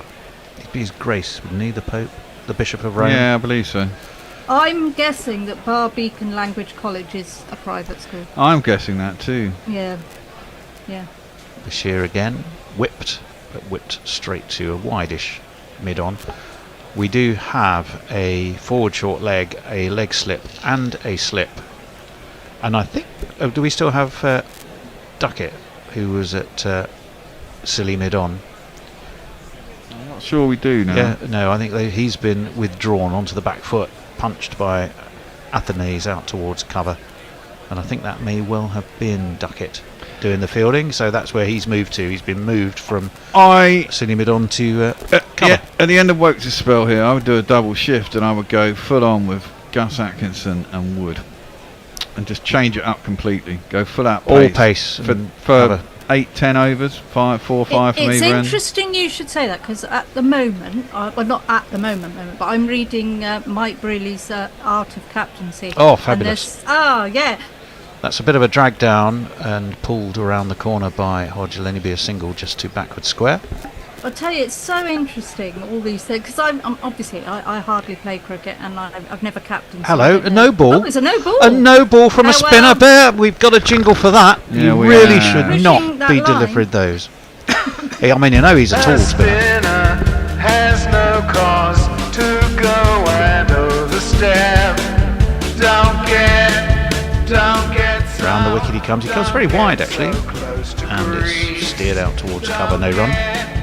That's a big no ball. No ball, yeah. He's been pushing that line and pushing that line. You know, they need to get that out of him. Well, they do. He's skipping in past the fairly stocky figure of Adrian Holdstock. He's got very long Cuts legs. a backward so- point. Who, Adrian Holdstock or Bashir? He's got Anyway, fairly look, short let me- legs. Let me just I never really knew all the intricacies of captain. I'm just completely fascinated by it all. I think it's absolutely amazing. The book is just... In comes Bashir. You met him as well recently, didn't you? That's left alone outside of his off stump. Yeah. I would imagine he's utterly charming, Mike Brealey, and he's so Utterly intellectual. charming, but very upright, very, he... Quite cerebral. You mean he wasn't laying Yeah. down when you met him? He wasn't lying down, no. Okay. Even though Just he checking had the context of this particular meeting. Yeah. and Not he lying just- down in his couch dressing in the ground. corner. Yeah, I was in his psychoanalysis room. So, but he sat down, but he was very upright and very straight legs, but very nice and very interesting. He's got a lovely voice. He does. 128 Yeah. for 3. Now, Bear. They've been Ah, listening they to listen you. to you, Bear. Of course they do. It's because I should be I captaining reckon England. This Baz has is- been well known for years and years and years and years. Would you find time with your IPL commitments? Well, I'll make sure I find time. Do you know Mark Wood? Yes, he is an England bowler, quite good and pretty quick. So just a normal guy. Of course, except for just one thing. What? He thinks that he's a horse. Right. What? Be very interesting to see what speeds Mark Wood can get here. He's already bowled the fastest ever bowler Depends over, how much as we lunch said. he's had, I suppose. Yeah. How much hay? Oh, that's quick, and it forces Hodge onto the back foot in front of his off stump, and he defends rather on the hop. 90 miles an hour, first ball. 90 in first ball. Crick Buzz has been getting very excited about the The pace. Look, Oh, that's harsh. Let's put it down as 89.6. Ah. Oh, well, I suppose you can round that up to 90, but maybe it's just a loosener. What it is. A gentle 89 miles an hour, Bear. You don't face many of those in club cricket, do you? No. No, you don't. No, you don't. Here he turns. He's so busy in that run-up. Arches his back. It's been pulled high. It's going to drop short of Bashir, who comes thundering in from long leg, but he's not going to get there. Exactly The what leg they sat, wanted the to leg do. trap was set. That was 93 Yeah, miles an hour. They've got to be more sensible. Well, I mean, this is what he's in the team for, isn't it? I mean, there's not a lot going there. Raw pace can be the thing. It's It was top edge, got it off the well late on splice. that. It went up in the air. In fact, to be honest, that possibly saved him because that it just came off the splice, because it meant it dropped short of Bashir. England have set the leg trap. You've got the deep square leg. You've got the deep set long leg, and you're bowling short to a right-hander. Anyway, we shall see. To a left-hander, I beg your pardon. Now, because it's Athanase. That's driven. Oh, that's glorious. It was slightly uppish. Very uppish. I thought it was going to go straight It to may cover. not go. It's being Yeah. chased by Pennington, I think. So the mystery Pennington is still on. The mystery only being who he's not a mystery, but who he's replaced still is. We haven't worked that out. 4 on the floor, and 1 more 4 than the 4 before. That's what 4s are for, to get funky on the dance floor. That was very uppish, Bear. Yeah, I it could was see really why uppish. you were getting excited. I thought he hit it straight to cover. We get a better camera angle from here. I mean, No, it we was don't. far We're enough wide of him, but just watching him holding the pose. Yeah, I think it was. Mark Wood had his hands above his head. And, well, it ended up 4 to the score, 133 for 3. Round the wicket comes Wood to the left-handed Athenaze, who pulls, but he pulls straight to duck it at square leg, and there is no run. I don't think he was really in control of that. no. What was the upshot? You were going to say something about it. It was interesting because I said whatever, and really, what was his connotations about switching bowlers around? It seemed to be that you were going somewhere in that direction. Ollie Pope was too busy ducking out the Sorry, way. what were you saying? Sorry, I was reading. When we were talking about bowling changes, you seemed quite excited, and what Brearley's thoughts on that were, but we never got to Oh the end of no, it. just all the intricacies involved in why you do things and stuff. I mean, it's very different when you read about it in such depth. In comes Wood, quick and defended into the onside. Wasn't probably one of the most famous, getting Bob Widders to bowl up the hill or against the wind and trudge away at a non-favoured end, so he was so annoyed, and then unleashed him at Headingley when, of course, he then went and took all of those wickets. That's so right, that and it that was really psychology. interesting. It's really interesting what Mike Brearley was saying about different people captaining and how people consider him a good captain, but he wasn't necessarily a good captain for everyone, because some people need to be pushed more than he did, for example. Yeah, I think it's really Did he? interesting. Let's go back to that after this delivery from Mark Wood as we wait for him again. He's coming around the wicket to the left-hander who flicks him away through mid-wicket beautifully. Has it got enough? Oh yeah, you bet it has. That's gone for 4 as well. 93 miles an hour. Just travels off the bat.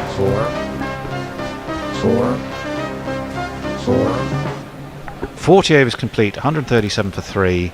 And if you've got some messages, Annie, but when you've done those I've got messages, quite a lot. oh well, in that case, I'll let you focus on those. Yeah. Apparently, Barbeacon Language College is a mixed secondary school in Walsall, which acquired academy status in 2011. Thanks, Messi. He also asked me whether Mike Brearley put me on his couch and what was his analysis of me. He didn't put me on his couch. He gave me an hour to interview him, and that was all I had. And I had. That's generous enough. An hour. Yeah. So what did you tell Brearley about your mum, Annie? Someone says, I didn't. I wasn't being psychoanalyst. Somebody said, Kenny Ramser says, biased comedy. Biased commentary. Plus, the last batsman was given out from a no ball and nobody said anything. I did say something. Yeah, you did say something. I said, to be fair, said that. As I said, it wasn't a no ball. They have a third umpire who analyses this shit. I thought it looked like a no ball. It looked close to a no ball, but I think there was marginally. It only has to be a millimetre, and it was very, very close. But I think they decided it wasn't a no ball, and that's that. We're having a drinks break whilst Messrs. Tucker and Holdstock have the handcuffs out to look at the ball, and I've got a feeling we may be in for a change. Who was it said biased commentary, by the way? A guy called Kenny Ramazar. Hello, Kenny. I don't think we're biased. I mean, yes, we're English by and large. Yeah. Well, I want West Indies to win, so. But we have David who's very much West yeah. Indian. Yeah. So we don't deliberately set out to be biased, but we're homers. not going to deny we're generally homers. We are genuinely homers from an English perspective. We're not the BBC. We don't have to be neutral. I think most commentary is biased myself, anyway. Yeah, to a degree, you're right. The best ever. What the best bit of biased commentary? I don't know what you think, but is always in my head. I'll always go back to Barry Davis in the Olympic hockey semi-final. Where was the German defence? And frankly, who cares? Absolute genius. Anyway, sorry, Annie, carry on. Warren says, I went to a comprehensive in the 80s, which was labelled the worst school in the country, and we played cricket. Wow. Well, yeah, that is the well. If you want to talk about the social challenges of cricket these days, the problem being not enough state schools play cricket, and I would 100% agree with you. When I played school cricket, almost all the games I played were against state schools, even though I did go to a private school? We played mainly public schools, but I was at grammar school. We played other grammars too, but mostly we played public schools. Very little cricket at my school. Hardly anything. There was very little cricket. The first game of cricket I ever played was at my junior school, but that's only because we had a teacher who was really into cricket and he made us play. We played one game, bowled them out for 23, thought we'd win it, and got bowled out for 21. I was in the middle of a hat trick. You were in the middle of a hat trick? Yeah. So you don't... You can't be. That would mean you'd have taken 1.5 wickets. So No. I was bowled in the middle of a hat. Oh right, you were batting. You were okay. Sorry, I thought you were bowling. Yeah. Okay, now that makes more sense mathematically. I've got another tweet from Leah who says, "I pre-ordered Jared Kimber's new book. No, well, that's a about waste. the first time each other team beat is England. Can't wait for it to arrive." Oh well, good luck. I'm not reading that? the naked unborn bot tweet because it's too rude. Too rude? Oh, now everyone's rude. going to be rushing to Twitter to figure out what it... even I'm going to go and have a look now. Where? Right.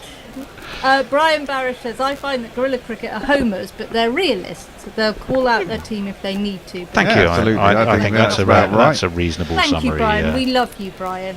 We're Brian Barish fans. Yes. We are. Yeah. We are. Sadly, he's too busy at the moment. But we're looking forward to having you back, Brian. That's for sure. David Pat says, "School fields sold off in the 80s. Cheers, Thatch. Absolutely." Yeah, That's a well, massive, of course. massive- That and the fact that works cricket stopped as well. The same government, the same thing. You lost all your Yeah, work. there used to be all lots of works teams, Yeah. didn't there? Yeah. Loads and loads. Well, of I've read it, and if it's the one, maybe I'm not reading the right one. It's about Mike Brealey. Ah, no, I am not, because I saw something about GIs, and I didn't know what that was. Ah, hello. I just can't read that one out. It's too upsetting. Very good, very good. Ben McCormick says this pair look like they're in it for the long haul. Well, they do, and it's a wicket that I think you can book yourself in for. It's not the trick is not to give it away, which a lot of players have in this match, England and West Indian. Yep. But that's the challenge of batting. England decide that they want to be aggressive, and so they offer that up. West Indies weirdly have been pretty. Pretty solid, and then every once in a while they'll play a rash shot and they've gone out. Well, the 3 wickets to fall, possibly Brathwaite was the least culpable because he got a genuinely good bouncer, short ball from Atkinson. But he didn't need to play then. Well, no, but it was very close to his body and very hard to get out of the way of, and he kind of got it off the top shoulder, didn't he, of the bat? No, just gloved plopped it to Ollie Pope. Gloved it. Well, shoulder or Pope, but it kind of looped to Pope. It was not a difficult short leg catch. Let's put it like that. I don't know what's going on here. Well, we're now another break. Bats are being lent against the stumps. Mark Wood doesn't look happy. It's almost as if, and maybe it's a result of that Bashir conversation. It seems almost as if they think the length of the crease is not long enough. But that would be amazing, wouldn't it? well, especially as you've already played, a day and a half and a bit more. Because we're supposed to have switched, and it's time for it was drinks break after an hour, and we should be changing. Oh, Hector is due in to do some ball by ball with with Jason. David B's due to be here, but he's again. No, David, I'm afraid, is not going to be here. He's got internet connection issues, which he's blaming on the whatever it is, the Microsoft CrowdStrike. Okay. Who's going to do I'll what? be back. Well, Hector Thank and you, Jason Annie. are supposed to come in. Hector and Jason, where are you? Come and join. Do you want to stay, Bear, or do you want me to stay? Do you want to stay? I've just done 2 in a row. All right, I'll move across then Okie to dokie. your seat, and then we'll work it out from there. All right, let me just change the screen set for you. And who's... No, cancel. I just want to check that. Someone speak. I'm back. And Bashir to continue round the wicket to the right-handed Hodge. And they'll jog through for a single there. Just pushed into the offside. Hodge batted pretty comfortably. He's on 14 off the 50 deliveries. Tony, any chance of him kicking on into a few higher gears? But more than likely, I mean, he's been very. He's doing the right thing, probably. Athanase has been the more aggressive. He's still there, and there's ample time in the game. There we go. Athanase on strike. Bashir in round the wicket, wide of the crease, and pushed out to deep backward point. Athanase moves into 40, jogs through for the single. Athanase has looked really good today, 40 off 53. Again, he did look good at Lords, just unfortunately gave us a wicket away in the first innings. Hodge facing up to Bashir, half the over done now. West Indies 139 for 3 after 40, still trailed by 277, but these two looking nice. They've been out there for a long time. Bashir round the wicket to Hodge, who clips that, looks for a single but gets declined by Athanase. Yep, is defended well again. Hodge is looking like he's really setting himself to not give himself away cheaply. Well, there was a scare when he took on the Markwood short ball a few overs ago, but since then he seemed to have calmed down. Bashir, and again 2 balls left, this time shorter and swiped away to a deep square leg for the single. Yeah, Bashir trying to go for the quicker, flatter ball and just got the line wrong very slightly, and it was an easy swat into deep square leg. Yeah, seemed like he lost his grip a bit. 1 ball to come from this over. These two have batted nicely. It's just what could have been for the West Indies after giving away 2 wickets. Bashir in again, flighted up and defended. End of the over. It's good. Did we have the Brian Barish tweet about GC are homers, but they're really? Yes, we did. Yeah, we had that one. Okay, well that was the last one there. I shall have a look on YouTube very quickly. Talk while I'm. Well, we absolutely can. Yes, not fumbling. a problem. Athanase as well has looked very impressive. David was saying earlier he was less than convinced by him, but 40 or 54. Again, I don't think he's really thrown up any chances.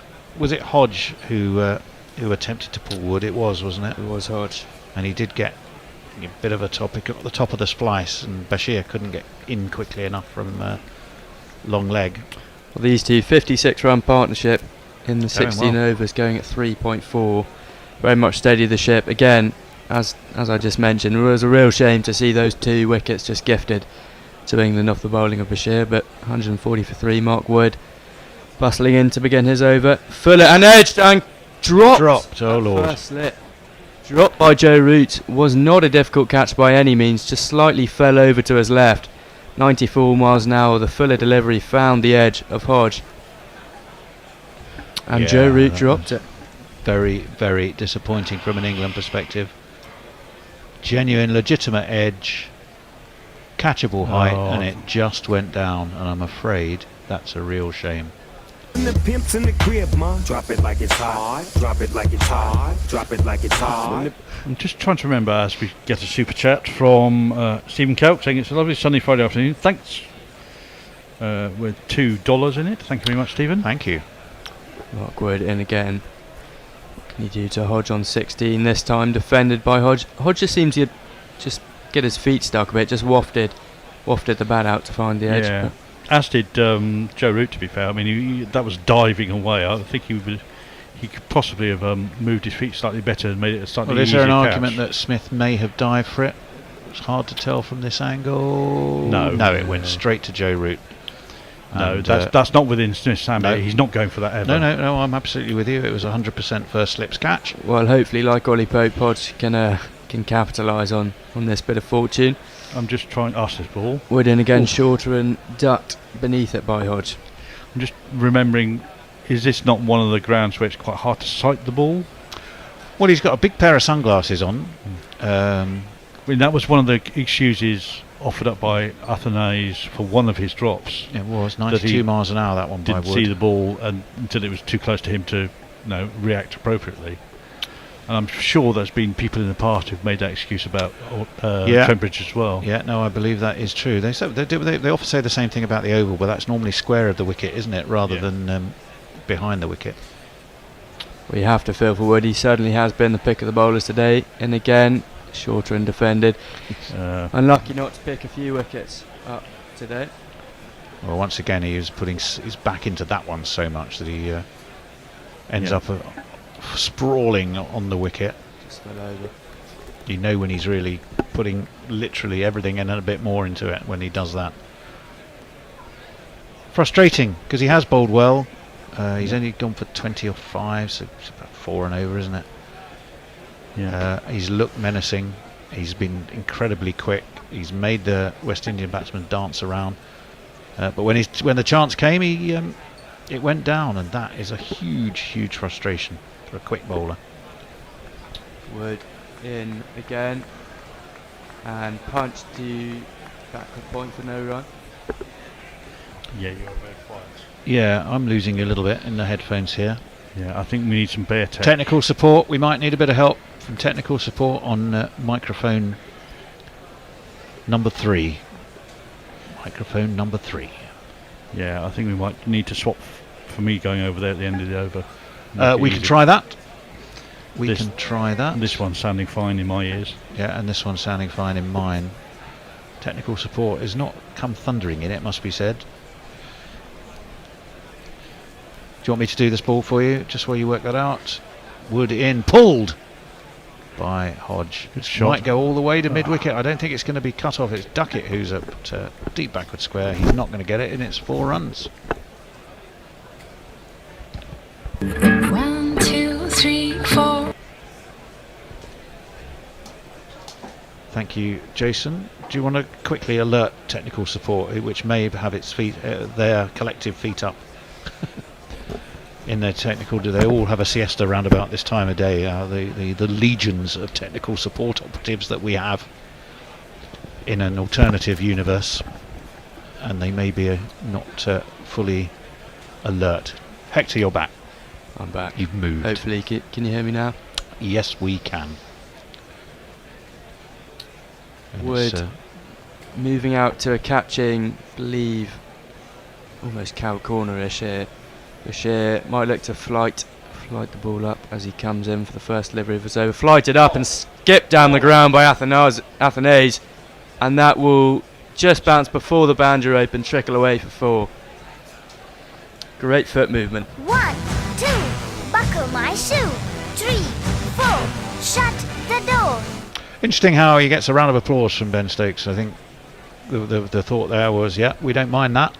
They're going to take you on. There's always a chance of getting them caught. Is I think the philosophy. Well, Bashir did flight it up, and the feet moved to perfection. Just skipped down the wicket.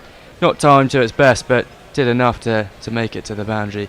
Bashir coming again. What can he do?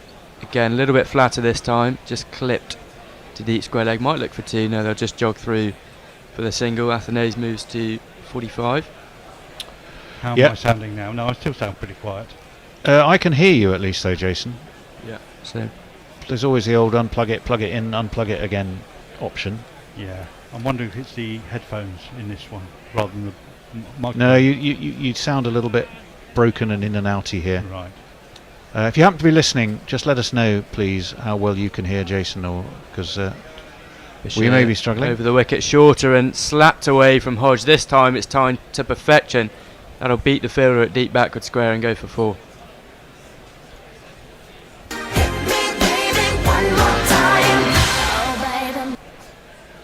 Hodge moves to 24. It'll be a little testing time for Bashir, as you say. Possibly the 2 wickets were sort of bought, weren't they?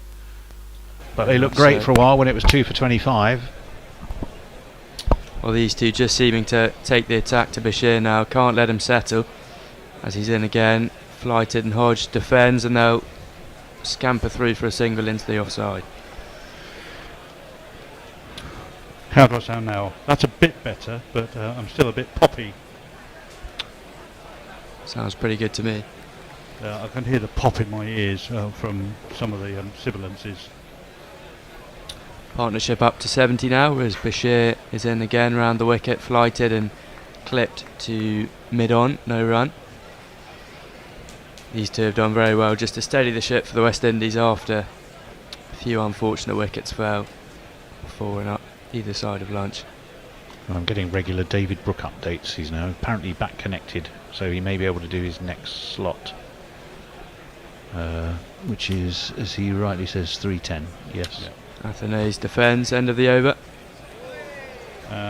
And yeah, yes, I'm definitely a bit poppy. I can hear it in the.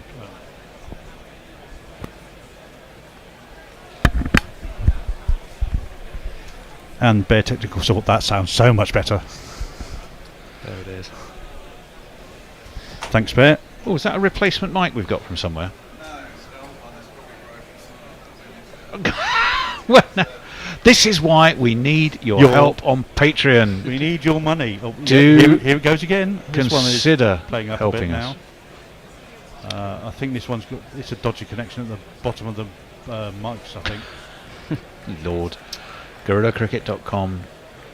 You can see support us on Patreon. It's the first article you read. There's all kinds of fantastic different levels of benefits, but if you can find a way to help us, it will keep us on the air. Well, will continue, and clipped just to his feet, and they'll good running there. Scampered through for a single from the West Indies, trailed by 261. These two looking very settled, batting very well there. You just see, yeah, that was clever cricket. Just saw the space. Hodge just dropped it at his feet and ran through for a quick single. That did push him quite a long way back in the crease, though. It did. Wood. The 6 overs for 25 runs. Unlucky not to get a wicket. Yeah, that root drop, just as it was for the West Indies, you just wonder if England are going to really rue that. Shorter and down leg side, clipped by Athenaeus. Down to deep backward square for a single. Well, also he's, especially in his first spell, that first 4 overs when he was bowling his express heats, he found, well, nearly found the edge multiple times. Yeah, it was. You could see the absolute frustration. Joe Root's pretty implacable, isn't he, most of the time? But you could sense huge disappointment. I think he knows that. If not a turning point in the game, that's over dramatic. But when you have to work so hard to get your wickets and you drop one, it's a massive, massive frustration for England. And a relief for the Windies. Wood in again. Shorter and ducked beneath it by Hodge. He stays on 26, 93 miles an hour. Yeah, 93, very good. He's maintained. We were wondering, second spell, can he put as much into it as he did in the first spell? But so far the answer is definitely yes. And he would have been rewarded, but for well, I would say uncharacteristic, but I think it's not an isolated incident by Root in the slips of late. So Wood again shorter, and this time looks as if Hodge gets a little bit of bat on it, beats the outstretched hand of Jamie Smith diving to his left. He'll have 4, he'll move to third. 4. Really just helped it round the corner, didn't he? You don't have to get that much on it. Smith was not a million miles away. A leg slip, it would have been straight down his throat. Well, that is. They did have a leg slip in for Wood in his first spell. Might maybe see the introduction of one. Smith did well to get across as he did. Yeah, Crawley's just dropping back from the slip cord into a very, very fine third man. And yes, here it comes. Here comes the short ball. Deep backward square, fine leg, short leg. Ollie Pope going back in. Well, Cavum Hodge, of course, is just leaning on his bat, watching all this going on. Surely you just go, right, the one thing I don't do here is attempt to hooker a ball. Yeah. You would think that it's amazing how often players don't necessarily heed that logic. Well, you might feel confident. It depends on whether he's a happy hooker or not. Yeah, there's Wood in. There it is, the short ball, and he is a happy hooker, up in the air, but it will land short of Ben Duck at a deep backward square. They'll run through for a single. Did look to take it on, but not an aggressive shot as such, just paddled it. Yeah, I think he knew what he was doing there and he did it very well. He controlled the shot, he didn't give it the full treatment, he just helped it away. and he knew that the field was so set deep it wasn't going to. Well, if you can keep it down, make it there. It's 3 runs almost, just to pad the ball down. It's whether he tries to clear the rope at some point. He's a big guy. 92, 93, 93, 91, 93 this over, so he hasn't dropped below 90. 1 ball remaining. Similar field to Athenay's. Open at short leg, a bit further back, albeit. It's Wood. Turns at the top of his run up, bustles in. Short and down leg. Jamie Smith will take it. End of the over. West Indies 161 for 3 after 44. We have a super chat from Messages sending us 20 Australian dollars towards a new mic. Thank you, Messages. I'm sure a 3-man team will appreciate that. People are also confirming that this new mic is still a bit dodgy, but we know that. Stephen Coates, I feel I may have missed something, but someone introduced this Hector lad to me. So Hector, introduce yourself. Oh yeah, Hector. Hi, I'm Hector. This is my 2nd test. Well, I did a couple of days of the first test match. I missed the first day. That sounded worrying, like you just walked into a therapy group. Yeah, I know. Hello, I'm Hector, well, and I think I've been an addict for 15 a commentary years. addict. Well, yeah, I love cricket. Support Surrey. Good to see. Oh, Atkinson coming on now for your boy then, your lad. Should we jingle him up? We haven't jingled him for a while, have we? Where is he? Here he is. Gus Atkinson, he's not one to complain. He hopes he's not like Jafra, breaking down after every game. Comes in now to start his over, short and ducked beneath it. 9 overs, 1 for 27. It's bowled, good spell, 88 miles an hour that first delivery. Seems fresh, hasn't bowled in a while. What's the top of his range speed-wise? Gus, it's about. We're back again. Oh, that is. Hope it stays. I think he's sort of 92, 93 at his quickest. But is he really? Does he look like he's really straining it then, or he can only just do it from time to time? In interviews, he did say no. It looks easy, but actually, it's not very easy. In again, shorter and down leg, left alone. Well, I say he could consistently go high 80s, but he does strain a little bit when he goes into that 90, low 90 region. He does have the feeling of being very much a rhythm bowler, that when everything comes out right, he's in the low 90s. When it's just slightly off, he's in the mid 80s. Well, it's interesting because it's such a different set of challenges for him from Lord's. I mean, Lord's, it really was bowling circumstances, wasn't it? In again, shorter and pulled by Hodge, perfectly timed, and that'll be another 4. He moves to 35. Perfect pull shot. Cracked to the square leg boundary. 1, 2, 3, 4. Yeah, beautifully controlled again. Beautifully controlled. Just not really trying to hit the skin off it, letting the pace on the ball do the work. Just swung on it, didn't even really finish his follow through, did he? Just guided it. No, he's looked very good today. The West Indies, the whole batting unit's looked very good. Cope McKenzie slightly struggled, but these two especially forming a very handy partnership here. Trailed by 250 is Atkinson, and again Tad Phillip played on the back foot, defended back to Atkinson. Well, that handy partnership's currently 81, which is really not bad going at all. Well, it's good to see from the West Indies who struggled with the bat, albeit it is perfect conditions today, but nonetheless these two looking great. Well, also these are two that we would have marked down as question marks about their solidity. Atkinson short again and ducked by Hodge. If you're England, would you ever turn to Joe Root maybe later this evening? Give him a couple. I would. I might do sooner than that, to be honest. On the basis of proven wicket breaking. Well, his wicket breaking capabilities, which are definitely there, and B, extra motivation of possibly he's loitering in the field now, trying not to think too hard about the fact that this could be costing his drop could be costing England a lot. Short and pulled by Hodge down to a wide-ish fine leg. They'll jog through for the single.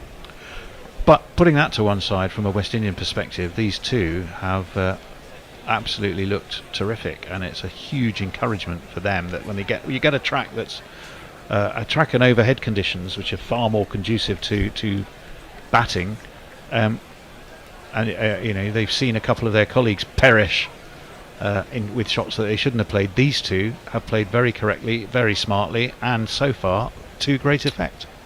Yeah, well, it's when will they play that?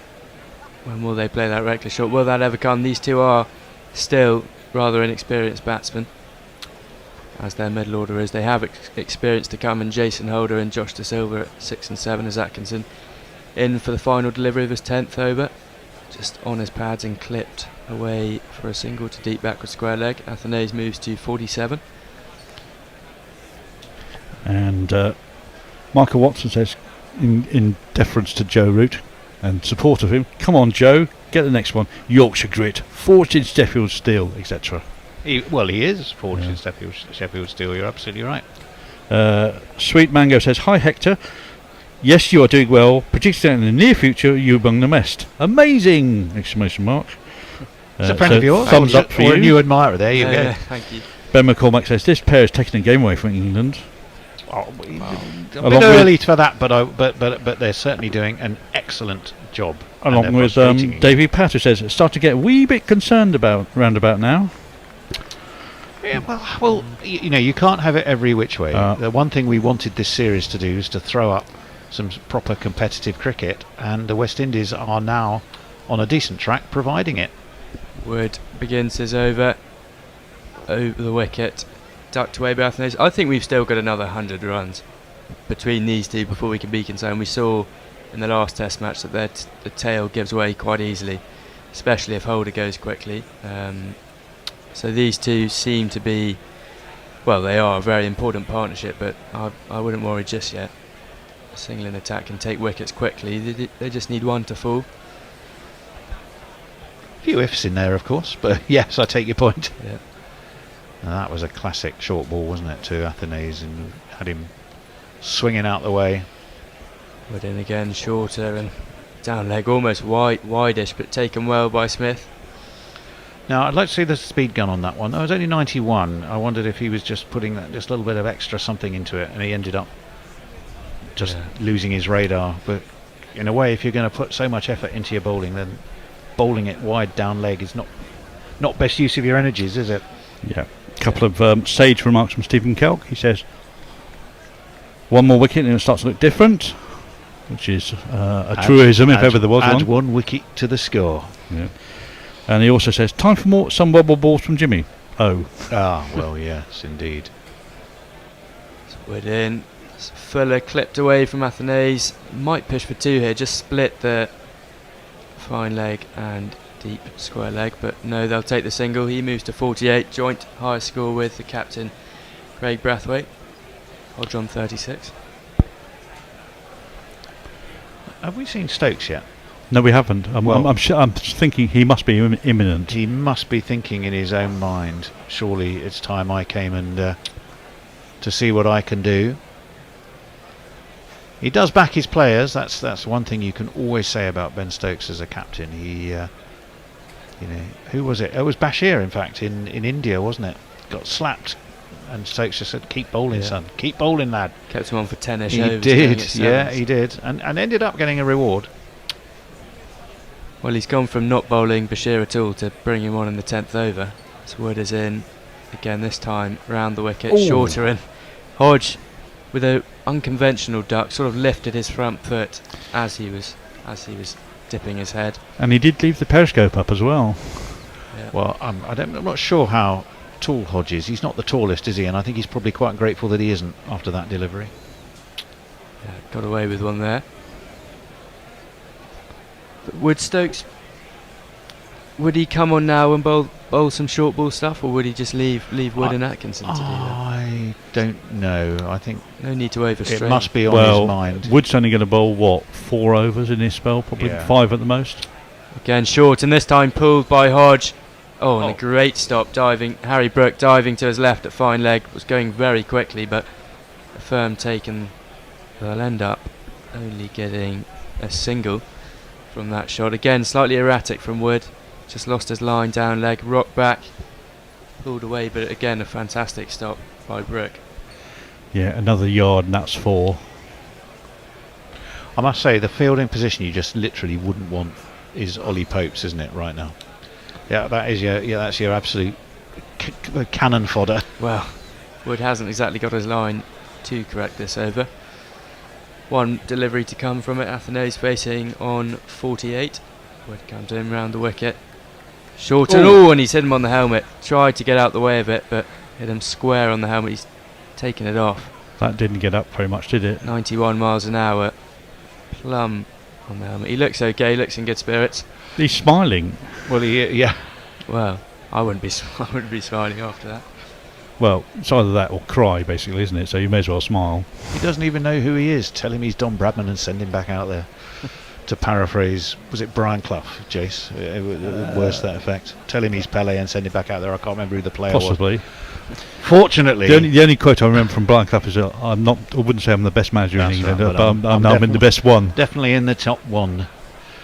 Well, fortunately, we've advanced our understanding of issues around concussion now. That absolutely nailed him square on the top, and on the badge of his helmet. And that's probably if you are going to get hit, that's the best place to be hit, because it's frontal and it's not on the badge. It's not hitting on the side of the helmet where you get a very big shock motion. Well, there'll be a delay now, won't there? Because they're going to go through all the correct and proper protocols to Let me go through some make sure he's okay. socials. Easy Ollie says, England need these type of matches. You don't learn anything from running over teams on juicy pitches, which there is some truth in that. There's a lot of truth in that. To which Stephen Coke agrees. And Easy Ollie also says, Wood is only good when he's bowling 95 miles an hour, so 93 miles an hour doesn't really count, does it? Harsh. It is harsh. I mean, 1 for 33 with this partnership broken. How different would things look? Was it Easy Ollie who made the point of one more wicket and big difference? And on YouTube, Joe Root could have made that difference. I'm sorry, on Twitter, Brian Bash says, Hector is doing a great job. Problem is, he reminds me too much of Jacob. How is Jacob? Jacob is, I think now, is he motoring correspondent for The Sun? But he wants to. I've had a few correspondences. What, the Jaffa man? Yeah, with our friend Mr. Jafar. And he's frustrated. He'd love to be with us. Just work doesn't permit him. And I think his work hours are irregular. Fairly nocturnal, I imagine, if he's been in the print media. So, hopefully we haven't seen the last of Jacob, but work is just consuming him as we speak at the moment. And Ben Duckett, fanboy Farong, is with us. The lad. He says, another series where I and the BRU are potentially giving potentially match-winning, series-winning advice, and angry bun won't bother the lad. Poor captaincy. Has he gone off yet, Duckett? Or is he still? No, he's still there. He's still there.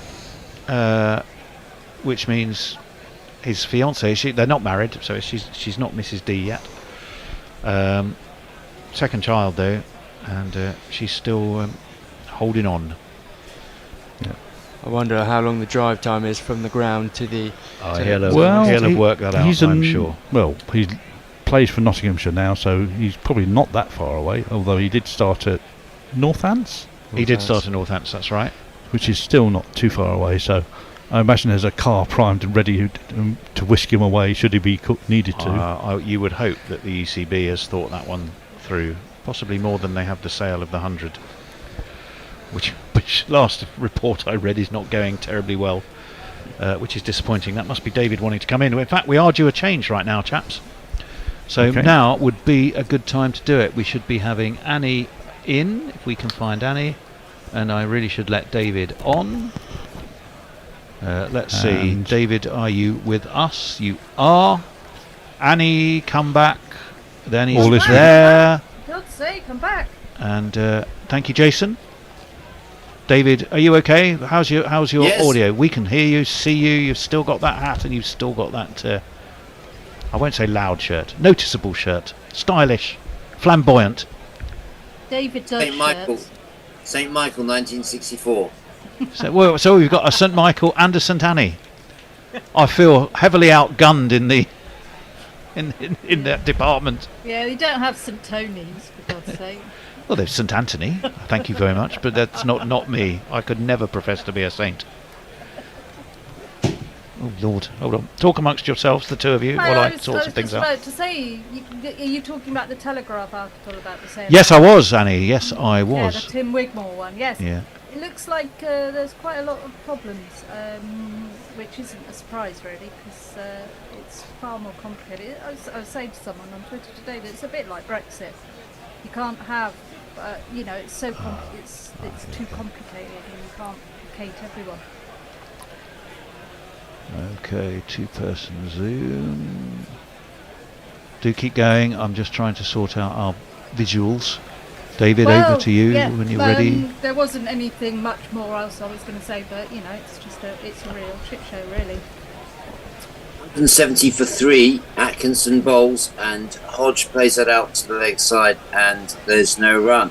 Annie, we have in front of us a West Indies partnership. We do, and it's really, really exciting. I'm really, really pleased to see it. And it's good batting conditions, but they're sticking out there and they're doing really well. It's nice to see. I don't know much about Hodge really, but he looked pretty good in the first test, and he's doing quite well. He bowled tidily too, although one can argue he bought wickets. Yeah. He took his first 2 wickets in Test cricket, and gone for 4 more to Hodge. He's moved into the 40s. I mean, nobody knew too much about him when at the age of 30. Not one of the youngsters as part of the reset.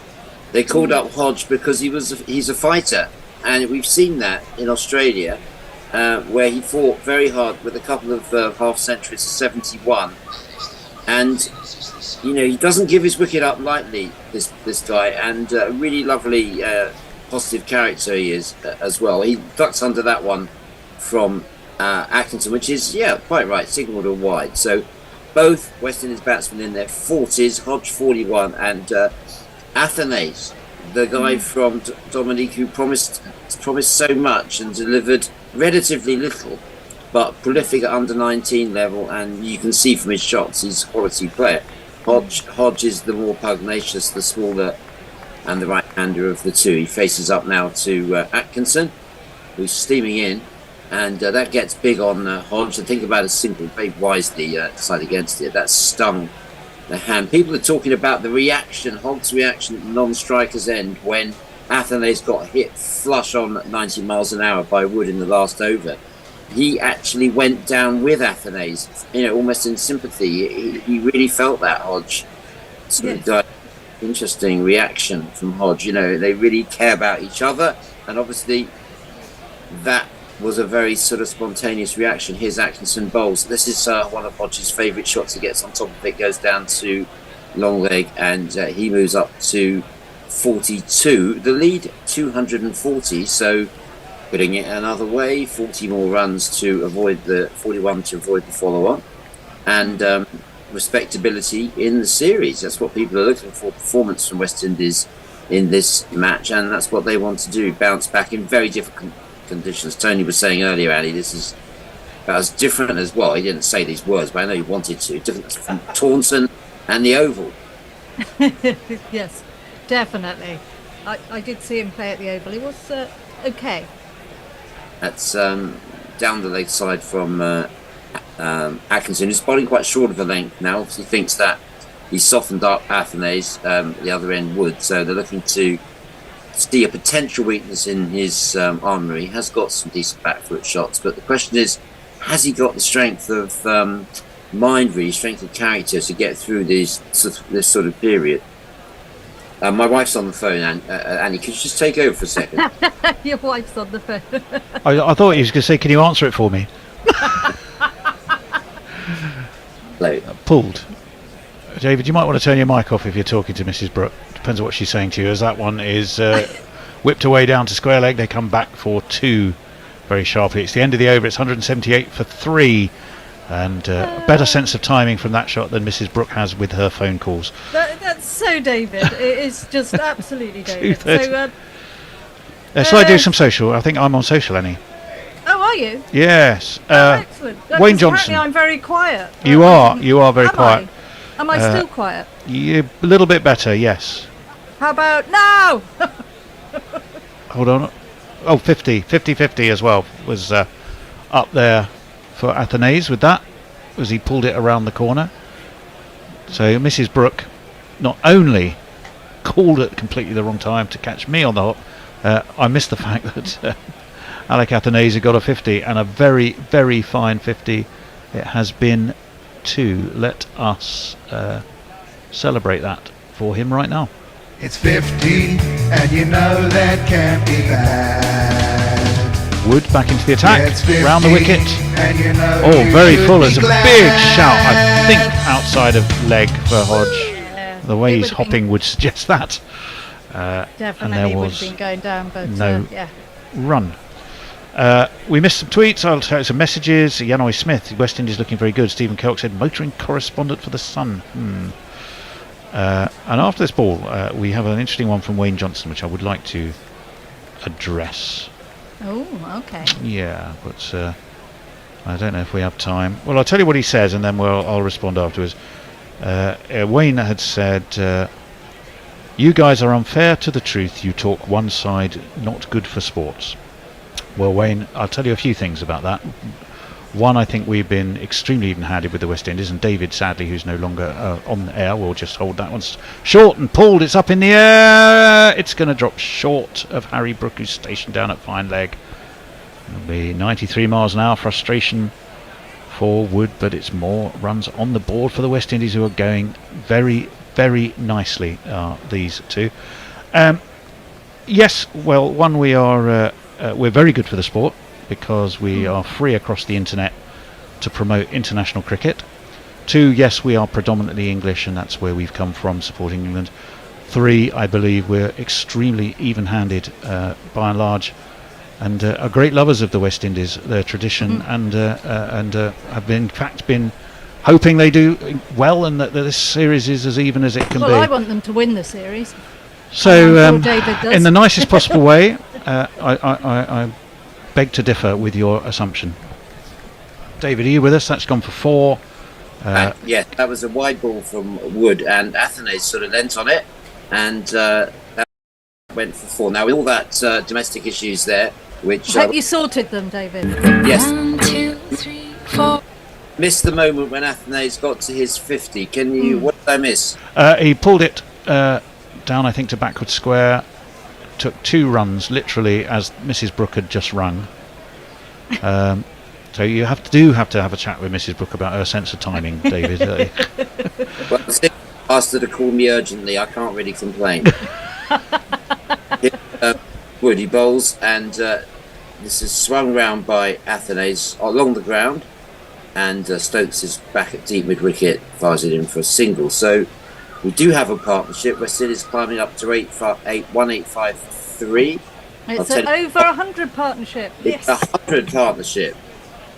And I hope these two guys go down and shake each other's hand. Though they play in contrasting styles, it's been effective. You know, I think earlier on when I was chatting to Tony, Annie, you know, I said that I had big hopes for Mikhail Louis today. Obviously, all got overexcited. But I did question mark number 3, Mackenzie. You know, he hasn't done very much in this series, and that's fired in from round the wicket by Wood and goes across Hodge. Hodge leans inside it. I just think that Mackenzie doesn't look like he's going to score anything at the moment, and West Indies may need to look at that. I'm surprised he's still in the test team because he hasn't yet produced. But Athanase, this is a great half century for him. He's got quite a lot of first class level, and he was a real star at under 19. No, he looks really impressive. Who would you have in instead of Mackenzie then? Well, they've got the second highest score in regional cricket around the wicket. Wood bowls and ducks underneath it. Hodge, the second highest behind Mikhail Louis last year. Annie is in the squad, but he's the reserve keeper. But he's a very good batsman from Guyana, Tevin Minlak. this guy's got quality. He scored two or three centuries last year, many 50s. He's in form. Struggled to hit form at regional level, and with so little regional cricket, it's very hard to break out that cycle. But Hodge is a battler. So, but I think West Indies public will be more excited about watching Athenaeus bat than Hodge, because he is the He's a new kid, yeah. Brian Lara anointed him, so he's got that pressure on him. Wood bowls, and Hodge busily taps this round down. Are they going to set a single there? It's hard to see from where I was as to whether they've run one or not. No, I don't think so. 48 completed. Right, there's a lot of messages, so I'm going to get them in. Yanoi Smith, West Indies are a young team. Quick plug from Leah for her GC Radio Germany commentary, so catch that if you can and you're in Germany. Glenn Williams, this is interesting. Hodge is a very hard trainer. He lives a few miles away from me. He ran miles every day. And he used to run past my home. Sometimes he would stop and discuss cricket with me. Very humble and down to earth. That's a great story. Thank you, Glenn. True setup free. England bowlers are not good. You can only bowl on helpful pitches. Not entirely true, but they're certainly being tested here. And yes, lacking a Jimmy Anderson does make a difference and take some replacing. Lovely story, says Stephen Kelk to Glenn Williams, and yes, it was. Atkinson to start a new over, chipped over the top by Athenaeus. Going to get down to 2 runs there. I think they're going to come back for the second. No, just 1 to Athenaeus. What was the point that was made just then, Tony? That sounded an interesting one. About Hodge? Yes. Oh, just that he's very home. Glenn lived quite near to him where he used to go running, and Hodge would stop and have a chat about cricket to Glenn. And Glenn was saying how humble and down to earth and what a generally likeable chap Hodge is. So, which is good to know. Well, it is. It is actually. Yeah, I think the character, the personality. It's always good to know something about them. This one is swung round by Hodge.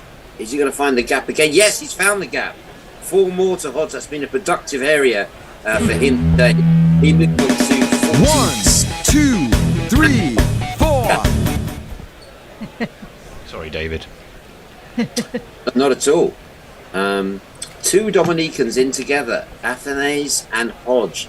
In the old days, from the smaller islands, you had no chance of getting into the West Indies team in the 60s and 70s. Even Viv had a struggle to get noticed, had to learn his cricket Somerset first. But now we've got 2 guys from the Leeward Islands together, two guys from Dominica. I'm sorry, the Windward Islands, I should say. Athenaeus on 56 and Hodge on 47. It was interesting listening that one was down the arse, no run. It was interesting listening to Atherton talk to Joseph at the break on Sky. He was about his history as well. His story is an extraordinary one. He had to obviously travel to play his cricket, and, life-threatening experiences as a logger, worked as a security guard, and then of course that just magnificent celebratory run at Brisbane after those 7 wickets, which is utterly joyous. Here's Atkinson round the wicket to Hodge. He pulls out of that shot. Yeah, there's no such backstory. It's a very different backstory with Kevan Hodge. It's a story of having a second chance and really grabbing it, because he pushed for selection at 23, 24, and he's come back into the side as a 30, 31-year-old with that experience behind him, with the air of someone who doesn't want to let this second chance, slip away, because he knows how important it is. And a real battler. I'd love to see him get his half century. He's 47. Atkinson round the wicket to him, and he plays that down skillfully. It's going to be a chase for the cover field. Has that gone all the way? It has. That is the half century for Kevan Hodge, recommended by me yesterday on Ryan who bet 64. Hodge top scorer.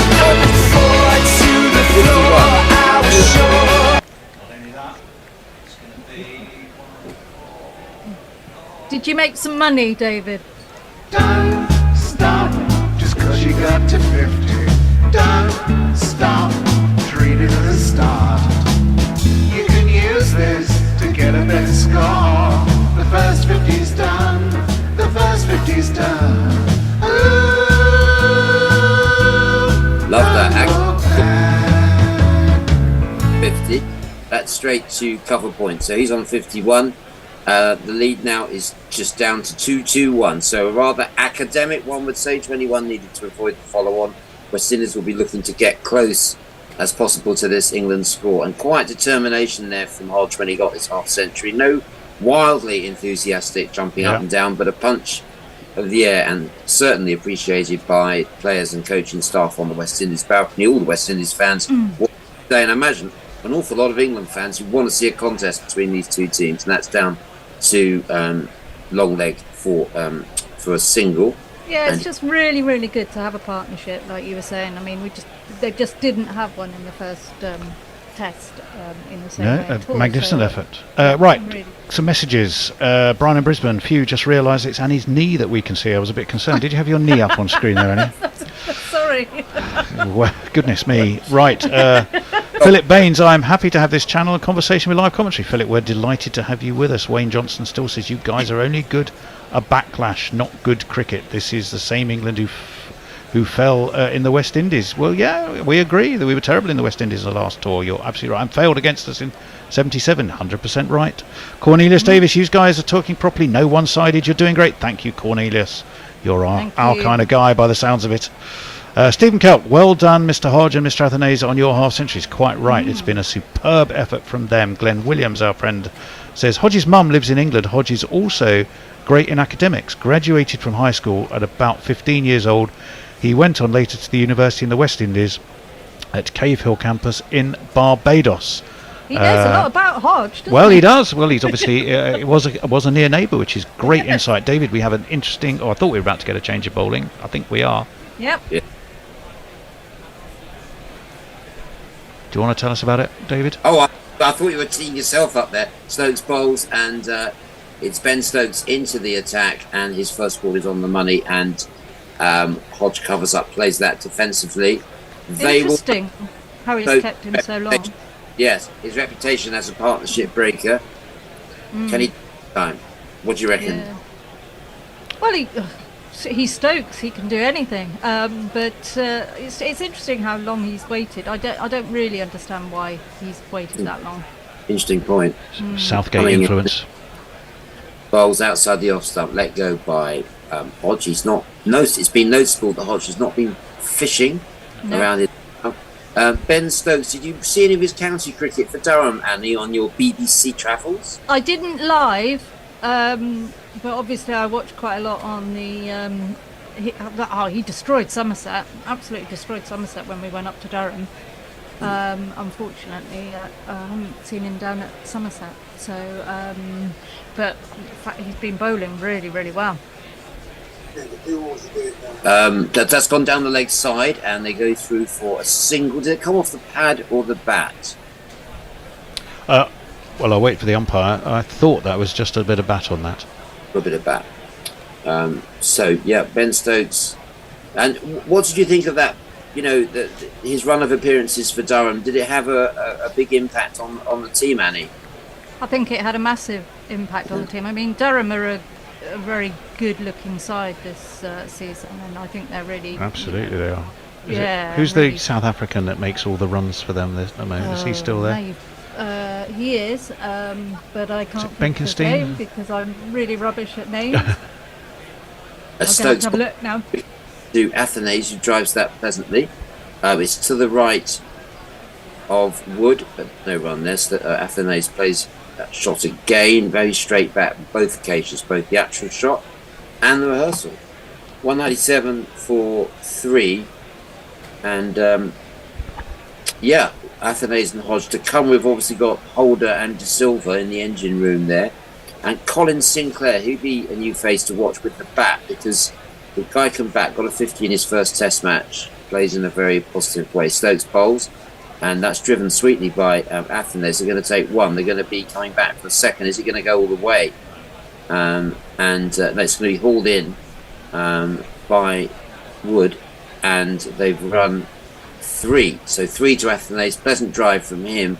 He goes on to 59, and Hodge 53, and that's 200 up for West Indies. Well, not only is the 200 up, the partnership I think now is 116, which is a phenomenal effort from Alec Athanase and Caben Hodge. Absolutely. It's David Bedingham. Beddingham, not Bedingham. Yeah, Beddingham. I was a couple of South African generations earlier, I think. You were, yeah. But I knew it began with a B. I got that much right. The Beddingham was one, yes, Stokes bowls, and that's played off his legs by, just didn't get much of a contact on that, and Smith will run back and do the fielding, moving one of his keeping gloves. That's 50 overs up. West Indies 201 for 3. Let's go back to the socials. Absolutely, and they're very lively indeed. A lot of congratulations on to Athanase. Donald Popo says congratulations, Athanase, and congratulations, Hodge. Aren't they? Nikki, everybody should be pleased. Yeah, quite right. Nikki says 2 half centuries, nice by Hodge and Athanase. Sweet mango. Don't know, but I'm hoping Wayne J just joined. I heard that your commentary is uplifting and kind of praising the valiant efforts of the 2 West Indies batters. There's no bias in those comments. No, thank you, Sweet Mango. Lovely name, by the way, too. J. Jude, you guys are still going? I see. Yes, we are, J. Jude. Richard Peel, get Rooty on. Shit gets wickets. Maxwell Brent Harris, congratulations to the young men for their 50s. Absolutely. J. Jude, I'm surprised the West Indies brought in some young new players instead of sticking to their original test team. Well, it's doing okay for them at the moment. Glenn Williams, I do know a lot about him. My village is very close to his village. My surname came from the village. I got lots of relatives in the village called Atkinson. There you go. Oh, lovely. David, you're now on mute, David. Don't think you can blame that on... Keep those tweets coming. It's great to hear that we're being listened to across the Caribbean. We are indeed. Let's hear from our Caribbean listeners who I think are relying on Guerrilla Cricket to bring them radio coverage of this series back. It goes to Bashir. Hodge plays that defensively. Yes, there is no domestic test match special line and length broadcast for this series. This board obviously was important enough. Here's Bashir, he bowls, and bit of a tangle, but Hodge manages to squirt it away down to long leg, just drop through for a single. So 202 for 3. Yeah, the Guerrilla Cricket is the only place that the West Indies public can listen to this series, and we welcome all the listeners across the Caribbean, and they'll be very pleased, particularly if you come from the island of Dominica, to see these 2 Dominicans. And I'm sure that we don't need Bill Frindle or Andy Saltzman to tell us this is the highest ever partnership between 2 Dominicans. How wonderful is that? History in the making, you see. And it's Bashir bowling round the wicket to Athanase, who plays the one out. Very close to tea now. At tea time, you'll be listening to... tea time is in just 10 minutes. And at tea time, we're going to be listening to the voice of Vernon Springer from Antigua, who is has some very interesting, powerful things to say about the future of West Indies cricket, what needs to happen at government level. And he has some interesting things to say about why we're not seeing the likes of Puran and Myers in this team. Brandon King, that one squirted out by Athanase, and there's no run. Can you give us a heads up? Well, yeah, the heads up is that it's not just a matter for the English Cricket Board or even for the ICC. This is a big hit by Athanase. It's gone big over long. Has he got the distance? Is anyone down there? There isn't, and it has. It's gone, I think, all the way. Yeah. Yes, up to 6 runs to Athanase. 65, he moves on to big 6 off the spin. Let's talk about 6. Let's talk about 6. Let's talk about 6. That's a shot of a confident player. And he really did deserve that one. And Athanase is doing a terrific job, says James, who's listening to us from Pittsburgh, shortly to be moving over to Vietnam. Best of luck with that, James. And that's put out into the covers by Athanase. The end of that over, 51 overs have gone, and the score is 208 for 3. Jeff Perkins, in the old days, a flash of knee was something we would never see. These days, at least you wear clothes. Hattie the old Batty says, I'm an Atkinson too. Yes, indeed you are. Such a crazy fact that only GC is doing coverage in the West Indies. That's right, Stephen Cock. Glenn Williams, KVM is from Atkinson. Yes, indeed. Vernon Henry is in Jamaica. Great from you guys. Welcome, Vernon, and glad you're enjoying it, and we're really glad to have you with us. J. Jude says, I'm probably the only American here who likes cricket. Oh, now we have a few, actually, J. Jude. You'd be surprised. Cornelius Davis. Quite a few that order my magazine. There you go. Back to David. Can Stokes get a wicket before tea? He uses it. He manages to change games every time he gets the ball. He's got the golden arm. Hodge will know about that reputation. Can he survive until tea? Or will he go the Mackenzie route? He played a very injudicious shot earlier, the number 3 batsman for West Indies. That let the side down rather after the loss of the 2 openers as well. So these two have really put a recovery together. 208 for 3. Trailing now by 208. This is steered away by Hodge. Stokes putting a lot of effort into that big follow through. Fantastic crowd at Nottingham. It's a glorious summer's day in Nottingham. I'm calling this from Brighton, where it's a glorious sunny day as well. It's glorious where we are in our studio. Yeah, glorious. First ball of that over was a little bit wide from Stokes. The second ball he noticeably got his line right and forced Hodge to play. And Hodge dealt with it very well. After Stokes comes in and bowls, Hodge flicks that one away. He's been getting a lot of runs in that area. And another chase, forlorn chase from the fielder. And Nessie's fielded it very casually. It's 4.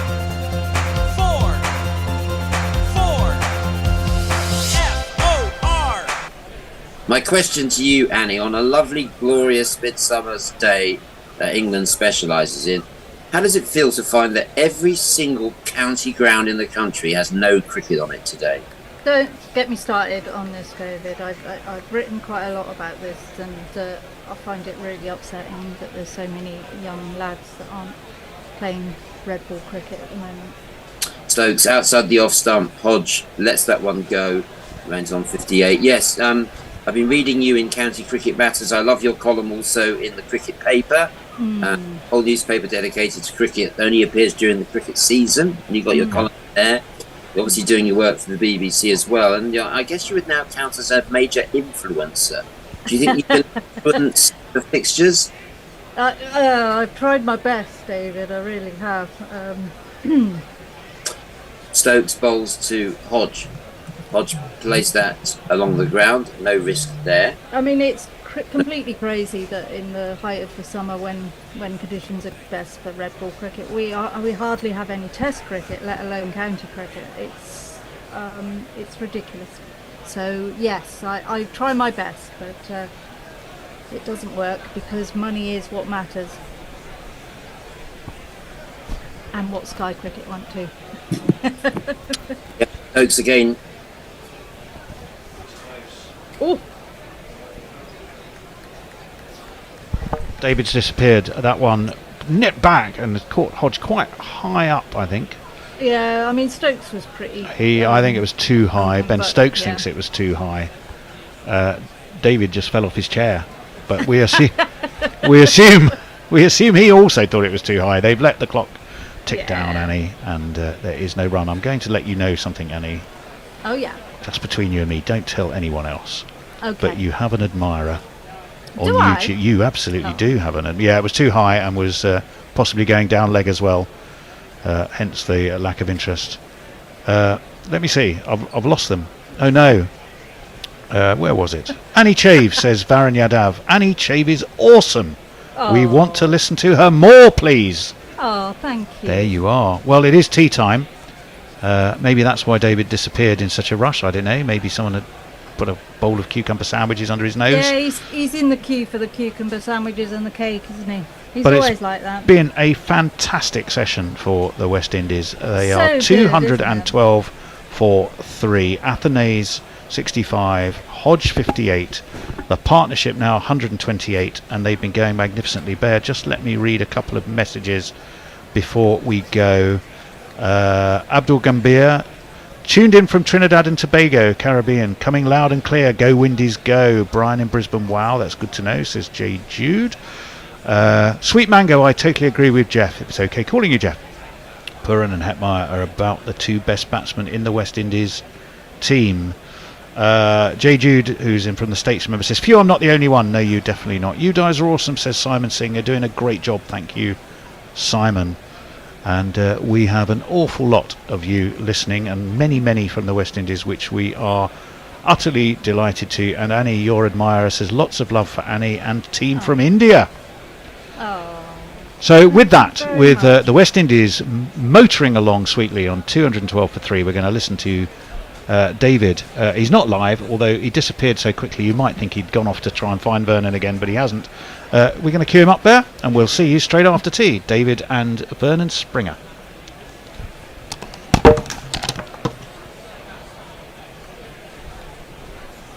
Well, I'm joined by Antigua's top sports presenter, fronts up the main sports programme in Antigua, required viewing, and he's with us now. Vernon Springer joins us. Good evening, Vernon.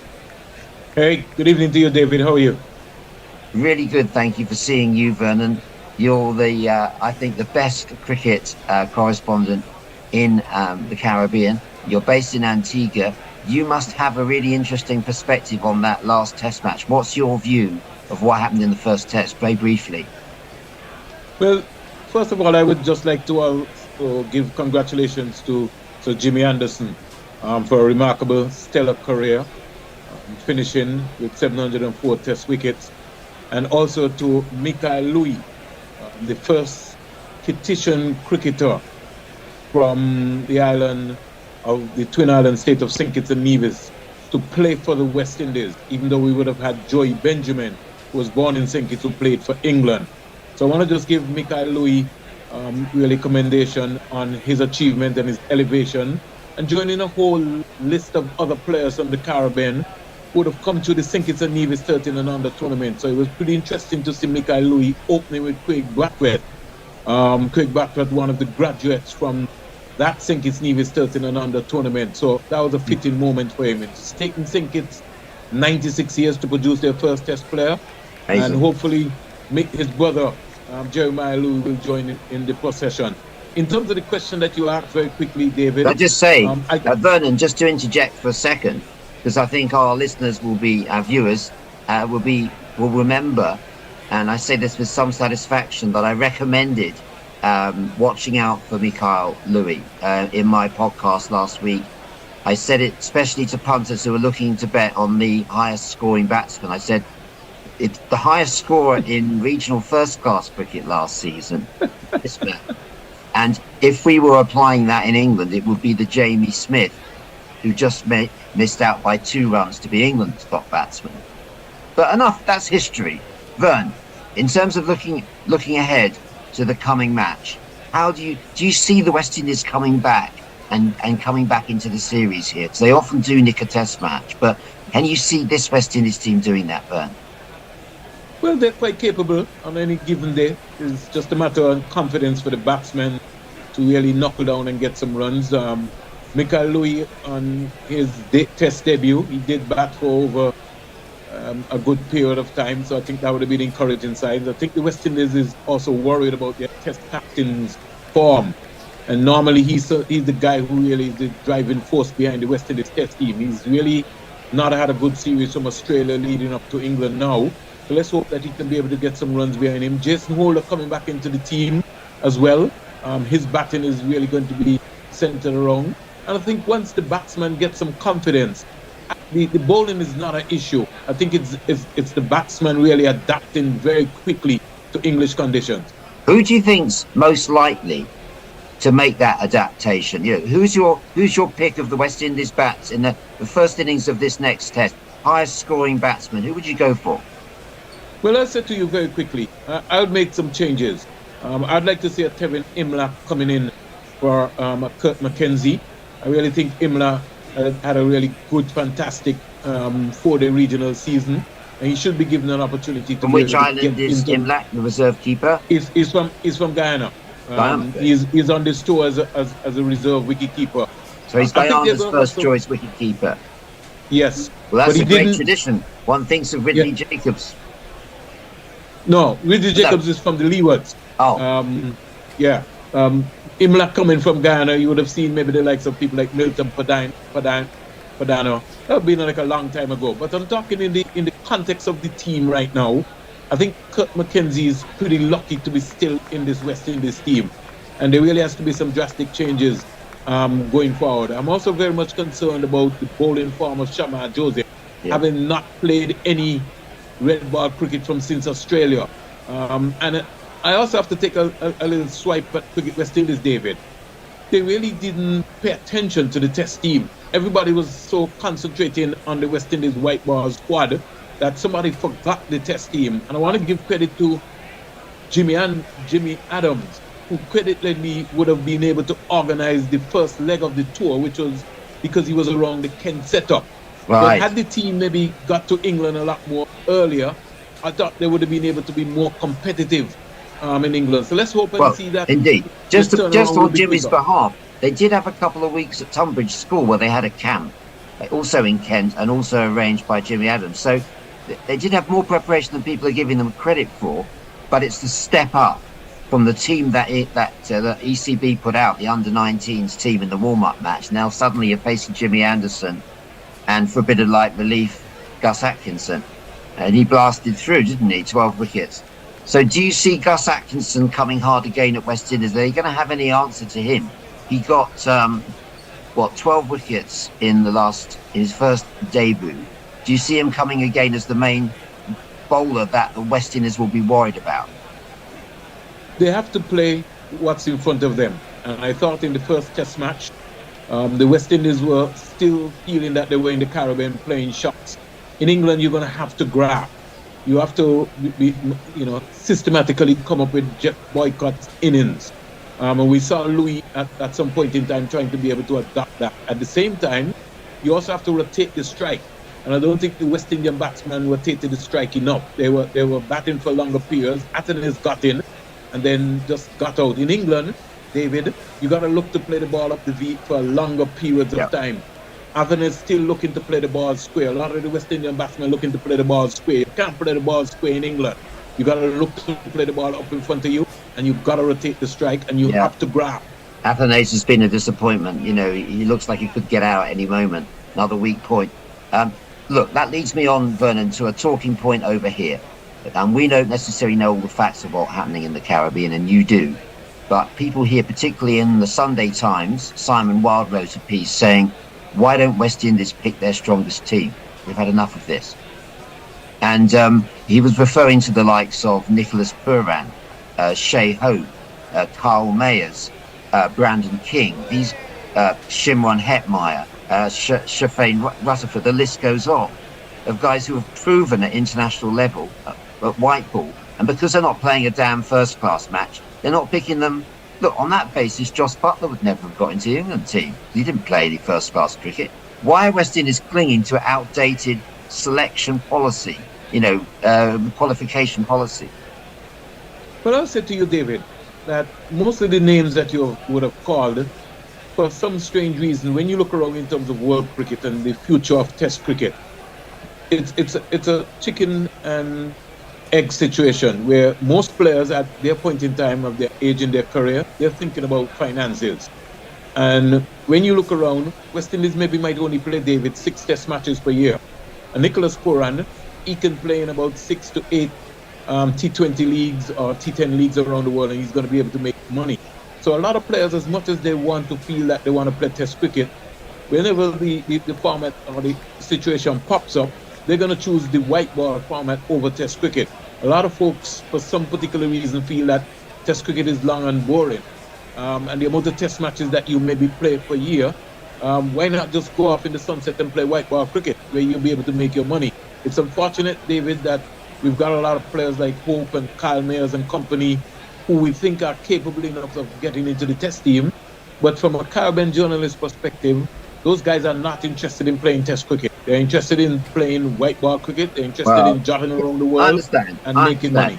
That is the conventional narrative, and I understand that. But, my critique, also I'd like to make a point against West Indies Cricket Board as well, is what they're failing to do is to build relationships with these players such that they can talk these things through, and so, if you like, sell them the benefits of succeeding in all formats, and talk about the likes of Jimmy Anderson with the ball or Joe Root with the bat. There's plenty of people, Virat Kohli. These guys are playing all formats, and the first-class game is helping to improve their batting. Look at the guys that only play T20. They never quite succeed. Anyway, we're going off on a tangent, Vernon, but a very nice one. So thank you for answering that. Finally, your prediction for this Test match. How do you see it? The toss is going to be critical in England for this young West Indies team. It's unfortunate that in the last Test match there that they had to bat first. It'll be interesting to see how they if they get an opportunity to bowl first. And I think also the bowlers are also going to have to be patient. England is not a place where it's like Australia, where you're running in hard and you're going after the batsman. You're going to have to be consistently landing the ball in the right areas. Yeah. I don't think that the West Indian bowlers were patient enough in the last Test match. They still felt like they were in Australia. As an Antiguan, a man of the Leeward Islands, Alzari Joseph must have disappointed you with his 6 and over, 12 overs for 100 or something in a low-scoring game. I mean, you must have been. How do you feel about that?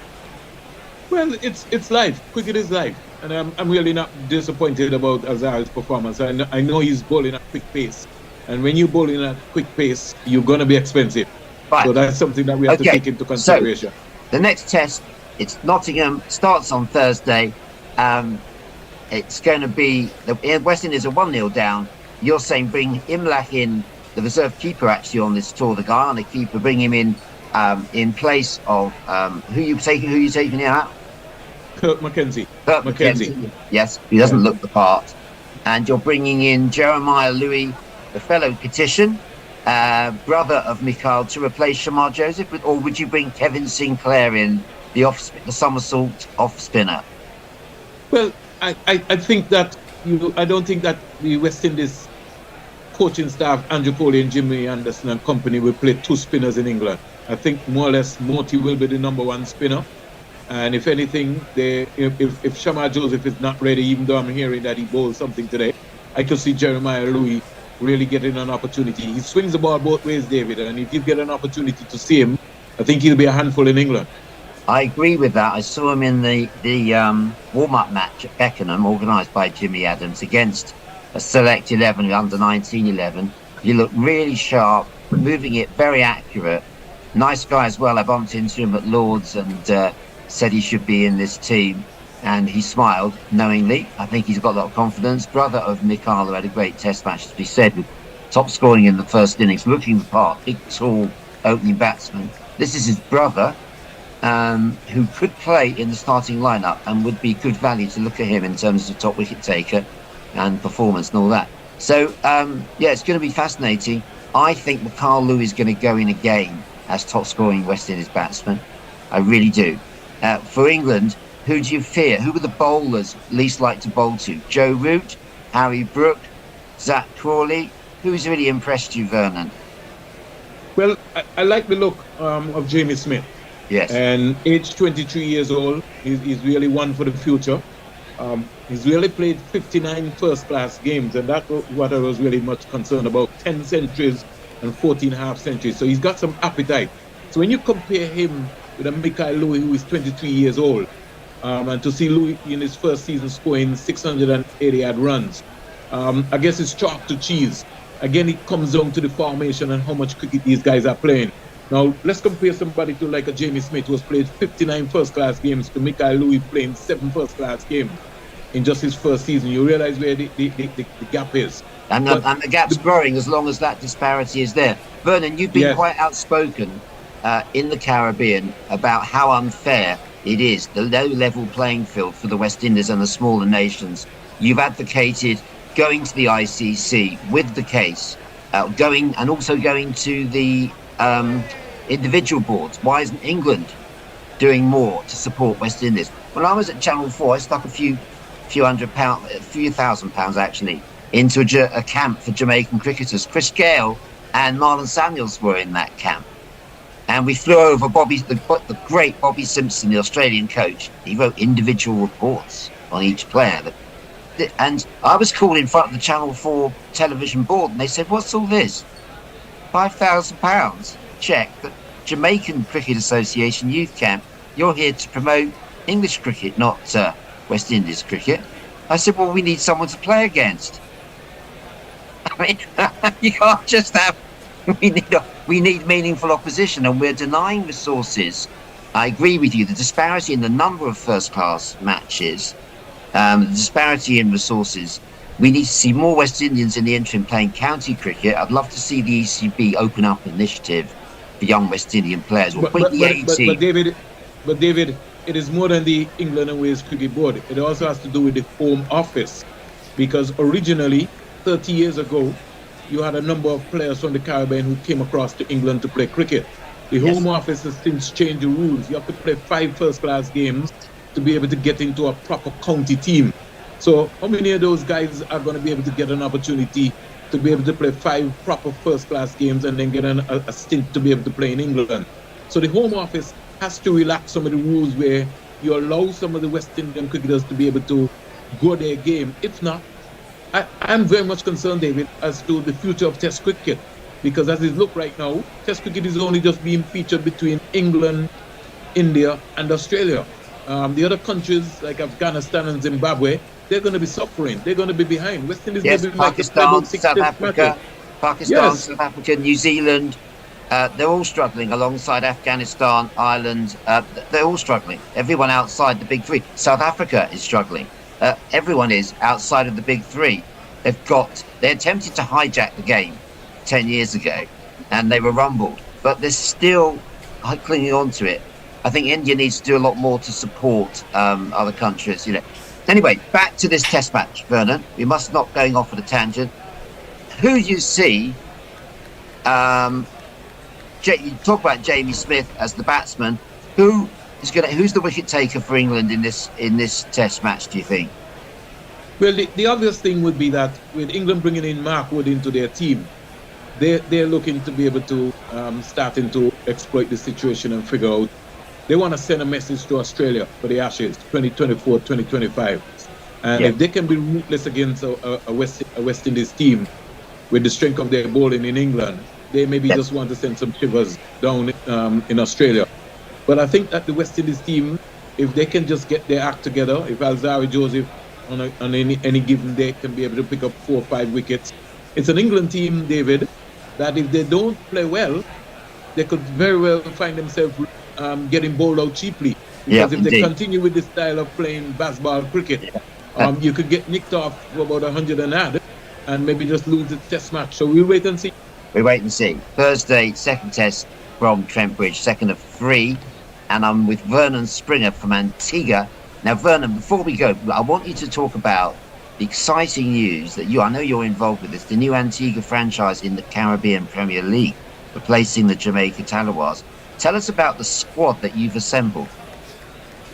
Well, first of all, Worldwide Sports Management Corporation, owned by Chris Prasad and manager and CEO Jeff Miller, has got the blessings of the government of Antigua and Barbuda for the new franchise, the Antigua and Barbuda Falcon. It's also rich to say that all of the 4 sirs, including national hero of Antigua and Barbuda, Sir Vivian Isaac Alexander Richards, Dr. Sir Andy Roberts, Dr. Sir Richie Richardson, and soon to be Dr. Sir Kirtley Ambrose, are all ambassadors. In fact, Sir Kirtley Ambrose is the assistant coach, along with Shivna and Shanda Paul, of the Antigua and Barbuda Falcons. What a great team! When you look at the pedigree, when you look at the pedigree of the support staff, and when I talk about governmental support, wow, we're going to have to stop that. They're all doctors. How did they all become doctors is what I want to know. They honorary doctorships, I presume. All right, Dylan, how are you, mate? Good afternoon, everyone. It's lovely to be back. England have had a challenge here. As, 2 of these West Indian batsmen, Cavan Hodge and Alec Athanase, have both struck their respective half centuries, and we'll be looking to get them back in the shed as soon as possible, Bear. Well, very much so. It is a pretty flat track, it has to be said, Dill. That's right. It's good for batting. It's not easy to get wickets. It's not a typical English green top, put it that way. It's a nice flat batting track. Right. England, I think 416 was enough. I don't think we'll be too far behind. We might be behind. We might well be 100 odd in front still. They are only just over 200. It's no need to panic yet. There's 3 in a hutch. You get 2 or 3 more and they'll be in trouble. So 12 for 3, and West Indies are still trailing by about 204 runs, courtesy of what England did in the first innings. So there's a long way to go for the West Indies, but they'll have a lot of consolation, especially going forward, seeing that they've finally been able to stick a very good partnership. Well, that assumes that this goes on. If they collapse in a heat now after tea, I mean, it's quite important that England, good time to get a wicket now, straight after a break. That's right. Batsmen, it'll take them a couple of balls to get their eyes back in. Hopefully you can force a mistake early. Their stomachs are feeling a little bit full and they're feeling a little bit lazy. Maybe. Well, here we go. Shoaib Bashir comes in. He does indeed. Let's see. Well, yeah, he's going to come around the wicket, and he's bowling to Athanase. First ball after tea. It's down the leg side though. Looks like Bashir's are too much tea, and they're going to get at least 2, maybe 3. They're going to come back for 3. Good running. That's well run. Yeah. It was a bit floaty from Bashir. That it was very much a loosener after tea. Alright. Well, he's bowled 18 overs. He's a young lad. It's probably the longest he's bowled in the entire season, I'd have thought. Knowing England. I don't know. He got loaned out to Worcestershire when Dan Lawrence went ballistic on him. Oh, that's right, yeah. He probably bowled a lot of overs in that game. Yeah, true. They scored 500 or something, didn't they? He's coming over the wicket to Hodge. He's faced 99 deliveries, goes back. That one goes straight on. And there is no run. I don't recall. I was intending to actually go and tick that one off my list of grounds I've not visited, but couldn't manage it. But I know that Lawrence scored 170 something in pretty quick time as well, wasn't it? That one scoots on, he goes back, and you get a feeling if he ever, a bit like Root, if he ever misses one of those ones he goes back to, he's going to be plumb in front, but they rarely miss. He's got a pretty decent eye, it's Kevin Hodge. Did you see much of this morning's play, or today's play, Dylan? Yeah, it's been very interesting to see, especially the West Indian batsmen have really been on a roll. So, well, I'll be looking to see. Yeah, I mean, England have pretty much reverted to short shit theory. We did see them pack the leg side and try and really provoke. Well, they got Brathwaite out with a bouncer, which is pretty good in itself, as that one's clipped out to mid wicket and there's no run. And you thought then, get Brathwaite out, he's like a limpet at times and really annoying. That's right. You can get him out and you might be able to get through, but these two have stuck at it really well. Exactly. I mean, we've seen the positive intent from them, Hodge especially with the pull shot, really backing himself to clear the fielders. Oh, that's pulled. Not great timing. A bit top edgy, out towards deep back to square leg. They've set the field clearly for the pull and the hook, but he's still backing himself to bisect the gaps, and he's been successful so far. And they have been successful, exactly. England looking for just that one mistake to make the breakthrough, get someone new to bowl that. Obviously, fortune does favour the brave. You know, there was one that he did miscue from Mark Wood. It didn't carry all the way to Brook at fine leg. They're riding their luck here, the West Indian batsmen. Yeah, they are, but they're a long way behind still. Over to you, Jace. Only one since tea. Talking about the podcast between Dave Brooke and Vernon Springer, where they were talking about the players. And Jono71 says Vivian Richards was the only Antiguan that deserved the knighthood out of the 4 mentioned. I think that's a bit harsh. I really do think that's a bit harsh. Yeah. Curtly, definitely. Who else was there? Richie Richardson. That's into the pads of Hodge, who clips it out square on the leg side, out to the man deep on the fence. It'll be a single. Richie Richardson, yeah, he was never. I mean, he's the one I'd say isn't as legendary as legend. And Sir Andy Roberts is the other one, I think. Andy Roberts, definitely, man. I mean, yeah, they're all phenomenal players in their own right. Yeah, amazing. Well, for me, this is it. Richie Richardson would be the weakest of them all. They still walk into most international sides. Yeah, he would. But I mean, he was much like when we were searching for the next Botham. He was the guy who was supposed to be the next Viv Richards. I remember he was a victim of Shane Warne's flipper when he took that 52.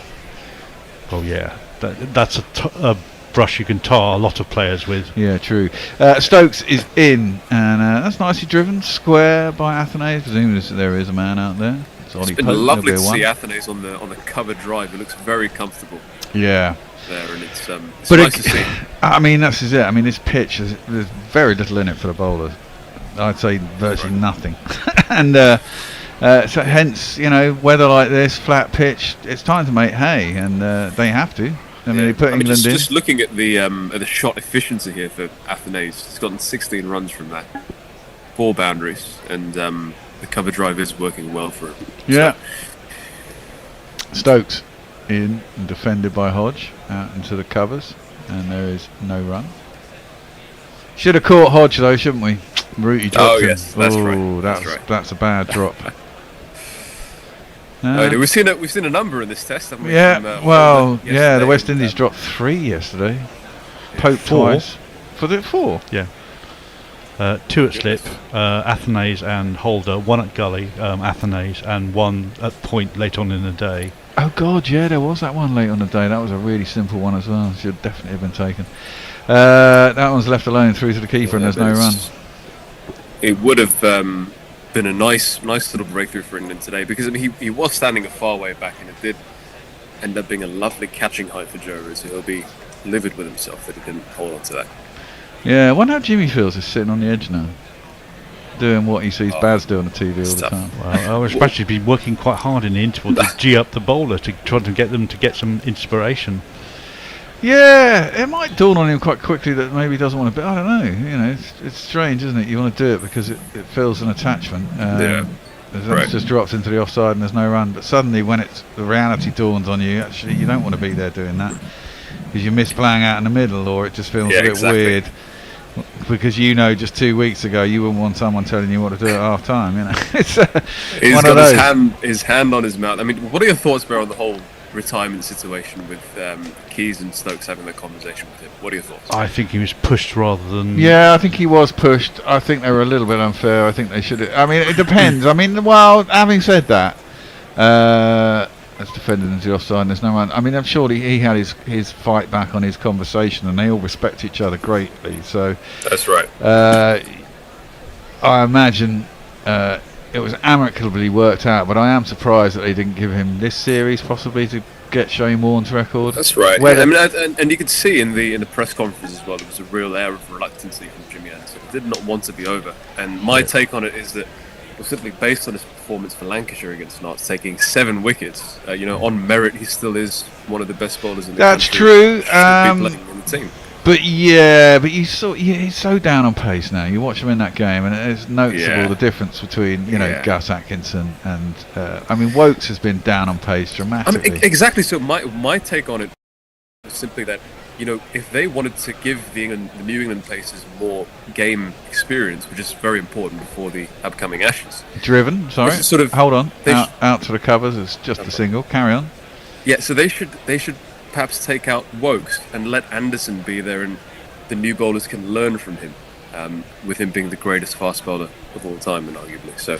Well, yeah, I mean there is exactly that, and if you didn't have to have both Wokes and Anderson. Looking at Wokes, he looks undercooked, so maybe you would keep Anderson for the, and leave Wokes out of the side, for example. That's driven down the ground. There isn't anyone down there, and it's 1 bounce, 4 runs.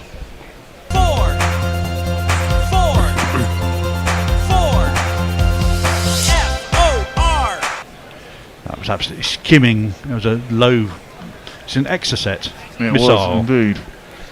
He's just shimmied down the track and absolutely nailed that down the ground. Well, yeah, I mean he's quite lucky to have the 2 wickets. They were givmes. He bought them. They've cost runs, but these 2 guys are set now. That's what it is, unfortunately. I mean, he's comfortably getting his wrist through the ball, and that is a very good shot there from Hodge. Very nice, very nice. Oh look, we're going to get a change of ball again. No, that's gone through. That's going to get tossed back, I think. Do you? I think he's walking off with it. I think he's saying, no, that one needs a change. Or maybe because of those rings, it's supposed to go through one and not go through the second one. I think he's calling for more ball. Yeah, we're going to get a new ball. Which kind of gives credence to my theory that, you go along for a while and it's fine, and then you get a bad batch and they're all in the same box. Yeah, it could be. I mean, you've got to say, we're all talking about this, but it's a beautiful day on a flat track. I mean, the bat should have sway on a day like today.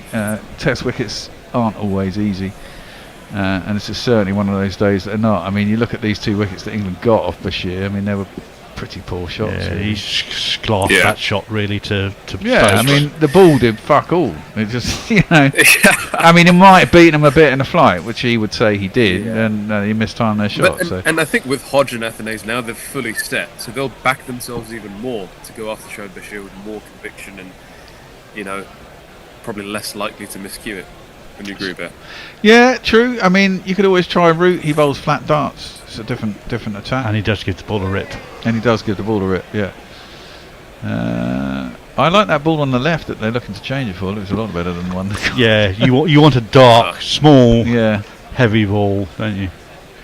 With the pronounced seam. Yeah. That you can grip to rip. That's a wonderful assessment of the ball you got in just 4 seconds. On YouTube, Jono71 talking about the ineffectiveness of some of the England bowlers today says, I wonder if Jofra will play Test match again. Well, they said he's not going to play any long form cricket this year. I think they fucking desperately. I mean, he's got to be number one. I mean, he was number one plan for the last Ashes in Australia before he broke down. He's still going to be number one plan. I think his return will be managed so that he is available for the Ashes tour. Yeah. So I mean, hopefully it's all behind him now. Hopefully the surgery that they've done the last lot. I mean, he's had 2 or 3 lots of surgery on it. Back in. Yep. Driven up towards mid-on. He's up. I'm going to get a single. So do you feel, Bear, that Jofra was perhaps poorly utilised by Joe Root? Oh yeah. I mean, they based him in New Zealand.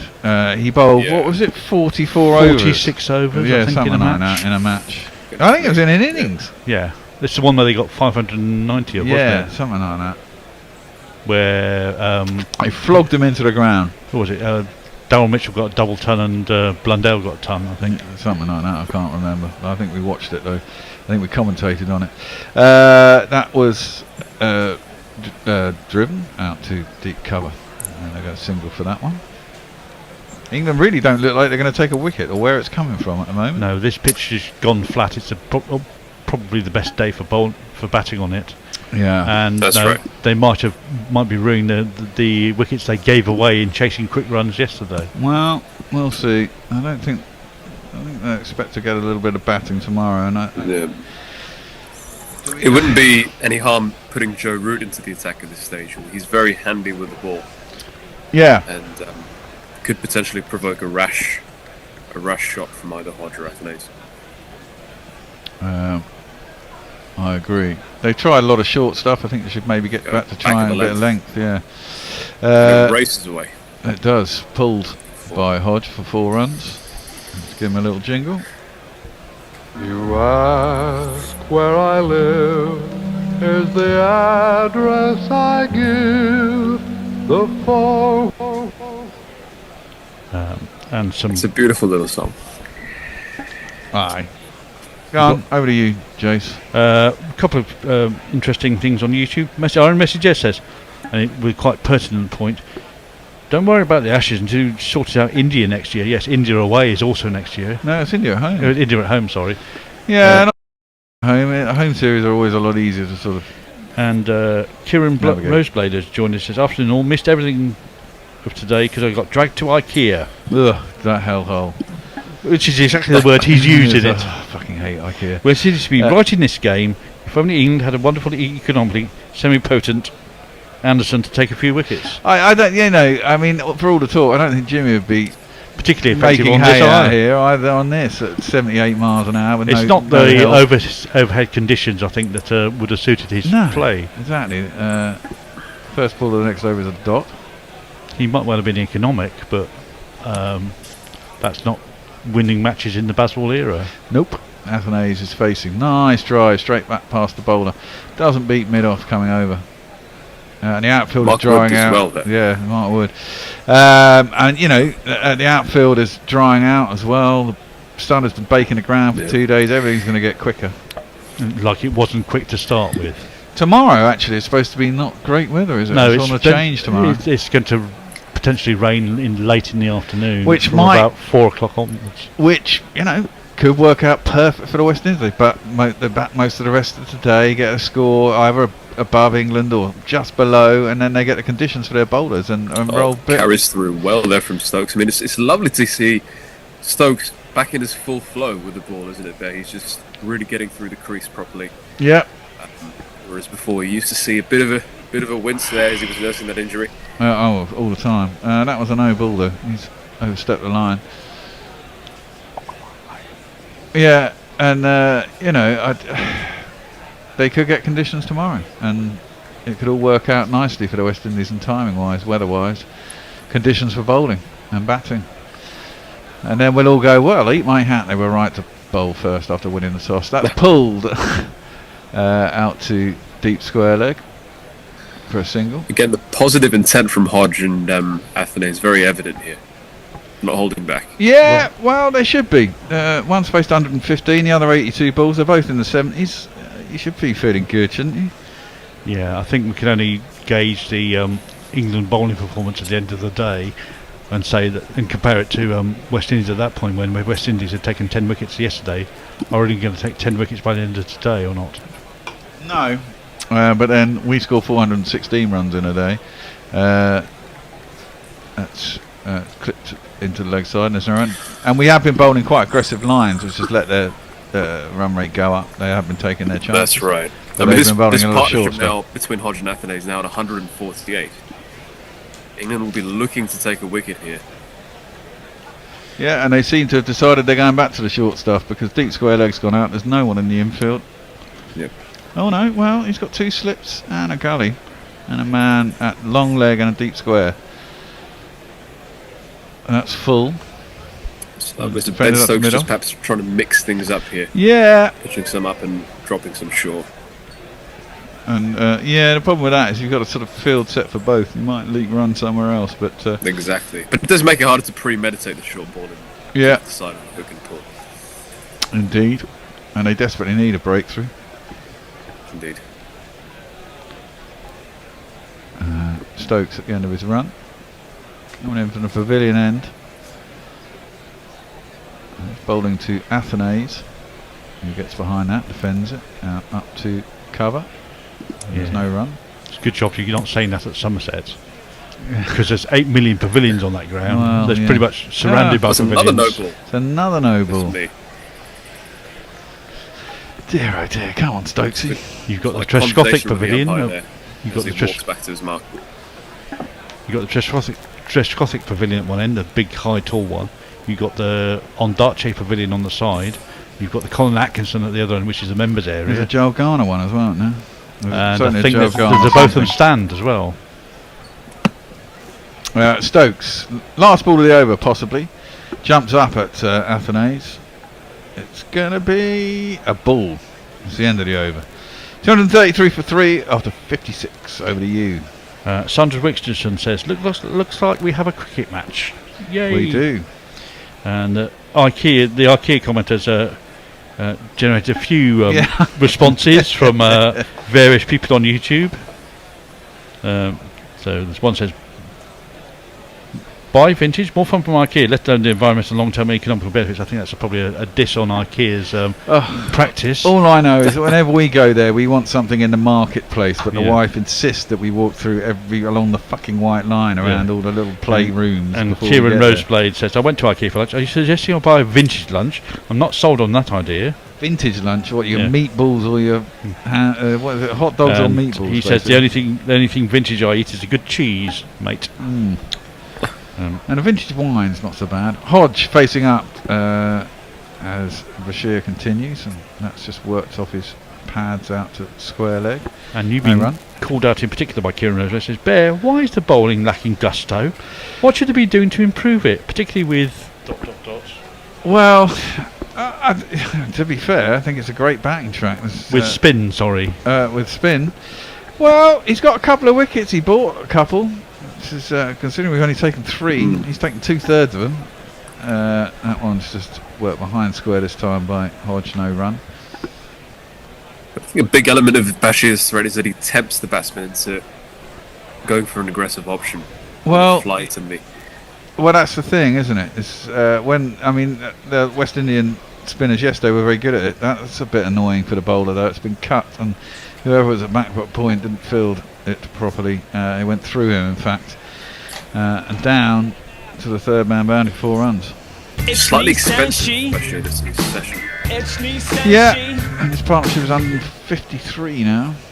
Well, that was a really nice shot, but probably should have been fielded. Nah, maybe not. He's on the dive, but you'd like to think that he'd stop that. Yeah, looking at that stump cam, that's the kind of the push through one that he's just glided away rather than the floated up one. See, this is where Stokes, being a little bit as impatient as he is, and always trying something new, that one is tossed up and through the keeper. There's no run. This just might be a time where you go, actually, right, all the bowlers who are going to bowl fast, rather than this short stuff, trying to tempt them into the pool, we're going to go back. We're going to try and dry this up for by bowling short 5-10 overs. Bowl length on it, bowl test match length on off stump. Another attempted swipe down the leg side, misses it as Hodge. No, because we did see that when they switched strategy from going, short and enticing the hook and pull into bowling more test match length, it did reduce the run flow by some margin. So they should go back to that, in my opinion. Yeah, the ball's also getting older. I mean, much the same as England wanted to make hay when the ball was older. And that also races away for 4. Yeah, it does. It's a beautiful shot. Cut by Hodge. Behind square, got right up on his toes, cut it at the top of the bounce, and it's raced away down to back point boundary, 4 more. 4 on the floor, and 1 more 4 than the 4 before. That's what 4s are for, to get funky on the dance floor. And slightly depressing comment from David Hero. He says, the post-Anderson era has started. England will never bowl out a team ever again. Oh dear. No, that's not the case. We are occasionally slightly down on England, but we're not that down. I mean, let's be honest. I was saying yesterday, it was like losing a sort of comfort blanket. Broad went last year, but you always had Jimmy, and now Jimmy's gone as well. It's kind of like, it is a kind of brave new world. You almost start bollocked naked in the window, That's clipped off his pads by Athanase. That's deep square leg. There's a lot of emotion there as well, both the players and the fans, because for me personally, I'm 20 years old for as long as I can remember. Anderson's always been running in. Yeah, exactly. All the time I've been doing alternative commentary, which is since 2009, so 15 years. He's been the opening bowler for England. That's a long bloody time. He is like a security blanket. It's always Jimmy. He'd always put it out of the bag for us. Blah blah blah. Now there's no Jimmy to pull it out of the bag. Everyone else has got to make the effort. Oh my word, that was a cracking delivery, Hodge. Even though he's on 78, nearly got an edge to that. Whipped through to the keeper, and there's no run. Right, with Anderson done now, one of the England bowlers is to come up, rise to the occasion, and break this partnership here. Yeah. Well, Stokes is a man to do that. Certainly. He stood that ball up quite nicely. Yeah, he did. I wonder if England get a wicket, they can G themselves up and create a few more chances. Just need that one breakthrough. Should have had it just before. That's left alone outside the off stump through the keeper, and there's no run. Brian Bauer says, say you want about IKEA, but when it's 100 and testicle degrees outside, you have a 4-year-old to mind. It's a great way to kill 4 hours by letting them bounce on every bed and open every door, then eat their weight in meatballs. Well, no. And Neymar Butts is also with us. Says, hello boys, checking in from Los Angeles. It's been a while. Sorry I went down the rabbit hole with England football, and now I'm back with the Gorillas. Ah, yes, well, the football. Welcome back. Yeah, football is the football. Defended back down the track, and there's no run. I don't think anyone can deny the fact that Spain were probably the best team at the tournament. Probably deserved winners. Yeah, 100%. I have to take some England blame for that. Living dangerously in most of their games. Yeah. Waiting for a miraculous goal to kind of. Although, miraculous goal. That was a miraculous goal. But I mean, even then,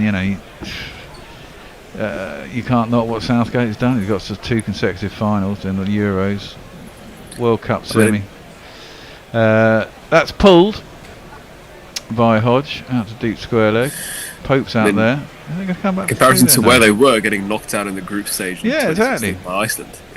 He's won more knockout games than any other England manager in 50 years. Which is a commendable feat. In fact, more more knockout games than the entire English management in the last 50 years. I think they've won 7 and he's won 9 or something. So, you can't knock him. He just wasn't enough. We weren't good enough to beat Spain. We weren't together enough. I think the players were good enough to beat them if they were in a better. If they were a better team, team performance. Yeah, I think the one built after him would probably be Bobby Robson, who'd won 4 or 5 knockout games. Yeah, I got sort of semi-finals, didn't he? We lost to Germany. That was my year off in Australia. That's clipped out into the leg side, and mid-wicket chases it down, and they get a single. Despite the complexion of this innings so far, and the partnership that we've seen in Trent Bridge for batting favoured conditions, and we did see Stuart Broad get that 8-15 in Trent Bridge. Yeah, we did. That was quite a spicy pitch. I mean, things change. It wasn't hot and sunny like this. It was quite a green pitch, I seem to remember, that morning. It did we covered that from a bar. It was quite good fun. He nibbled around, and there was just hard-handed Australians going at the ball, giving nice easy catches to third and fourth slip. That was when they were not a very good team at that point, to be fair, in that series. And it ended up being reasonably close at 3-2, but all the victories were really one-sided. That was played out into the offside, and there's no run. Those were the days. Yeah, we did that series from the jet lag bar in Westminster.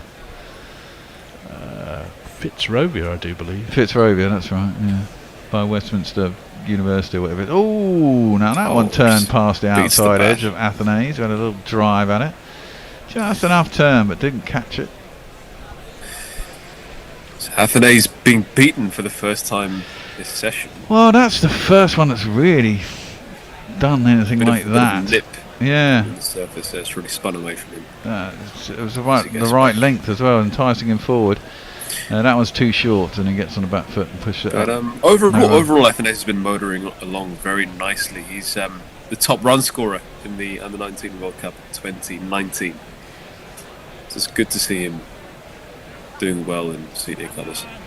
Yeah, that one he just knocks into the leg side. We'll get another easy single. We're due a change, aren't we, in this over? We are. Dave B is once again missing. Tony and Hector are going to come in. And Dave is supposed to be doing ball by ball again, isn't he? Oh no! This is the one where I'm in for David, I think. Yep. So I'm staying actually. And Tony and Hector are coming in. Hector's going to do some ball by ball. I believe that's what's happening. Tell me if I'm wrong. Bashir around the wicket. Interesting. Short. Ooh. Just through the man at a sort of shortish square leg behind square. Yeah, the change up there in vain. Yeah, I don't know if that carried. It looked like it might have been just a roundabouts there, but it certainly went for one of these. We tend to see.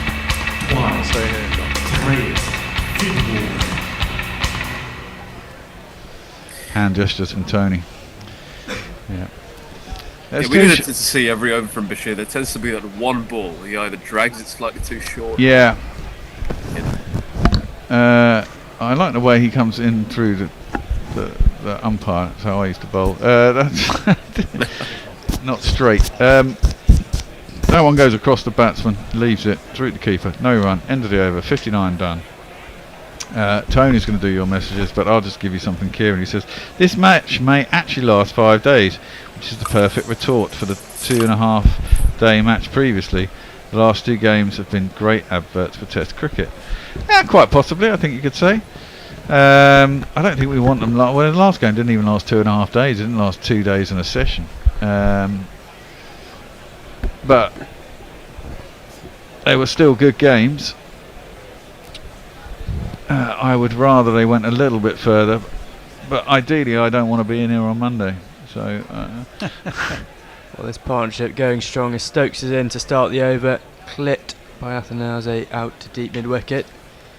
They will come back for 2, and he'll move to 77. Tony, you seem to think that the West Indies will be gutted if they don't get a lead, get a first innings. Well, yeah, I do take the point that you've got Josh De Silva to come, you've got Jason Holder to come, but they're brittle, but but it's a batting track, and we thought that about Alec Athanaze and Cavan Hodge, and look at how fantastically well they're doing. And England, they look weary, as you would, plodding away in a huge amount of heat, but the West Indies have, certainly between lunch and tea, batted quite superbly. Stokes in again and just pulls out of his run-up. Yeah, that is true. The England team definitely don't look as perky as they did this morning. A lot of tired legs out there. Yeah, I'm not surprised. The weather's on change tomorrow as well. Could be different bowling conditions. So if West Indies don't manage to get to a lead tonight or close to parity, it could be all a bit grey and damp tomorrow, and it could change again, and they might find themselves coming out short. Stokes in again to re-bowl. Fuller and clipped again into the onside square of the wicket. Athanaze will run through for one. When is the weather going to change? Will that be afternoonish or straight away? I don't know. I mean, just the symbol on the BBC weather is a cloud with rain coming out of it, but not the heavy rain signal. Well, will West Indies be batting this evening with an eye to that then? Do you reckon these two will? Well, I think, their eyes are in now. I think they probably looking to push on at some point, but they're still quite a long way behind at 164. Stokes again and dabbed down into the offside. They'll jog through for one. Hodge on 84. And wickets change things quite quickly, dramatically, don't they? You get an end open, suddenly you can force it a bit. The other end tries to sort of consolidate when they're going along quite nicely, and suddenly they get out. I mean, that's what happened to England yesterday. I mean, for all this talk, we should have gone on. Yeah, Stokes gave his wicket away, and then Jamie Smith gave his wicket away, and those two were the two that you really thought were going to push it on to the big score at the end of the day, and they both got out before Root played an awful shot, and Brooke played an awful shot. Two awful shots. Stokes again this time pushes it wide of off stump and dab down to cover point for a single. Well, these two have just looked completely solid. I think one scare maybe in the 30s for Hodge, but other than that they've looked pretty unfazed. It is a great track to bat on, that being said, but is there anything Ben Stokes can do as the England captain to spice things up, maybe bring on Joe Root? Yep, I would give Joe Root a go. Stokes 2 deliveries left of this over, leg slip in and straighter, and just clipped in to the onside to mid wicket, and another single. Runs are coming rather easily for this partnership. They're picking the gaps nicely, but then again the England fielders aren't chasing everything as hard as they could be, but that is understandable in 30-degree heat and a long day of cricket. 60 overs in, West Indies trail by 161, one delivery to come. Stokes turns at the top of his run-up. And he comes in shorter, and Athanaze, tries to get a bit of bat on it, misses it fortuitously because Jamie Smith gathered it diving to his right, end of the over. Bear, did we have the thing about your toes making somebody hungry? We had that anyway, in which case, well, apparently your toes are making me hungry, says M. Dalton Seaman, I often see Athanaze and Hodge working on their fitness in the gym that I work out at. Well, that's good to know, Dalton. Thank you for that. Mayank says, looks like West Indies are on track for an easy innings win. Well, England are running out of ideas at the moment. Chris the Choir, naked in the window like the sign of a local restaurant in my high street. Please bear with us during our refurbishment. Mayank's reached Siena in Italy for a wedding. Oh, beautiful. I love Siena. You're in a wonderful, beautiful city there in Tuscany. It's so hot, and you Europeans don't really do aircon, which is absolutely insane in 2024. Fair enough. Bashir to continue over the wicket to Hodge, who shuffles down and defends back to Bashir. Bashir's been quite expensive in the last few overs. 22 overs, 96 runs for 2 wickets. Well, they've gone after him, haven't they? Could he be looking at a change, or will it be the Bazball way to keep him on? Well, and again flighted. Driven for none. It might be the Bazball way to keep him on for a while. The thing is, it is hot, and you kind of want to rotate your post bowls to the other end. Although you've got 4 of you in the attack, so at some point you want to go double pace. Well, I suppose that's the disadvantage of Wokes not looking as threatening. Bashir again flighted and driven, this time nicely by Hodge out to deep cover for a single. Just want one of these to bite and come back in, but they're just not, are they? I mean, it's just a flat deck. He got a bit of spin earlier this morning when he came on in the 10th, but seems to have... Well, Baller was a bit harder, wasn't it? Proud to see him. Probably gripped a bit. But now the ball's getting old and soft. And the pitch isn't a dust bowl. So round the wicket to the left-handed Athanasian. Just glances that to backward point for no run. Can Athanasian and Hodge replicate Weeks and Walcott from 1950, we wonder? West Indies won that one by 10 wickets, remember? Well, you don't remember, but they did. Let me just tell you that they did. I mean, I don't remember it, but I read about it. Was it a big chase? Let me think. They would have. No, Shearer again flighted and down the leg side, just clipped, helped on its way by Athanase, racing away to the boundary. Mark Wood gives chase and gets there. They will come through for 3. Good running. Athanase moves into the 80s, joins Hodge, 86 and 82. I'll give you the scorecard for that during the next over, or some of the highlights from it, and then let you know exactly how the scoring went. Poor ball just slipped. Just came down that leg stump. It's never easy bowling right and left-handers. 175 this partnership. What were they? Well, Bashir's gone for 100 now. 2 for 100, 22. Ton up. Not a good ton. No. They're going over 4 and over as well. And 2 gifted wickets. In again for the last ball of his over the wicket. Hodge defends. End of the over. West Indies 259 for 3. Dalton Seaman, who was telling us about Athanase and Hodge, says he's feeling proud to be a Dominican. Hope they both get 100. Well, you certainly should be. They are doing Dominica huge pride here. Simple Code Journey, Pac vs India women's match. Okay, don't know about that. Kieran Roseblade, this match may actually last 5 days, which is a perfect retort. We did have that one, I remember that. Brian in Brisbane, this is fun. How worried does Hector look when he's looking either to his left or his right? If I stay involved in guerrilla cricket, I'm going to end up like these two. What finer role models could a young man have? Let's be honest. Loving it.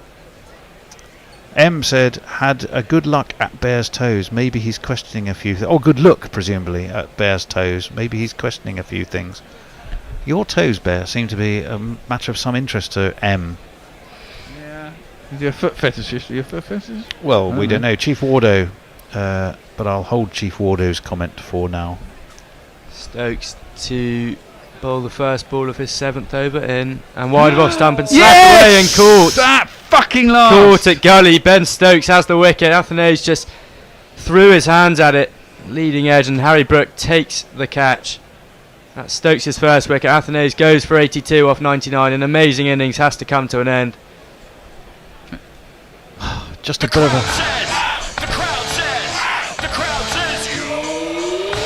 He'll be a little bit disappointed with himself, but he should be proud. It's a good innings. It's the first chance he's given. Of course, Hodge was the one who gave a chance earlier. It was dropped by Root and the slips. But England so desperately needed that, and that'll get their pep up. And this is what I'm saying. You know, you get a wicket. It's still a long way behind. We said partnership breaker a bit later than he might have hoped. Yeah. Athanase, I think, will be disappointed. A, he was in sight of his 100. B, that was a loosish shot, wasn't it? It was sort of pushed across him. Yeah, to be fair, he'd been nailing a lot of those through the covers for 4 runs all day, so, you know.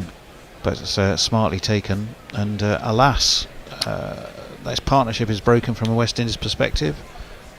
And most of us were thinking, well, it'd be lovely if he gets to a ton. He's not going to. Hodge, we'll hope he can. We'll hope Hodge can. Now, Holder, I believe, will join Hodge at the crease. He's got a lot to prove. He scored 123, I think, for Kent earlier this season, but for the West Indies he hasn't offered too much with the bat this series. Well, let's give him a little jingle.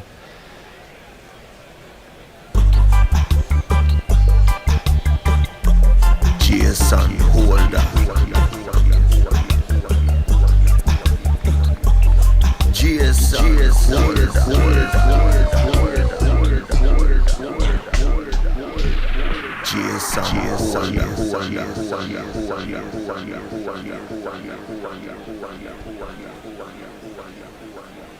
The West Indies still trail by 157. That partnership of 174, 178 I think.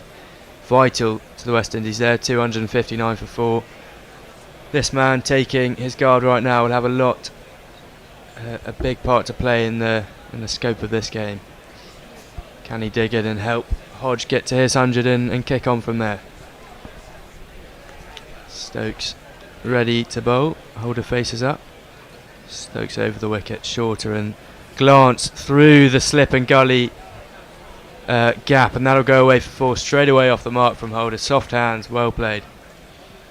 1, 2, 3,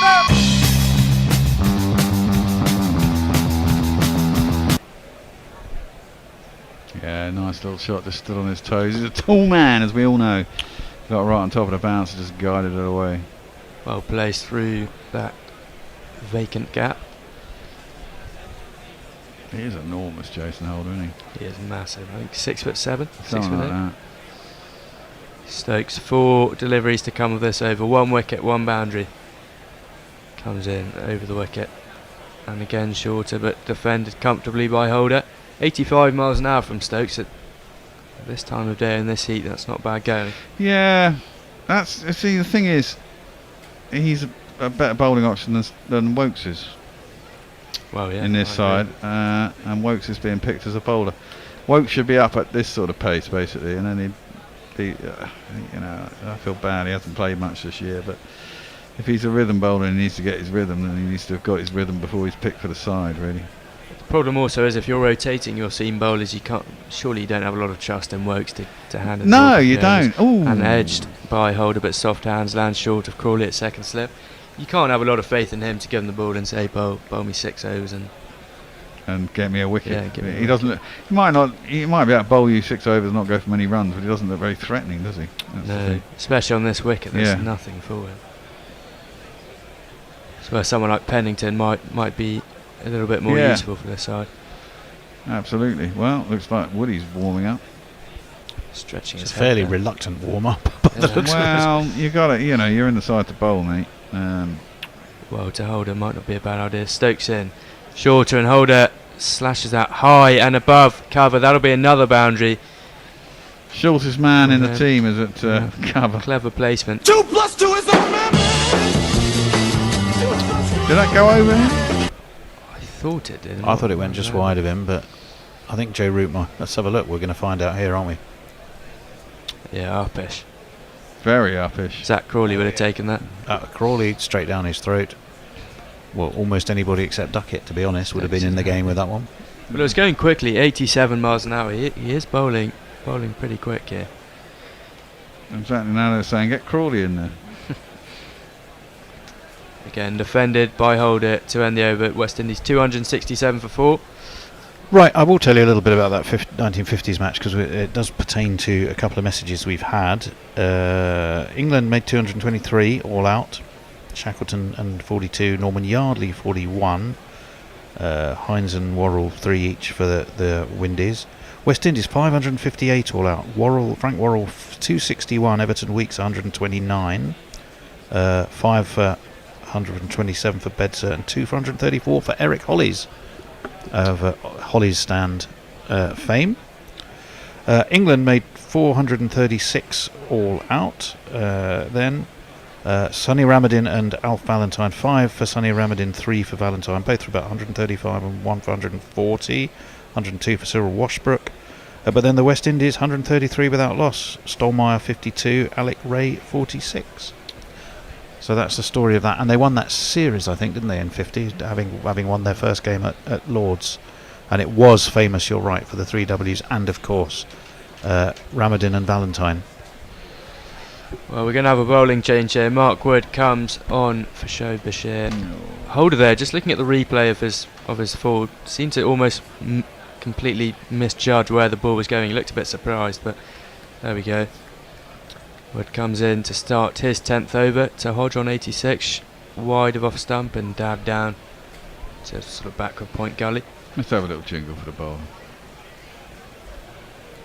Do you know Mark Wood? Yes, he is an England bowler, quite good and pretty quick. So just a normal guy. Of course, except for just one thing. What? He thinks that he's a horse. Right. What? Well, he has bowled well today. 0 for 40 though from his 9. It's been unlucky. Found the edge and dropped, I believe, off Hodges. Yeah, it was. He steams in for a second delivery. Again wide and played beautifully by Hodge. That timing. Oh, and Duckett almost did well. Running around from backward point. Got a diving hand to it, but it got to the boundary. Perfectly timed by Hodge. He moves on to 90. Just a backward punch through the cover region. And yeah, that drop early on starting to punish England here. Yeah, it is. They'd have been about 160 at the time they were when that was dropped. Yeah. I think Hodge was on 15. He was on 15 or 50 at one point. He's upped a couple gears. Well, he's not been shy to take on the short ball, has he? No. He got was it him who got pinged on the helmet as well? Yeah. And Wood in again. This time straighter and fuller and slightly inside edge to backward square leg for a single. I would bring in a short leg to Jason Holder and a leg slip, and I might then bowl the Yorker. Well, he seems not too comfortable under the short ball, ironically. Yeah, I know, for someone so tall. Well, I suppose you can't get out of the way. The taller you are, the harder it is to get out of the way. That's true. The longer the levers to... And they always say that the short guys are the better pullers. Well, Ben Duckett. Yeah. Wood.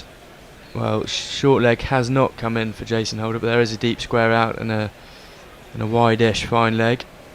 So he faces up to Wood over the wicket. 3 slips. Oh, and he's just bowled it wide, and Holder just planted his feet and slashed his hands at it. Missed the ball though. Goes through to Jamie Smith. Hodge on 91 here. He's played a beautiful innings. He's timed the ball so sweetly. He's really made the most of this quick outfield. Yeah, and it is a ground batsmen should be making hay.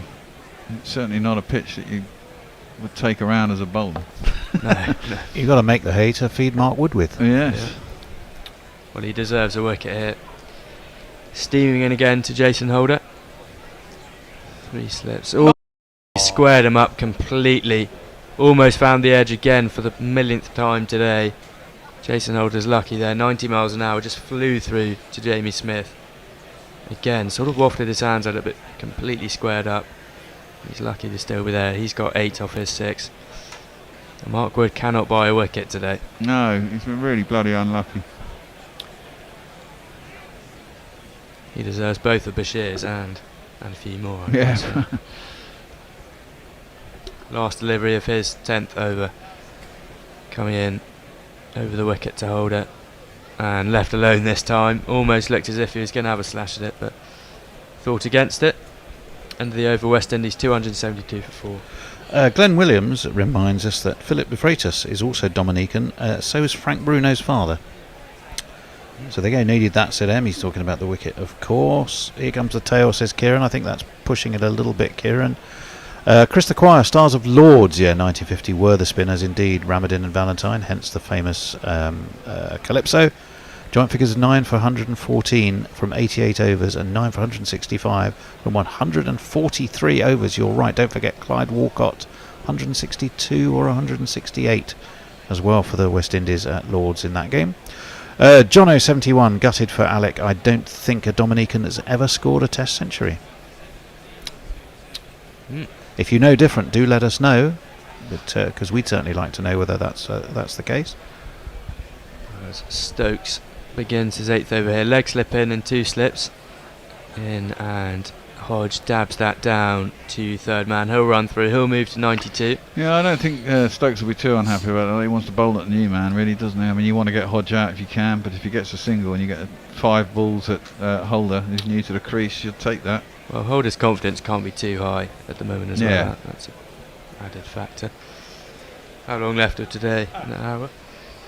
Well, it's 5 o'clock and they've still got to bowl 27 overs, so it's going to go to 6:30 again, I suspect. Well, West Indies will be hoping for a big partnership here. Stokes in again. A gully to Holder as he leaves it alone wide of off stump. 85 miles an hour. West Indies trail by 143. Still a fair 143. It depends whether your glass is half full or half empty. 143 and 6 wickets in hand doesn't sound so much to me. Yeah, true. But they're the wickets at the bottom end of the order, aren't they? You know, next two batsmen have got to get the bulk of the runs, you'd have thought. Well, Sinclair, again. Yeah, Sinclair's a decent bat, isn't he? Added bonus for coming in for Kidakash Moti. Stokes in. Again, shorter and squared. Holder didn't find the edge, should have. And Holder just does seem to be in a little bit of discomfort here against the quick bowling.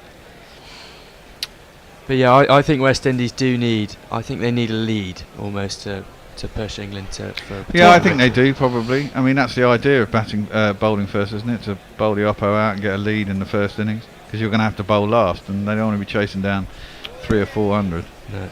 And this England batting lineup can score whatever they want on that day, especially on a wicket like this. I swear, how did that not? I thought that was taken in. I thought. Well, let's see this view of it. Did it go past his inside edge? No, it beat his outside edge. He looked behind. Surely that was an edge, wasn't it? What's this snicker on that? Stokes in again and left alone by Holder. He has 8 from 11. Seemed to divert when it went past the bat.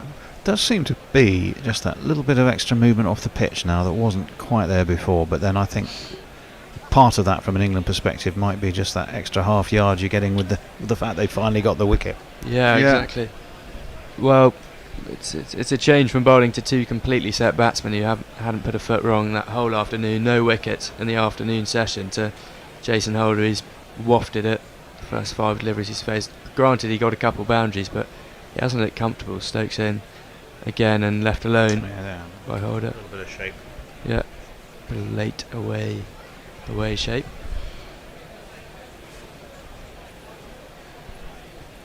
But I mean, yeah, as you said, no wickets during the afternoon session. 170 odd the partnership in the end. I mean, it was just an absolutely magnificent effort. Cavenhold's still there, so he's only got 8 to go with the 100 in his sights. It'll do wonders for the confidence of the batting unit as well. Stokes in, and again Jason Holder just puts the hands and sort of drags back a little bit, but narrowly misses the edge there. Riding his luck a little bit, 8 off 13. Seems to be, I mean, he's bowling primarily sort of leg cutters, isn't he, here, Stokes, to try and... that one was a definite leg cutter, and Jen Holder just had a little fence and a fidget. Well, either he should go hard at it, or he should just leave these all alone as he has done. But there's no point just putting the hands out there and hoping to defend. Stokes turns at the top of his run up for the last ball of his 8th over. He has 1 for 33. So he's in shorter and defended comfortably by Holder. That ends the over. West Indies 274 for 4. Right, I'm going to jump out of order a little bit because Dalton Seaman says Irving Shillingford, a Dominican, scored a first Test century. So thank you for that. That's really good to know. Kieran Roseblade, did Dominican Cork score one on debut? Very good. Sweet Mango, hope that the West Indies don't fall into their seeming regular habit. We usually see a collapse when a wicket or two happens. Well, only one's happened, Sweet Mango, so chin up. You've still got Hodge on 92 there and Jason Holder battling on. Big partnership at Trent Bridge was followed by the spinners bowling over 170 overs. Set up the 10-wicket win, says Chris the Choir. That's back to the 1950 game. Captain got the crucial wicket, says Glenn Williams, says Irving Shillingford. I've read that bit, so I'm up to date for now. Mark Good will continue, and a fuller delivery, almost Yorkerish, swinging away from Hodge late. How the fuck did that not bowl him or take the edge? Well, he broke his hands a little bit at the end there, which I think did wonders for him. That did seem to be somewhat adjacent to his off stump as it went past. Let's have another look. That is. If I'm Mark Wood right now, I'm feeling very, very hard done by going in. Yeah, well, keeps you going, doesn't it? Oh, well, Jesus, that's shaved. If someone's going to buy Mark Wood a beer tonight, I hope Joe Root is the first in the queue. And then next, Shoaib Bashir. Wood hustles in again over the wicket to Hodge on 92, who just clips that, and he's pushing hard, looking for 2 out to the deep, but Holder says no. Deep square leg Ollie Pope comes in quickly. Hodge moves to 93 from 139 deliveries. Now it'll be interesting to see here what they do with Holder. They have Mark Wood who can bowl that express pace. Do they put a short leg in, like you say, Bear? Well, I kind of like the change of tack, putting the slips in and actually getting away from the short. I mean, we were leaking runs from the short ball theory. I mean, it's a legit tactic, but it didn't really work. There was a few top edges, but you expect to get the wicket, and they've gone back to something more straightforward. So 3 slips, Wood in, 6th stump, off stump, so left alone comfortably by Holder. Yeah, it's a nice change to see more conventional field almost. They do have a man out in the deep in between fine leg and backward square almost. Ollie Pope, I think, is out there. The ball is, I wonder if they're trying to look for a reverse swing as well now. The ball's 64 overs old. It's been quite a hot day. Has there been enough abrasiveness to rough one side up to be able to get reverse swing? Might be trying for that. Well, with 15 overs left until the new ball, what do they do with their bowlers to prepare them for it? Wood in again. 3 slips and Holder, just sort of air defensive shot, lets the ball go through to the keeper. Do you now rest your seamers and bring on Root and Bashir to bowl through to the new ball, or do you make the most of? Well, no, Gus Atkinson hasn't bowled this session, has he? Did Wokes open up? He did, but that was a long time ago. He hasn't bowled. So if these do go a few more, if these, how many? This is only Wood's 3rd over in this session, isn't it? In this spell. Yeah. Another couple. 2 balls left of his 11th over, in again, and Holder again. Fucking hell, man. Just wafts the drive and completely misses it, close to the edge. He really is riding his luck here today. He's still on 8 after the first couple of boundaries in the first over. 8 from 17, lucky to still be at the crease, not looking too comfortable here. Just looking a bit lackadaisical, really, isn't he? I mean, he's flashing about at everything and missing it. Yeah, I think was that ball past him and he was just sort of, was it really a wafty drive or had the ball already passed? It's hard to tell. Wood, final ball of this over, straighter and that again. One beat him. And again played and missed. And Mark Wood is bowling some incredible deliveries here, but he's just been very unfortunate. Well, yeah, Kieran Roseblade says Woody's still bowling at 90. I'm surprised he hasn't slowed down yet. John 071 says Irving Shillingsford scored 120 against Pakistan at Georgetown, 1976 to 77. Dalton Samuel says Shillingford from Donica did score a century and was dropped the next match. Indeed. SH Nafakar Teshkab, Prateshtab, I probably said that all wrong. He's proud to be a Dominican and see Athanasi score 85. Pity he missed out on the century. Yeah, indeed. Dalton Samuel, it was his 2nd test apparently, says Jono 71. I think I'm actually Jono 71, are you Jono? No, it's Jano, not Jono. Oh, okay. Now Hodge on 93, he's going to face up to the England captain Stokes. He's still going in this spell. He has 1 for 33. Crucial wicket of Athanasi just a few overs ago. I wouldn't say gifted the edge he found. It was persistent line and length. What, Stokes? Stokes yeah, I think so, you know. As in he comes to begin his over, leg slip in, shorter and pulled by Hodge, and that'll race away to the boundary. He moves to 93, wayward line. No, 97. Oh, sorry, 97. Yeah, I'd like to see him get 100. Well, this is my last over. I'd love to see him get 100 this over. Yeah, we are due a change actually. At the end of this over, Jason's going to come in, Messi's going to come in, and Will's going to come in at the end of this over. What a gang. What a gang. Jason, you'll be doing the controls. Hodge, 97 from 140. As Ben Stokes, the England captain, runs in to bowl over the wicket. Fuller swung rapidly in to the pads, but well blocked out there by Hodge. Was that a bit of a reverse? I think it was. It really ducked in, didn't it? Good signs of reverse here for this England bowling attack. That really ducked in. Yeah, shiny side on the outside, so that was a bit of reverse. It's a sort of ball that you wouldn't want in the first few balls to you receive in the innings. No. Wow. Bit easier to play when you're on 97 perhaps, Well, although there will be nerves. Wouldn't want it on 97 either, as Stokes, and again 4 deliveries left of this over.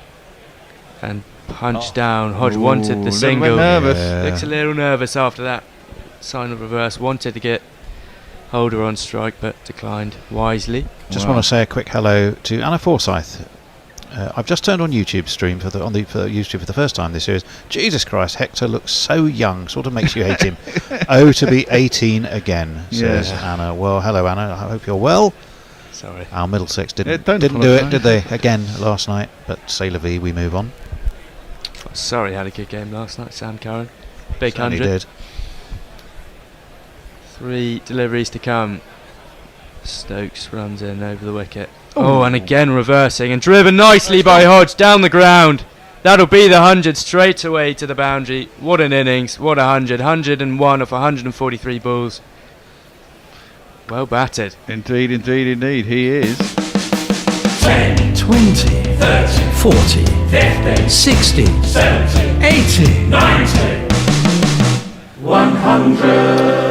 And what a shot. Congratulations, sir. You are a centurion. What a shot to bring it up. Just reversed again drastically, but punched down the ground.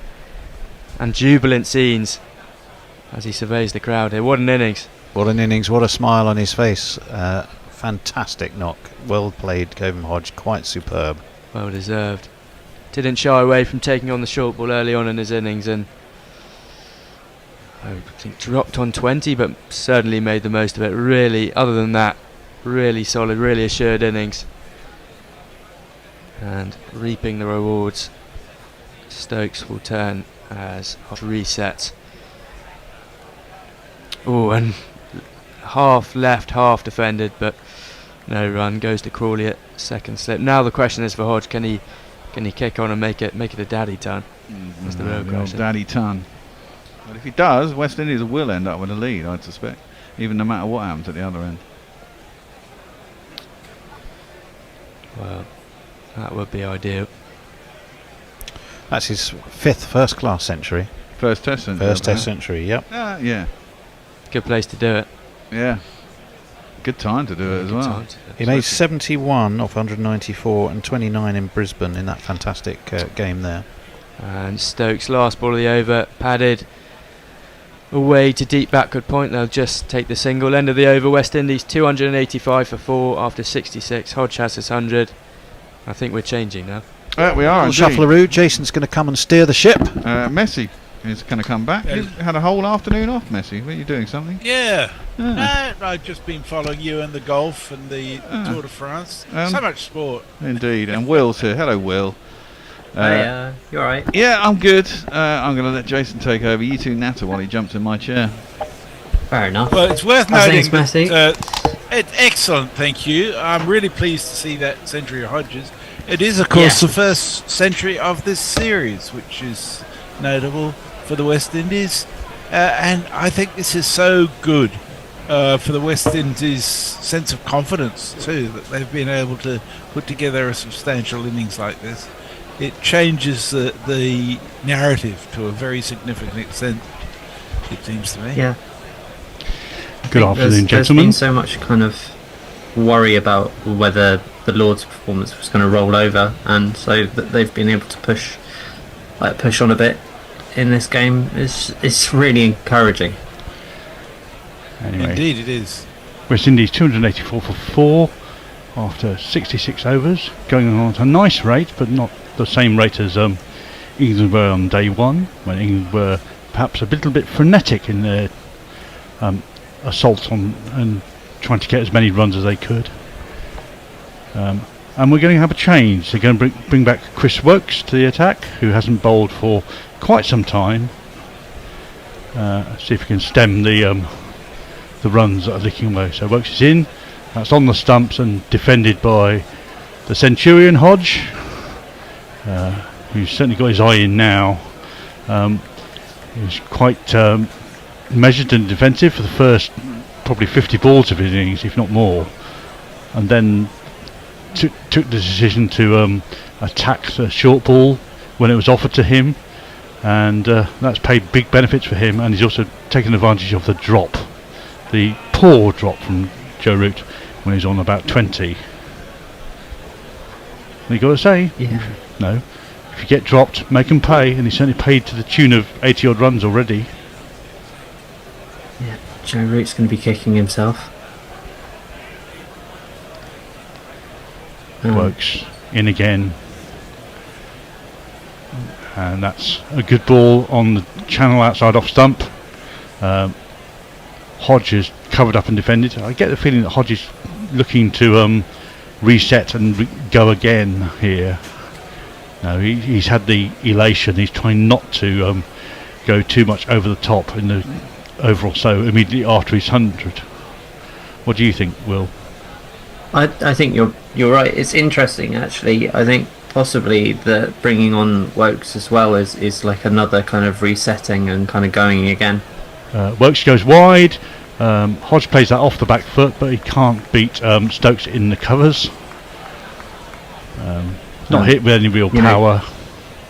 With with the reverse swing coming into play a bit now, and so I think bringing Wokes on just sort of it's that difference, and to try and kind of sort of put Hodge off a little bit, while he's trying to reset himself, because he'll want to kind of go again from zero. Wokes again wide of the crease, that just dropped down into the offside by Hodge, and it takes an easy single for the guy from backward point gully area fields that. Yeah, I thought the ball was about to start reverse swinging when I saw Stokes coming into bowl and trying to get a little bit of shape away from the right-handed batsman, because Stokes is certainly one of the guys who, when it is reversing, can make use of it. So yeah. And Wood has now, I think, finished the end of his 5-over stint potentially, so it makes sense to replace him with Wokes. I just wonder who, when Stokes has finished his spell, and potentially he has a ability to bowl extended spells, although not in recent years that's so much as it was in previous years. Yeah.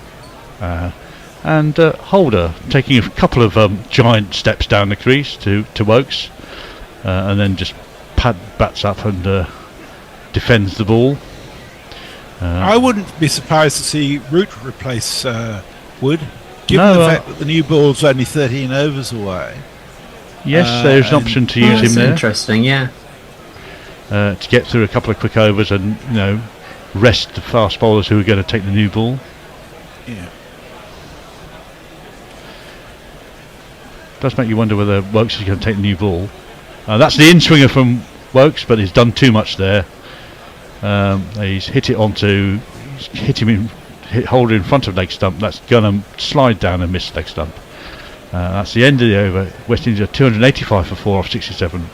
Hodges on 103 and Holder's on 8. Lots of chat on YouTube. Mark Zips with us. He says, thanks for the commentary, folks. Perfect accompaniment to a long and tedious day at the record cleaning machine. And finally, not stinking hot here in Woodstock. Cheers. George McPherson says, come on, England, where's your aggression? You're allowing the lead to dwindle. Time to get back in the game with a few more wickets. Sharif Tucker back says, I love your guys' commentary. Congratulations, Hodges, says Sandra Richardson. George McPherson says, I can see England going behind as soon as West Indies finish their innings. Congratulations, my boys, says Cornelius Davis. And Dalton Seaman says, Cavan Hodge, the second Dominican to score a test century, will certainly give him a first fist bump at the gym. Good on you. Stokes' first ball in the new over is sliding down the legs and worked away neatly off his pads by Hodge, and they run a very quick 2 to Ollie Pope on the boundary edge. Hodge moves to 105. Yes. Messi, I've got a question about the fella who's doing the record cleaning. How is he able to hear? because and that's Mark. Straight ball outside of stump by Stokes, chopped into the ground and no run. Mark probably has the biggest collection of records imaginable. He sells, he trades vinyl in massive fairs, and he must spend a lot of time cleaning them. But you can always use earpods or headphone set. True. Like. It's just the record cleaners are huge hoovers, aren't they? That basically. Stokes trying for the in-swinger, but that doesn't really move very much. That is left alone outside off stump by Hodge. That don't have any of the I have no idea. Insulation stuff, so they're incredibly noisy. Well, I don't know. I mean, that may be the case for personal ones. I suspect Mark has an industrial-sized one, given the number of records he's dealing with. Yeah. That's me kind of going back to when I was, 17 or something, and I worked in a record shop for a summer in between A levels, so I'm sort of very out of the loop with that. Stokes comes How in. How long ago was that? 14 years ago. Oh. Stokes comes in, and there's that away swing that we're looking at for the reverse swing, but that's started too wide, and he can't get the batsman to attempt to have a go at that ball. I think the opportunity is there for Stokes if he can get the ball in the right areas to cause some real problems here for Hodge and for Holder. He just needs to get more in the right areas, and that's short, and that's been punished by Hodge. No, it's all right to bowl a ball like that to a guy on 10-15, but a guy on 105, he's going to take advantage of that. There's nobody out, so all he has to do is beat the mid wicket, and that's a 1-2 bounces to the boundary for one of these.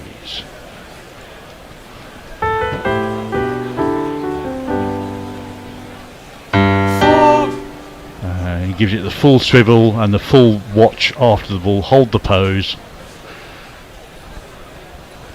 Stokes is in again, that's an in-swinger, clipped off his legs, and it's heading in the same direction, but the man at square leg, I think, is Ollie Pope. He's going to come around and field that, and they amble easy two. And that's the end of the over. West Indies are 293 for 4. Mr. Aaron Hallam says, does the West Indies comprise Cuba, ABC Islands, Bahamas, etc.? They play baseball in Venezuela and Puerto Rico, so maybe those boys could hit it. Well, the West Indies geographically and the West Indies cricket-wise aren't exactly the same. Cuba is part of the West Indies geographically, but not for cricket purposes. No, it's not culturally there. There's much more associations with America in terms of their sports they play. Baseball and is the main sport, the main team sport, along with boxing. And Guyana is part of the West Indies for cricket purposes, though not geographically. So have a look on Wikipedia. It's quite interesting looking at the description of the composition of the West Indies cricket team. Everett Carter says, thanks for the commentary, much appreciated. Keep up the good work.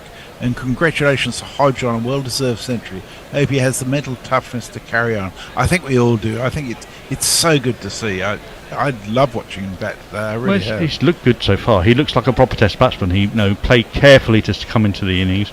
Okay, did he give a chance? That chance wasn't taken, and he's made sure that is to the detriment of the opposition. Absolutely. Joanne W. Schmidhammer says, huge thanks and congratulations to Kevin Hodge. Bless you for this century from the West Indies. Cheers. And we're on a drinks break, by the way, so you're not missing anything.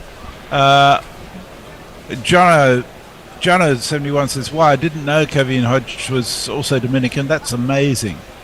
Kieran Roseblood says, this is getting messy. I'm watching Sky Sports and listening to Gorilla. My mum is watching and listening to Sky Sports. My dad is listening to 19E8L Longwave in my kitchen. My headphones aren't great. It sounds a shit show. So I have 3 different commentaries on. I need to get them onto Gorilla Train, I think. I'm watching the golf at the same time, Kieran, so it's all good. George McPherson says, need England to get Hodge out now before he can get a big score. That should put England back in the match. Lydia Carbon says, sending love and huge congratulations from home. Jimmy Bond says, as I said to you guys, Windies will win. A lot of unknown Windies stars they're going to surprise the world of cricket nation. Smart my word. I really hope so. That will be fantastic. Yeah. It's not Ben just McCormick that. says, do we reckon we're a bowler missing here? Someone who can swing a ball with unerring accuracy. If only England had one. Oh, I wonder who that could be. Yeah, I wonder who indeed. And George McPherson says it's starting to look like England's 418 was not a big enough score. Brown in Brisbane says, geez, getting close to less than 100 runs behind, still with 6 wickets in hand. That should boost the Windies. Mark says yes, his record cleaner is industrial strength, can run all day, unlike most, and loud. But obviously, seeing as he was able to respond, he can definitely hear us. Holder should stay in and do nothing silly, says Cornelius Davis. And Glenn Williams points out the West Indies refer more to the British Caribbean for cricket purposes. George says Atkinson struggling after his 12 in the first tests. And Glenn Williams says some Caribbean islands are not British and not referred to as the West Indies. No, there's quite a lot of French dependencies in there as well. Wokes is going to continue now. Here he comes. That's a swinging ball outside off stump, and Holder plays it carefully out to the wide mid off. There's no run. And it's a no ball. Another no ball. I have to say, Atkinson, I don't think is alone in having a tough time on this slightly unresponsive wicket. And we should be bigging up the West Indies batsmen rather than the bowling, because I think the bowling's not been that bad. Is that out? No, it's just gone outside the edge. And Holder did have a little bit of a play at that with his hands without moving across. And the ball was dying as it got to Smith, but I don't think he's edged that. And that's probably a salutary lesson to concentrate again. I think I was just going to say I think it's really good for the English to get used to spending some time in the field, bowling on tough tracks. Yeah, I know they're constantly talking about getting ready for Australia. What about India next year? That's every bit as important as the Ashes, and it's not a pushover. You really need to work for that, surely. Wide outside the stump by Wokes again, and Holder just watches that putt go by to the keeper. Sorry, you could argue. I was just going to say you could argue that India's actually harder for England than Australia because they spend so much time prepping for Australia that India is like just completely forgotten, and it's it's mad. I'll come to that after this ball. That's straighter and better by Wokes, slightly shorter. Holder goes up to his full height and defends that easily. India is arguably the hardest tour of all. But India away from home, both against Australia and England, have done really well in the last 10 to 15 years. Yeah. But is it since 2012 that they've not been beaten at home in a series or something? Yeah, I think that's right. Yes. That's wide again outside of stump by Wokes, and it's easily left alone by Holder. Holder's got a really easy job here. All he has to do is keep on company with Hodge, and England are in a bit of a hole there. He hasn't got to do anything overtly expansive until Hodge loses his wicket. He just needs to sit there and accumulate. Yeah, I hope he can do that. He does like a short ball though. It's the in-swinger again by Wokes, but doesn't come back enough, and again Holder just watches it go by to the keeper. This is a sort of very un-Jason Holder role that he's having to play at the moment. It kind of reminds me of when he got his 200, where he was part very much block and then very occasionally walk down the wicket and smack it over the heads for 6. Yeah. Wokes. That's shorter, and there's the hit. He didn't get hold of that at all. Bashir's coming round from mid on. Will they get 2? No, they didn't get 2. Totally mistimed by Holder. And that's the end of the over. West Indies are 295 for 4. I'll tell you something interesting. For all of England's frenetic start, they ended up with a run rate of 4.7 per over yesterday. The West Indies are on 4.27 without any sort of sense of freneticism at all, which I think is very impressive. Yeah. So Mark Zip said, "Did you just say I loved cleaning records? What a job!" Yeah. Or is it rose-coloured glasses from when you were 17? No, I actually really enjoyed it because it meant that I could then put them all back, and that meant that I basically got to fiddle around and listen to pretty much every record in the shop. I don't think Mark gets to listen to each one as he cleans it somehow. Mark Wood's in. That's at the stumps. Mark Wood does his usual fall over in his follow through. Holder drives that out to extra cover, but doesn't beat the man. There's no run. And then has a laugh with Chris Wokes about something. Ian's grand old day. Joanne asked for some stats on Hodges' century. I can tell you that sorry, I've just gone straight past it. Where are we, Hodge? Wood in again, attacking the stumps. Holder covers up with a rock solid defensive shot. Ben Stokes is clapping away. Wood is giving his all here. He's been unlucky so far. He's got 0 for 46 off 12, but he's generated plenty of opportunities. But the opposition haven't managed to collar him very much at all. I can tell you, Joanne, stats. 100 off 143 balls with 17 fours. Wood in again, galloping to the crease. There's the Yorker, but it's slightly too full. And in swinging, and that's clipped neatly by Holder, but he can't beat the man at mid wicket, which I think is Stokes. Yep, that's angling in and tailing in with the reverse swing. Probably a foot too far. Yeah, maybe 3 feet too far. But a good attempt at the Yorker, and ably defended by Holder.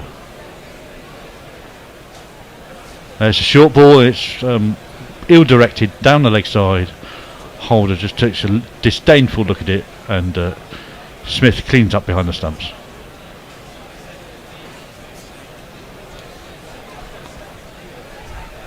Yeah, this is kind of a bit of a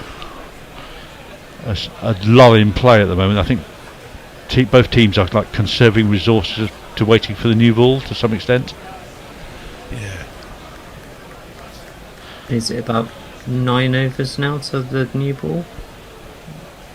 Bill Maths is rubbish. 10. Oh, it was 1 off. Yeah. That's, you know I'm a pedant, Will. I know. That's rising off the back foot for Holder, who plays it down neatly towards the back point. There's no run. Does that mean you hate ancient history because all the dates are basically, it's roughly this? I never much enjoyed ancient history anyhow. Well, all the dates from about 800 forward are fine because there's literary evidence for them, but I think anything before that, there isn't much literary evidence at all. As Wood comes in, attacks the stumps, Holder plays very defensively into the leg side. That's the end of the over. Yeah, the BC books are bloody awful because they just don't know when they happen. Just to fill in on Kevin Hodge, he's currently on 111, Joanne, and he's had 33 singles, 3 twos and 18 fours, and his most productive shot has been the pull, which has got him 46 of his runs. So there you go. Don't say we don't give you what you ask for when we can. Paul Goodman says, glad that Hodge has made the West Indies shine at last. West Indies used to provide exciting cricketers for the world to enjoy. Does Wood falling over after he bowls make him a better bowler, or is he lacking control? Says S.H. Nafrank Dub. Wokes from the edge of the crease to be honest. is into Hodge, who plays that away neatly into the offside.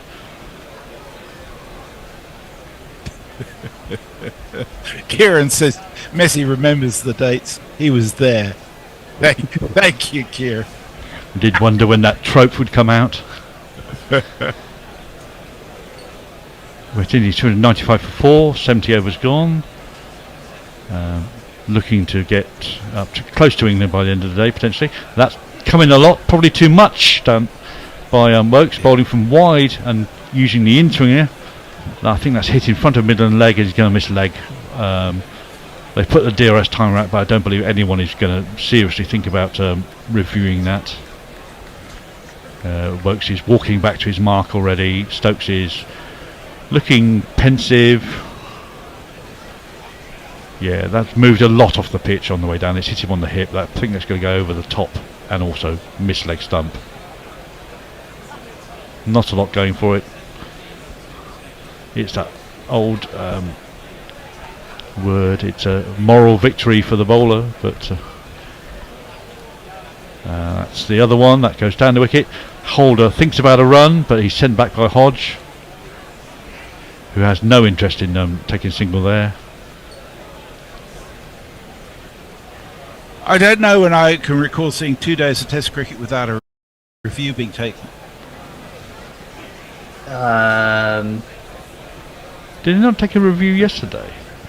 No. Wow. Oh yes. I think the people were quite obviously out yesterday. I don't think there's any issue about it. Yeah. It's a kind of a wobble seam ball from Wokes, wobbling in the air, stoutly defended by Hodge, who seems to have gone a bit into his shell recently.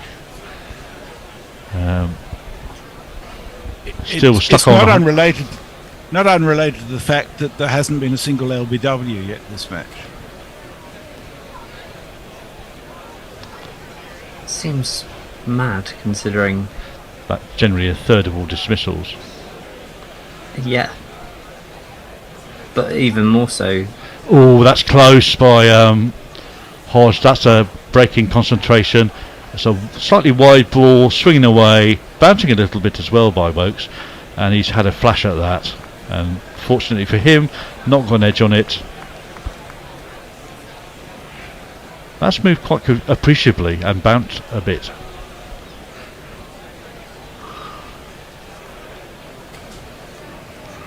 This old ball is actually moving a fair bit now for people. There's definitely they're working very hard on it to keep it in good condition as Wokes comes into completely over, and that one's the in-swinger that's moved a fair bit after it's past the batsman as James Smith dived to his left to catch that.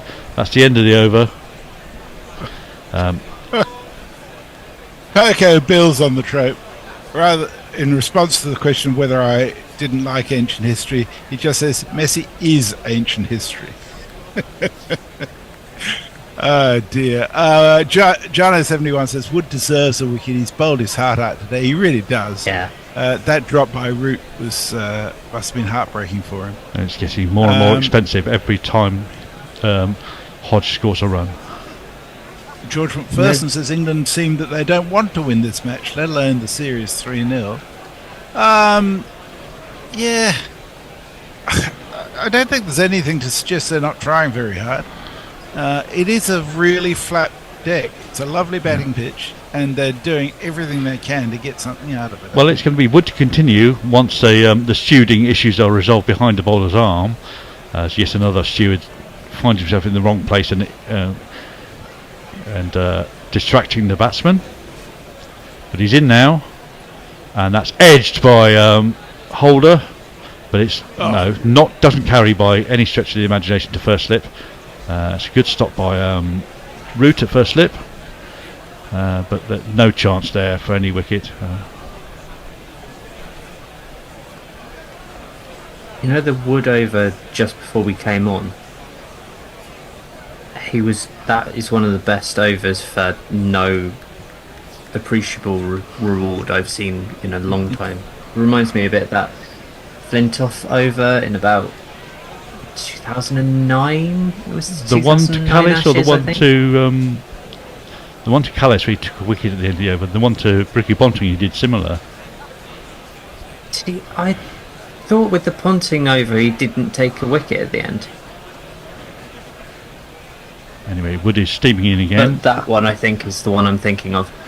It's a lovely ball by Wood. He's got this reverse ball going really nicely. That was full, attacking the stumps. Holder had to play at that, and it just snaked away past the outside edge to Smith. The seam, as he presented the seam beautifully as he came out, and that's beautifully bowled, unlucky Mark Wood. We're overdue a change, by the way. Oh, are we? Yeah. We are. We should have Tony and Bear and Dylan joining us.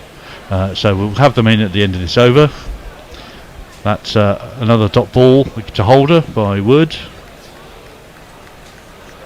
And they can take you through to the scheduled close. But I think there's going to be certainly some overtime today. We're 20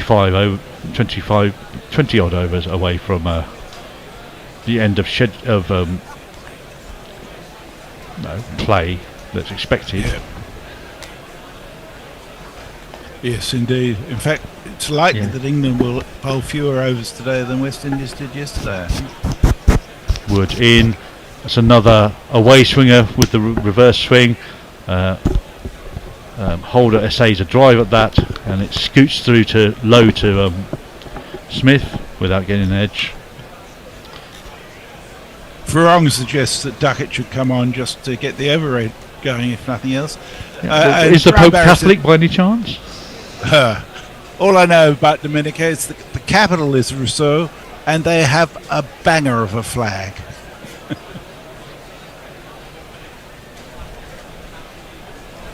Wood coming in again.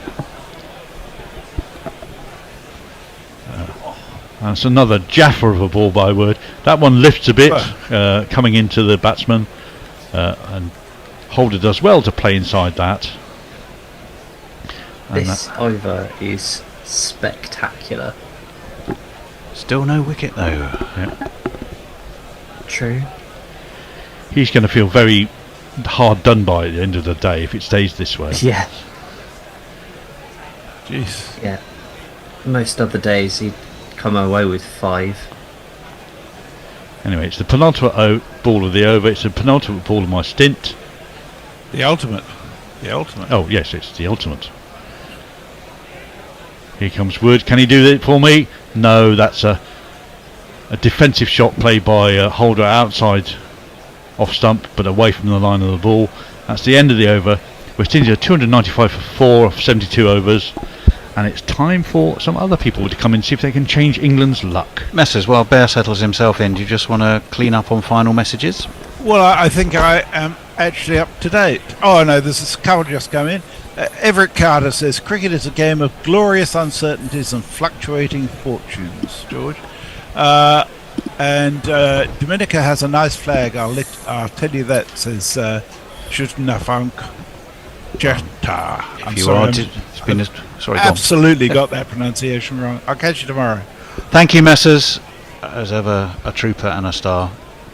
295 for 4, 72 overs, 8 overs to the new ball. Will England look to take it tonight? They may just get those overs in, as that one's played up on his toes by very much the man of the hour. Hodge is down to backward point. The throw comes in from Duckett, and they are able to come back for 2. Yes, if you're a Dominican, it's been some day for you. It's been some day for 2 Dominicans Dominican's not for Alec. Well, it was for Alec Athanasi, but unfortunately he fell before he could get to his ton. He fell in the 80s, but Cavum Hodge has gone on to make his first Test century, his 5th first-class century. He's still there on 113 not out, and he's been a real star turn for the West Indies. He's facing Chris Wokes, who has 2 slips in place.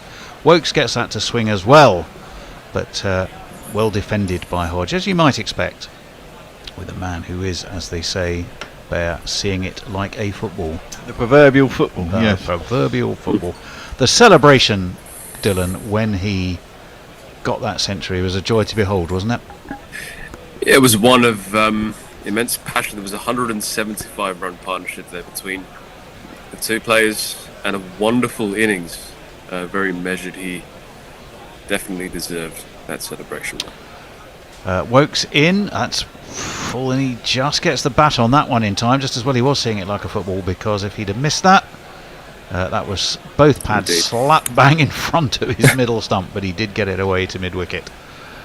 We've been seeing some incredible movement here on the ball from both Wokes and Wood, who's been bowling phenomenally. Yeah, it makes you think you wouldn't want to change the ball. I don't think they will. I don't think they will tonight. I think they'll go, well, we're really tired, we'll try and get through tonight with the old ball.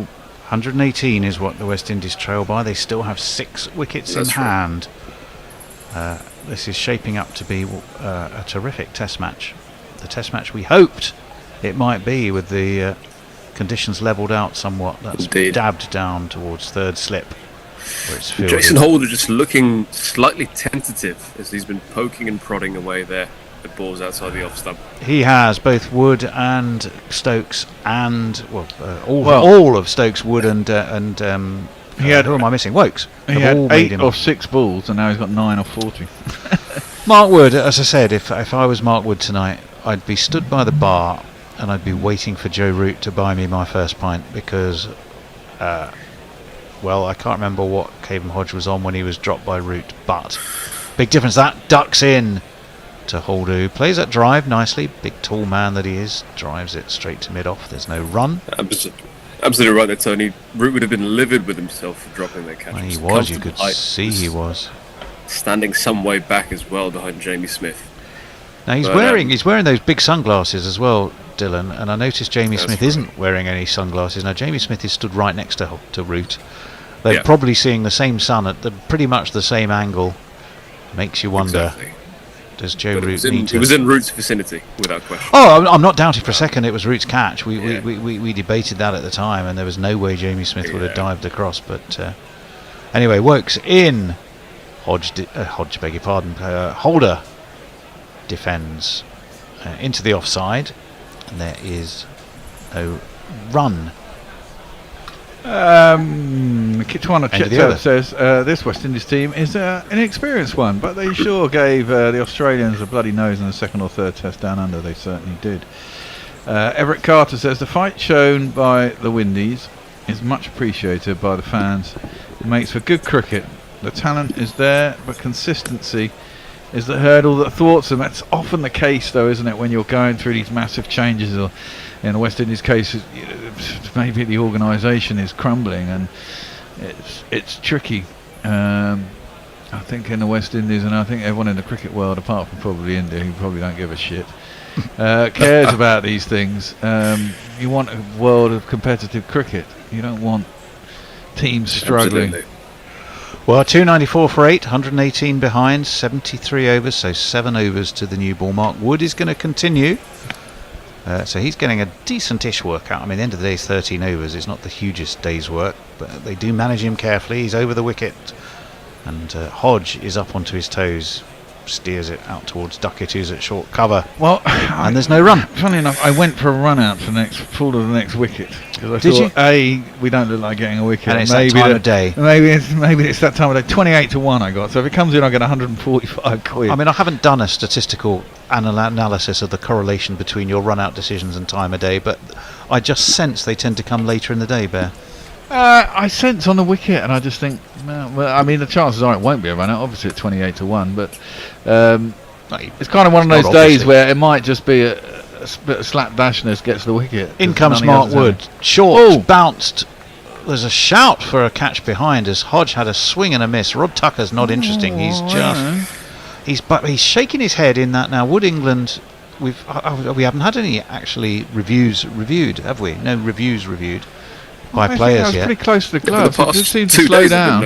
No, it's been extraordinary. Well, we got a side angle that might tell us a little bit more. It was definitely short from Mark Wood. It was a pull uppishly from Caven Hodge. No, it missed absolutely everything. Good decision not to review. Good decision not to review. The bear was overexcited and just disappointed he didn't try and run. Enthusiastic either as it came to the end of his follow through. He didn't seem very convinced that had. No, I don't think it was. So we'll move on to slips and a gully in place. Oh, he's had a fence at that this time. Hodge perhaps a little bit unsettled by that last bouncer from Mark Wood. Ben Stokes is working the crowd. He's either working the crowd, trying to work his troops. No. If you were listening next door, he's working the crowd. Warming up for a bowl, perhaps. But it's amazing to see Mark Wood relentlessly steaming in. There's been no fruits for his labour, but he's bowled absolutely. He has. Well, those two spells where he was consistently in the sort of early to mid 90s, 93, 94, was a phenomenal piece of bowling. How he didn't get a wicket? Well, we know one reason, and that was a drop catch. He's in to West Indies hero Hodge, who drives backward a point, drives all the way for 4. It's a lovely shot. It's more of a cut really than a drive, but it was beautifully executed. You got it there. There's not one boy for me, I must have 2 or 3, I need 4. Mark Wood has his 50 up, which is a 50 he's not going to be so excited about. More importantly for the West Indies, Caven Hodge marches irresistibly onwards. It's cut away for 4 in a splendid fashion there. He's been in great touch, slightly quieter in the last few overs, but this breaks the shackles again. He's once again on the charge at Caven Hodge. Well, England have stopped bowling the short stuff, haven't they? They've concentrated on. They think there's a bit of swing there, so they concentrate on bare lines. As you commented before, short ball tactic was not working in England's favour. It also brought the 300 up for the West Indies, and there'll be some more runs now because that's pulled down to Ollie Popers at deep backward square. They should, I guess, just get a single. They do. So Hodge moves on to 119. Yes, that was very well fielded by my ecclesiastical brother, His Eminence the Bishop of Rome, and. Hodge gets his single. Jason Holder, he's been determined, has Jason Holder. He's also had to ride his luck. He's fenced and he's pushed and he's prodded and he's ducked. adamant on playing an anchoring role here to give Caven Hodge that leverage to continue the good work that he's been doing. You'd say if these two, and it's a big if still, but if these two are here at the close, it's absolutely the West Indies day. That's well defended by Holder. Down into the ground. Good probing ball from Mark Wood onto off stump. It's the end of 14 overs. It's 303 for 4. Bear. Well, Windy Fanatic says Holder facing 41 balls with 9 runs shows there is a problem. No, I think he keeps getting beaten on the outside edge, is what I will say. He's been lucky not to be out, as some would say, but he's still there. And whilst he's still there, you haven't lost a wicket. You're 303 for 4, so it's all good. You only trail by 113, 6 wickets and a hutch. It's a close run thing. Auntie Andy says, finally got my arse in gear and joined Gorilla Cricket Patron, which gives me a chance to talk about that, I suppose. Thank you. Yes, thank you very much. We are looking to double our Patron. I am having to get rid of this flat, as I've said many a time. Moving out of here is going to cost a little bit more money. We're going to have to rent commercial space of some description if we want to carry on. If you want us to carry on, we need to double our patrons so we can cover our costs. I've been subsidising Gorilla for 10 years and I can't afford to anymore, basically. Chris Wokes is going to be in with 2 slips down. That's full and swings in, and it's a bit inside edgy from Hodge, but he'll get a single out to mid-wicket. Bashir and Pope converge, but they won't stop the single. Bear. Yeah, just by dint of the fact that my kids are now going to university, and you all know I've got 3 kids because I moan about it all the time. But I've got 3 kids, and now they're all going to university, which means they're going to be more bloody expensive. And needs must, I need to sell this residence, which has allowed us to be pretty subsidised by cheap mortgage rates in England for the last 10 years. But find a commercial space, we've got to up the ante really. If you want us to carry on, we do need patronage. 3 slips. Wokes is in.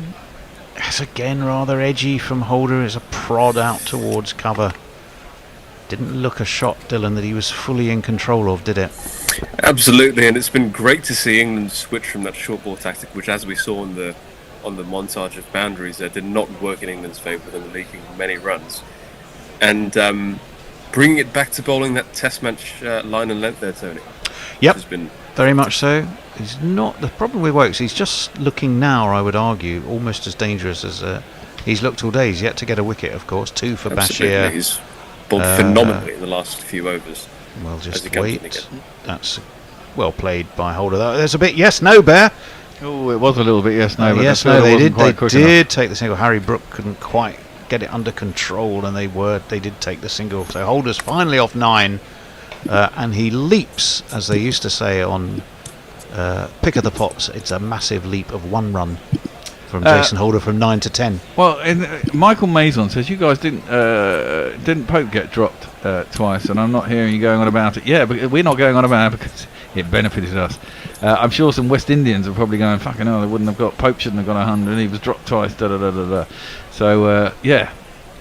No, Pope absolutely was dropped twice. Yeah, it was a pretty scratchy ton, to be honest. As tons go, you'll see you more elegant ones. You take it any way it comes. Wokes over the wicket. That's full. That's in front. That looks very close. Given by umpire Holdstock. Get the breakthrough that they have been so desperately. Indeed, thank you. It's 120, but Hodge has reviewed I'm that straight afraid away. Will have reviewed. So, to me, that looked pretty much square central and probably hitting between middle and leg. I think he's reviewed that because he's on 120, but unless because he doesn't look like he thinks he got an inside edge. So, well, let's have a look. It looked pretty straight to me.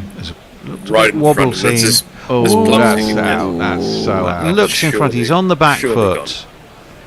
Height can possibly be the only issue, but I bet you it's clipping. Playing slightly across the line. I think it's going to be clipping. At worst, clipping leg would be my. I think it's middle and leg. Take of that. We're going to know. England seem confident enough, although it's noticeable that Chris Wokes is prowling with a. Well, it's because he's bowled pretty innocuously all day, and finally he's got it together. He'll want that wicket. Got a wicket. He'll want a wicket. Yeah. We're waiting. It's 305. Well, the captioning we're seeing already says 305 for 5. We're still waiting for confirmation of that. It's given. It was given out, of course. There's a real air of certainty around this dismissal. They all know that he is. There's no such thing as certainty. There isn't, but everyone's pretty confident. I don't think Kevin Hodge is pretty. I mean, I thought he reviewed it straight away. I thought he maybe hit it, but he didn't hit it. I think he's just upset that he's been done by one. Maybe a lapse of concentration, but it's gone through him. Let's have a look. It's incredible movement on that. Pitched outside off. The impact was in line. Wickets. Umpire's call. It's actually clipping the bail. It's half a ball on the bail between middle and leg. Wokes does have his man, and the Dominican Cavid Ajil Rakeem Hodge has to go. What a superb knock from him, though. He's gone for 120, and all of Trent Bridge will rise in the warmest of applause, whether they're West Indian or whether they're English. That has been some knock. Well batted, Cavum Hodge. Yeah, cracking innings. We shall give him a send-off, though. The crowd says, the crowd says, the crowd says we could. You know what we have got in here? I think he deserves this, if I can find it. Oh, we got a standing ovation. Standing ovation, thing, haven't we? Yeah. Let's see if we can find one of those for him. He walks up those pavilion steps, past the Stuart Broadend red signage that was new as of yesterday, in front of that, on the front of that pavilion. He deserves this. Oh, I think he absolutely does. It's been a superb knock. 120 off 171 balls. Innings of composure and elegance. He was so strong in that ball shot they gave him. Wonderful innings. And it's our old friend, former old Wimbledonian, Josh De Silva, who we've never met him. Vicarious friend. Vicarious friends, courtey of one of our number. Yep. I say one of our number. We don't see much of him these days. Someone's bowling looseners. Watch him hit the boundary again.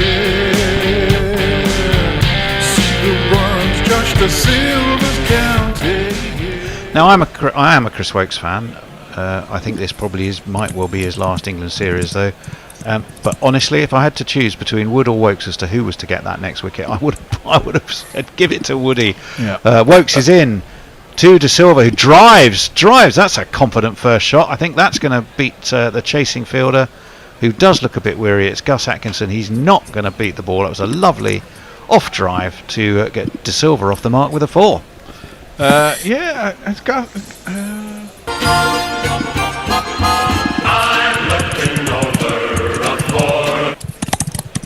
Who's that noise, Bear? That is Dylan typing furiously away on his keyboard. Oh, is it Dylan? Which comes out on Oh, does it? Okay. Yeah, it comes. I don't know. It's quite furious. You sound like you're hitting the keys really hard when you do it as well. Left alone by De Silva, so that's a It's a great way to start his innings there, Josh De Silva. It was a great shot. Splendid. Absolutely superb shot. Not the first one of those. Almost a classic off drive. I beg your pardon. But once the ball, if you're bowling at some speed on this surface, that ball is travelling, isn't it? Absolutely, especially on this Trent Bridge outfield. It's racing away from 4 there. Bear, who is with us? Well, Frong says the sad story for England is that Jay Wilson is not operating from one end or even the TV box. Who's Jay Wilson? Still waiting.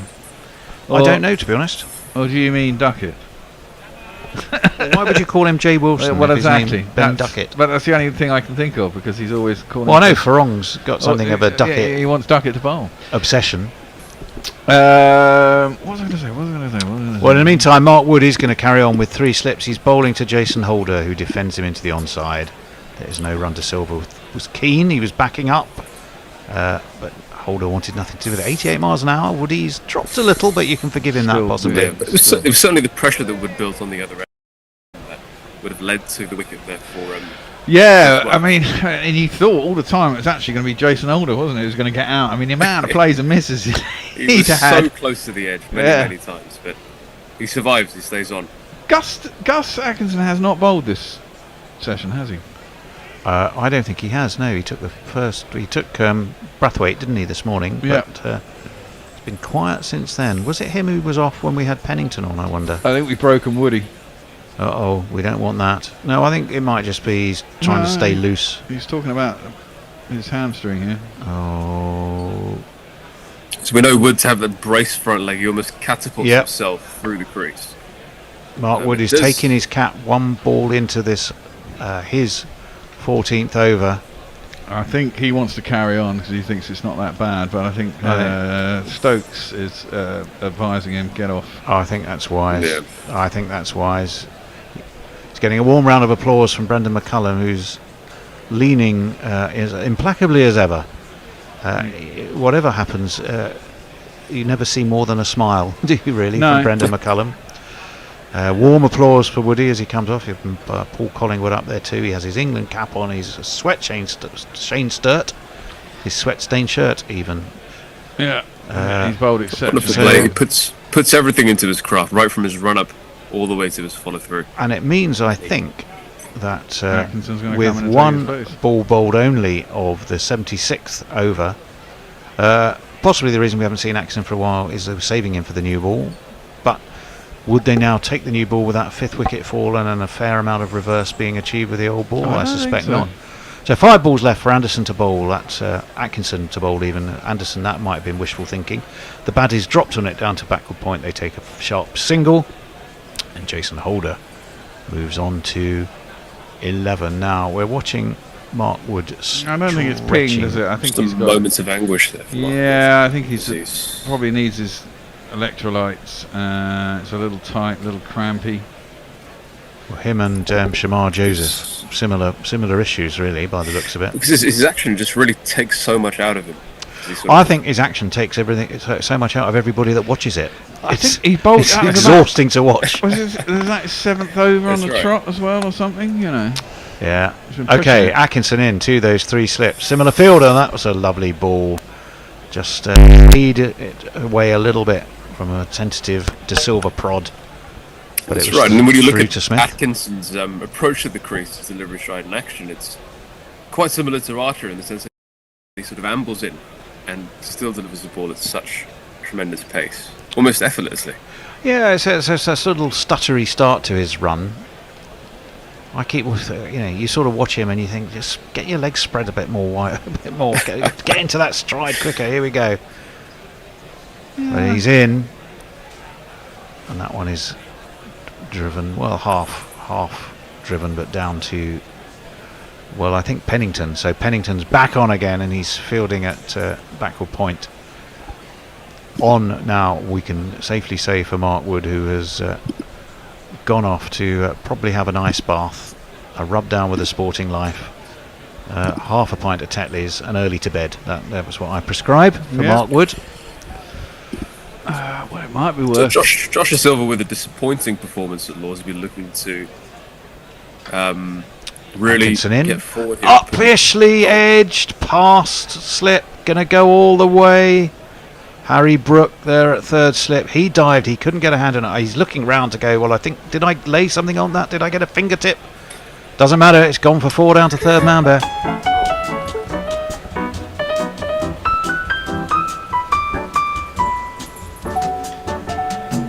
Did that carry to Brook? No, it was possibly would have been interested in a fourth slip. With the favourable conditions here at Trent Bridge and good momentum from the other West Indies batsmen, Josh Silva will be looking for a notable innings here, won't he, Ben? Well, he's going to face Atkinson again, and he's pulled that mightily and effectively out to deep mid wicket for 4 more.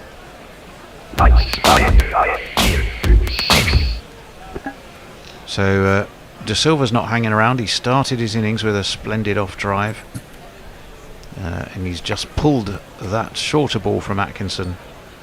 He's a muscular man, and all of that muscle went into pulling that out to deep mid wicket. Very well played. Right from ball one, we see the positive intent from Josh Silva, looking to put the pressure back on bowlers. And I think it's the right approach as well. Absolutely. Only trail now by 98. It's beautifully balanced. This game it's a superbly set up Test match. Trailing by 98, slightly shaky, possibly lower order. Remember, you've got We've got we Sinclair next, followed by Alzari Joseph. Alzari Joseph, yes. Banging, and then you've got 11, 10 and 11. Then a quick 30 from Alzari Joseph, and all of a sudden you're close to parity, and England get frustrated. England, I think, will be happy to see to the back of today and come back tomorrow. Yeah, I think that's true, but there's also the fact that actually. Oh, that's a fishy little waggle from Holder. Wokes had beaten him all ends up. It was through to Smith. Holder's looked anything but secure, but he's still there. Jason Holder just pushing at that one. Looking to... Jay Wilson was Joel Wilson. Oh, of course. Well, he can't. Blind Joel. Blind Joel can't officiate this game because he's not. He's not you neutral. need a neutral umpire. No, absolutely right. He's not. You are dead. He'll right. probably be back for Sri Lanka series. Yes, Wokes. Oh, that yes! looks close. I think sliding down leg, not out. Says umpire Holdstock, and I don't think Chris Holder Wokes. just squirming in his crease, looking incredibly uncomfortable as each delivery passes by. But he still remains. He does. Umpire Holdstock not as enthusiastic about that one as the Bear seemed to be. No, well, as first impressions, that's why I pulled back my appeal, which is pretty much what Wokes did. He pulled back your appeal. Just a polite inquiry. That was well, seen from that angle, you can see just how far down leg it was. 318 for 5, 98 the deficit. Chris Wokes in to Jason Holder. That's in. Well, I think that's pretty much the same place. Wokes goes up. It's been a wonderful display of bowling here from Chris Wokes. Such command over the swing of the ball, and he's setting up Holder now. I mean, instead of going outside off, bringing him back into his pads. Well, I think again Ben Stokes is gesticulating, going, "Yep, that was down leg as well." What do you bowl now, Dylan? If you're Chris Wokes, more of the same? I think it might. Did it pitched in line? Yeah, it definitely pitched in line, but it was going. It didn't come back enough. Yeah. He bowled it very wide of the crease as well. I think I'll just follow on with a few more in-swingers and try to get that outswinger again, pitching on middle and leg. It's like he's finally remembered torrid how time to for bowl. Holder. In he comes. Holder comes down the track to meet him, flicks it off his legs. They take one, they might come back for two. He's got long legs. that get him there easily He enough makes it as the comfortably. throw comes in from deep backward Jason square. Holder creatively shimmying down the wicket and manages to get some good contact there. He did play that beautifully. 320 for 5. 96 the deficit. Shoaib Bashir is the man who was down there. Got 2 wickets and then took nothing more. Took a bit of treatment. He got his 100 up. Wokes will be bowling, I think, from the Radcliffe Road end. 2 slips now in place for him. And it's defended by Holder. Warm, encouraging applause from Ben Stokes, who's going through his own limbering up exercises. I wonder if he thinks he's going to have one more dart before the end of the day. Bear, we're probably due a change. Are we already? It's this thing. I think this is the nature of this Test match. It's been slipping by quite quickly. Fascinating. We're so engrossed in the game. It's well, we have been. It's spectacular content. Easy for you to say, Dylan. Right, I'm just having a look. Who's supposed to be on, Bear? You've got it right next to you. That one's worked away to leg by Holder. They will take a single. I, for the life of me, can't remember. It's you, Messers, and Will. So Messers, the return of the mirthful man from Perth. It should be Will who will join us. Is that the end of the over? I think it is. Okay, well that's me, I think, for the day. It's been a fabulous day too. Well batted Alec Athanasi and very, very, very well batted Cavelham Hodge. A great day for Dominica, a great day if you're Dominican. Well played so far, the West Indies. Indeed. Welcome back to Will and Messers. Yeah, hello there, boys. Thank you very much, Dill. I'd forgotten I was on for this session, which is good because I'm still in the GPL. Are you? Just. If they score more than 12 more runs, I'm buggered. Of course, we only have to go on the amount of runs that the West Indies score today, don't we? Because Yeah, the day started with them batting quite handily. Atkinson is going to continue, 1 for 62, 12.5. That's defended by Jason Holder down towards third man. There is a man down there. They'll get themselves a single to keep it as 0-1. I mean, a new ball's due in 3 overs, so they could take it tonight. I don't think they will.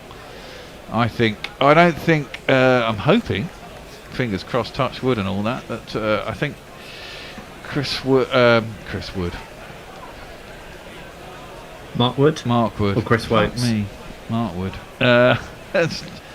Just feeling a little... he bowled a lot of overs, feeling a bit crampy. It didn't look like he pulled his hamstring, just like it was a bit tight. That's full and defended out to the covers, and there's no run. And a bit of massage, and not bowling for the rest of the day, will be fit for tomorrow morning. And presumably they'll go through tonight and probably take the new ball in the morning. The trail were 94, 5 wickets for England to get. I mean, I guess West Indies will want an innings lead. I mean, that's why you win the toss and you put the opposition in bat. They'd have wanted to bowl us out sooner. They could have if they'd hold their catches. They probably could have got us out for about 320, 350. That's on the pads. Nicely whipped by Josh De Silva out to deep square leg, and he'll get himself a single to Ollie Pope. And therefore, if England could even get a lead of 20 runs, 15, 20, 30, 25 runs, I think they'll feel like job done. Tomorrow's, I think, it's going to be a changing day. The weather's going to be that, but the deck is still pretty flat. And England will feel... Is it tomorrow that there are storms due, though? Well, the forecast says it'll cloud over from about 11 o'clock, and there's a possibility of rain around tea time. Yeah, exactly that. The rain's coming in. It might not get as far west as... where are we? We're at Nottingham, which is slightly... slightly east of Birmingham, isn't it? That's defended. No run. The band of rain is around about the Birmingham area. It won't get much further east than that tomorrow during play hours. Okay. But so it's a question of whether it manages to get across that far or whether it skirts up the outside. But it should be good bowling conditions. Presumably it'll be quite humid. Yeah. That's too wide of the off stump. Decent delivery though by Atkinson, but Holder has no reason to play and there's no run. The Met Office is hedging its bets. It says a 50% chance of rain between 4 o'clock and 6 o'clock. Because they don't know where that band of rain's going to end up landing. Yeah, well, they ride either way, aren't they? Well, yeah. But it could be quite humid and swingy conditions at that point. Atkinson. 2 balls left. Oh no, 1 ball left in this over. I can't remember. Oh, Jesus fucking Christ, Jason Holder. He keeps swinging, he keeps missing, and he keeps not getting out. Through to the keeper, and there's no run. Jason, mate, calm You're down. off. He's waggling his leg at me, Tony. It's a bit disconcerting. See you later. Gianna71 says, why are we knocking Joel Wilson? And Kieran Roseblade says, statistically, his umpiring is terrible. George McPherson says, this is getting ridiculous. England have been pretty poor today. I don't think they've been very poor. That bad.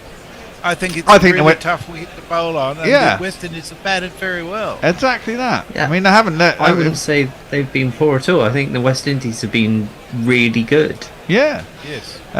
It's not. I agree. It's a tough wicket and to bowl on. it's Nottingham Day too. Yeah, exactly. It's a tough wicket to bowl on. It's a fast outfield.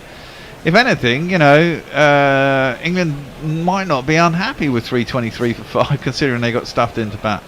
Although I think if England had won a toss, they probably would have batted anyway. But, psychologically, if the oppo sticks you in, they expect to bowl you out for next to nothing. And they didn't. They bowled us out for 416. And we gave a few wickets away. So, I don't think they'll be massively unhappy with that. Just the Silver is facing up. Wokes is going to start his 18th over. Comes down the track, does the Silver. He wants a run. Jason Holder ain't moving. And there is no run taken. You get through the... Well, this is it, Sinclair. It's interesting. Sinclair is touted as a batter and he's at number 8. So that should strengthen the tail for the West Indies. Of course, the new ball will be due tomorrow morning and fresh bowlers, hopefully, after being overnight.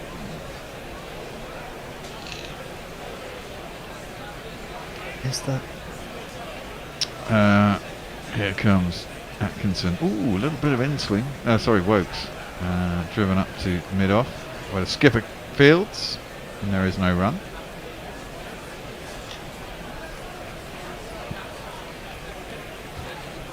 I always think Sandra that Richardson said, real competitive cricket, that's good for the game as a whole. Indeed it is. It is, yeah. Well, I do think really in Test cricket, wickets shouldn't be so easy to come by. I mean, sometimes the conditions dictate it, but the pitches shouldn't. And generally in England, and that one is cut by De Silva. He's going to get another 4 runs. Duckett chases it down. His fiancée still hasn't popped, and there's 4 runs.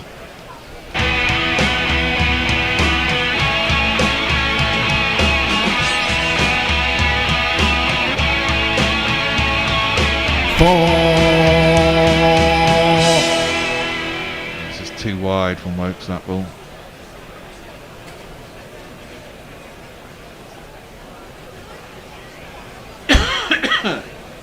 Three balls left in the over. 1 for 59 Wokes. Certainly bowled better as the day has gone on. And got some overs in his legs and taken a wicket. He seems a little bit more sprightly, a little bit more accurate. Oh, fished at by De Silva. Again, came at the ball. Beaten on the outside edge. Through to the keeper, no run. Silva does like to dangle his bat. He's done it before, and he. Yeah. More wobble see. I wonder who he learnt that off. Well, yeah. Well, England have Shame become... we don't have him. Well, England have become quite... All the bowlers have become quite adept at it, it has to be said. Wokes again. Yeah. Outside off stump, left alone, through to keeper, no run. So, Will, I really do have to counsel you. You are going to have to let this go. I mean, I will never let it go. What? Grief Never. counselling comes in 5 stages? Jimmy, I am never letting and the first it of the go. first stage is denial. It's not real. Unfortunately, it is. Never letting this go. We have to get used to it. We have to get used to it. No. All things change eventually, Will. No. Especially in sport. Wokes in, defended by De Silva, last ball of the over, out to mid-off. There is no run, and it's the end of the over, and we'll go to Messi. Windy Fanatic said, well, I told you Holder is problematic. his ineptitude cost the young Centurion his wicket. I don't think that's a fair assessment. I mean, Holder has played and missed more times than anybody I've seen for a long time. But I think at the end of the day, Hodge wasn't impacted by that and wasn't trying to hit out because Holder wasn't doing well. It wasn't. So I think it's unfair to suggest that it was Holder's fault that he got out. He was actually beaten by a good ball in the end. Yes. And they've been hard to come by on a pretty flat track. So you've got to give credit to the bowler every once in a while. Only 5 wickets down. You're 327. You only trail by 89. And Atkinson is going to continue. He's bowling. Guess what happened? Played a miss. Fucking Jason Holder. Christ almighty. I mean, he's living a charmed life, I can say. Yeah. I mean, he has had a couple of edges that haven't carried, but you'd think he'd get more edges than this, wouldn't you? Yeah, you'd think so. You'd think one of these would catch the edge. I mean, the amount of the shots, plays and misses. Unbelievable. He's got 15 off 58. He had 8 off 6 at one point. That one he does get behind. It plays into the offside. Thinks about a run, but it's not there. I mean, Josh Silver's overtaken him already. He's only played 14 balls. People have been saying that he's like turned into more of a batter in sort of like the latter half of his career. But honestly, this whole sort of like him dangling his bat outside off, it's like that sort of 19-year-old that was in the beginning of Fire in Babylon. I can't remember it, but I have seen it. That's a straighter ball. It goes past the bowler, Wokes, and in fact they'll get a single. It's a pretty straight hit. I think Stokes picks it up, or Wokes. And there is no run. 1 run. 328 for 5, trail by 88.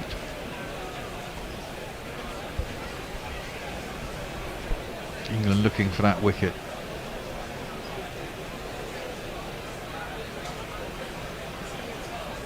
As the sombrero people leave, they're probably going to get a final beer, aren't they? Oh, maybe they're not actually. Maybe they're trying to run out and beat the rush hour at the end of the game. But if it's anything like Edgbaston, they're turning up to the pub that I used to work in and get more pissed. And then they're going to be sick on my floors. Josh De Silva facing out. Atkinson bowls. Oh, inside half of the bat. Goes up towards mid-on. No run. Well, I've got 5 runs left to play with on the GPL, and there's another 15 minutes. So, yeah, I just want England to shut it down completely. So have a look at the scores, actually. What do we got? Are you top run? No. I'm Brain Waivers beyond you at 347 and 387. They're way off. But 347 is reachable, actually, with the amount of time left. That's driven. Atkinson fields off his own bowling.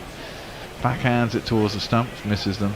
It's taken by Jamie Smith, no run. Stick. Can you read that? What's that? Stuck a post-it note on my head. No, I can't read it. What's that say? No. It says, I miss Jim. I miss Jimmy. I miss Jimmy. We all miss Jimmy, but the end of the era, you know. Yeah, but also, like... yeah, alright, fine. I think it was always going to be his last summer this summer. I think we all knew that because that's played it into the leg side, just off his pads by Josh De Silva. He'll get an easy single. I think we all knew that because he was never going to go to the Ashes, and there had to be some planning towards the Ashes, even if it wasn't this summer.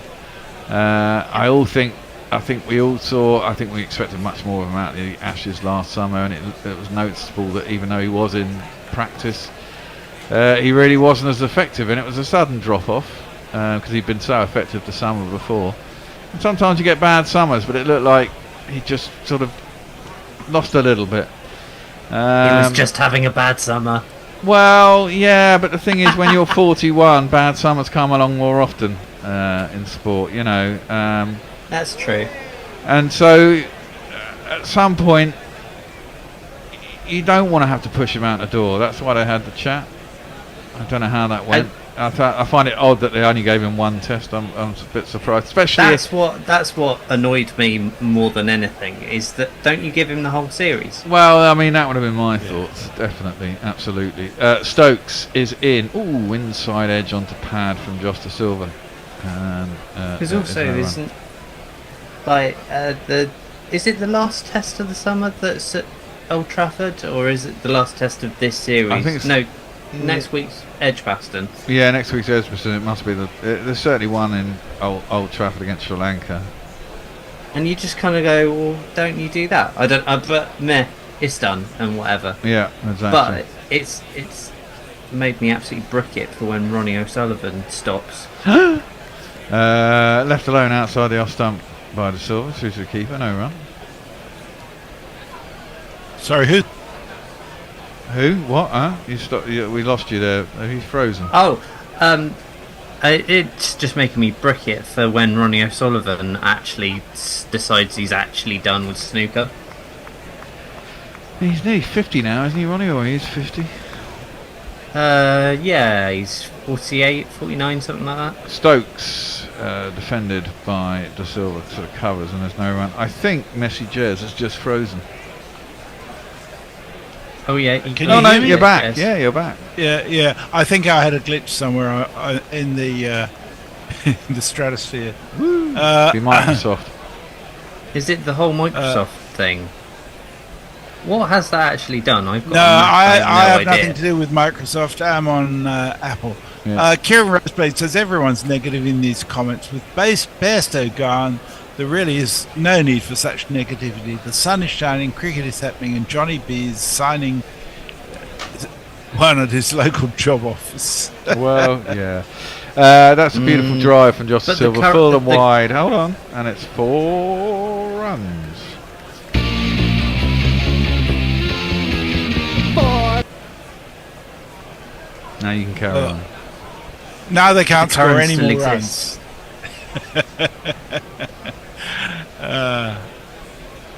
Jono said it would have been a disaster for the game if the West Indies folded like they did at Lords. I agree.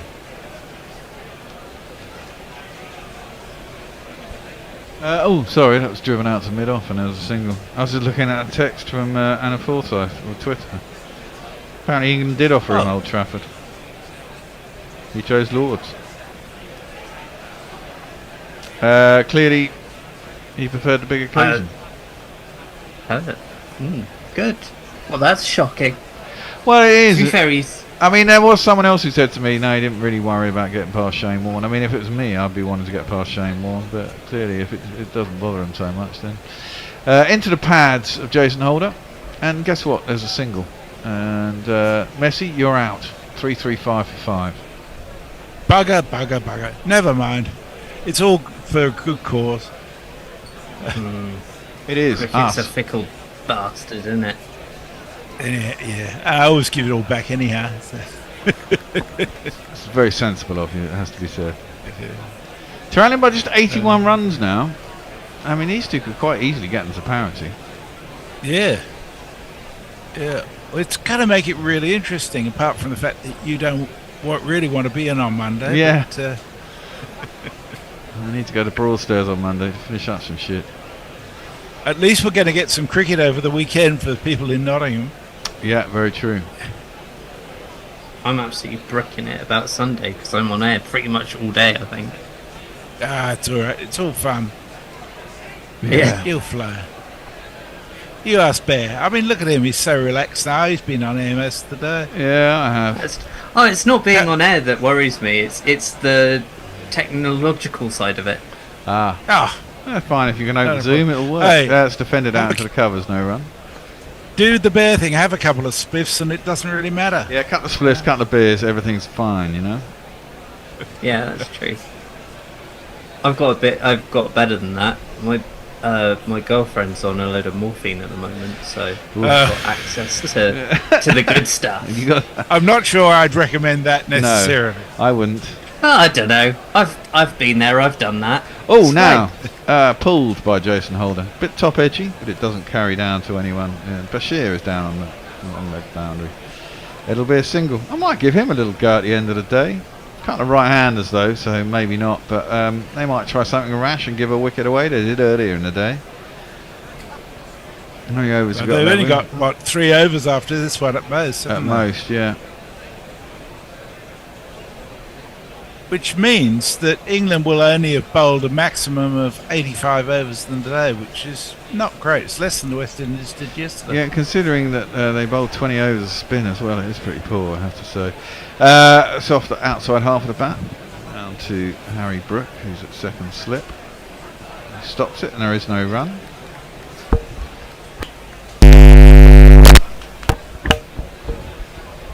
This mic's a bit weird. Oh, that's better.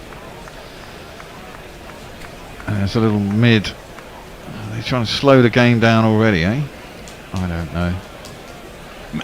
I mean, it's Ben Stokes. Maybe what he'll do is just take the new ball with 1 over to go and give it to Shoaib. Just to completely. Well, that would be everybody interesting. Oh, look, Yeah. there's another steward who's in the way. Fucking stewards. Stewards. Atkinson in, pulled by De Silva. In front of square, there is a man out there. It's Ollie Pope. It'll just be the one.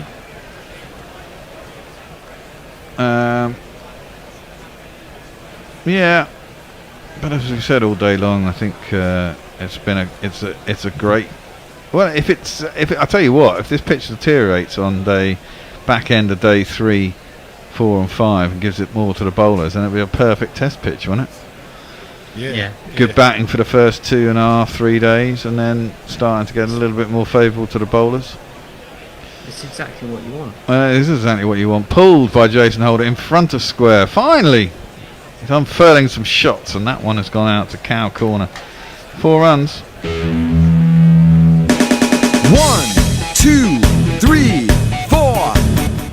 He's upped his scoring rate in the last few balls as Jason Holder. It's my second favourite ground, Nottingham. I think it's great. I actually really like it as a test venue because it does offer something for the batsman. And it makes test wickets shouldn't be easy. It should be a bit of a slog. What's your favourite, Will? Edgbaston by an absolute mile.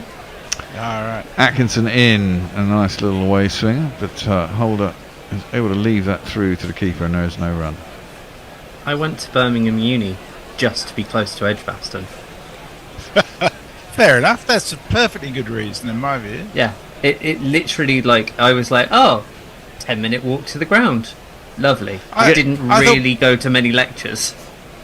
I thought Birmingham Uni was actually in Warwick.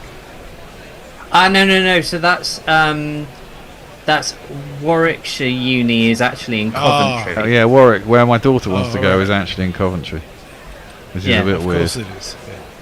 Which is weird because I love Cov very much, but it's like Warwick gives out as if it's like a really posh uni, and then it's like it's in Coventry, exactly.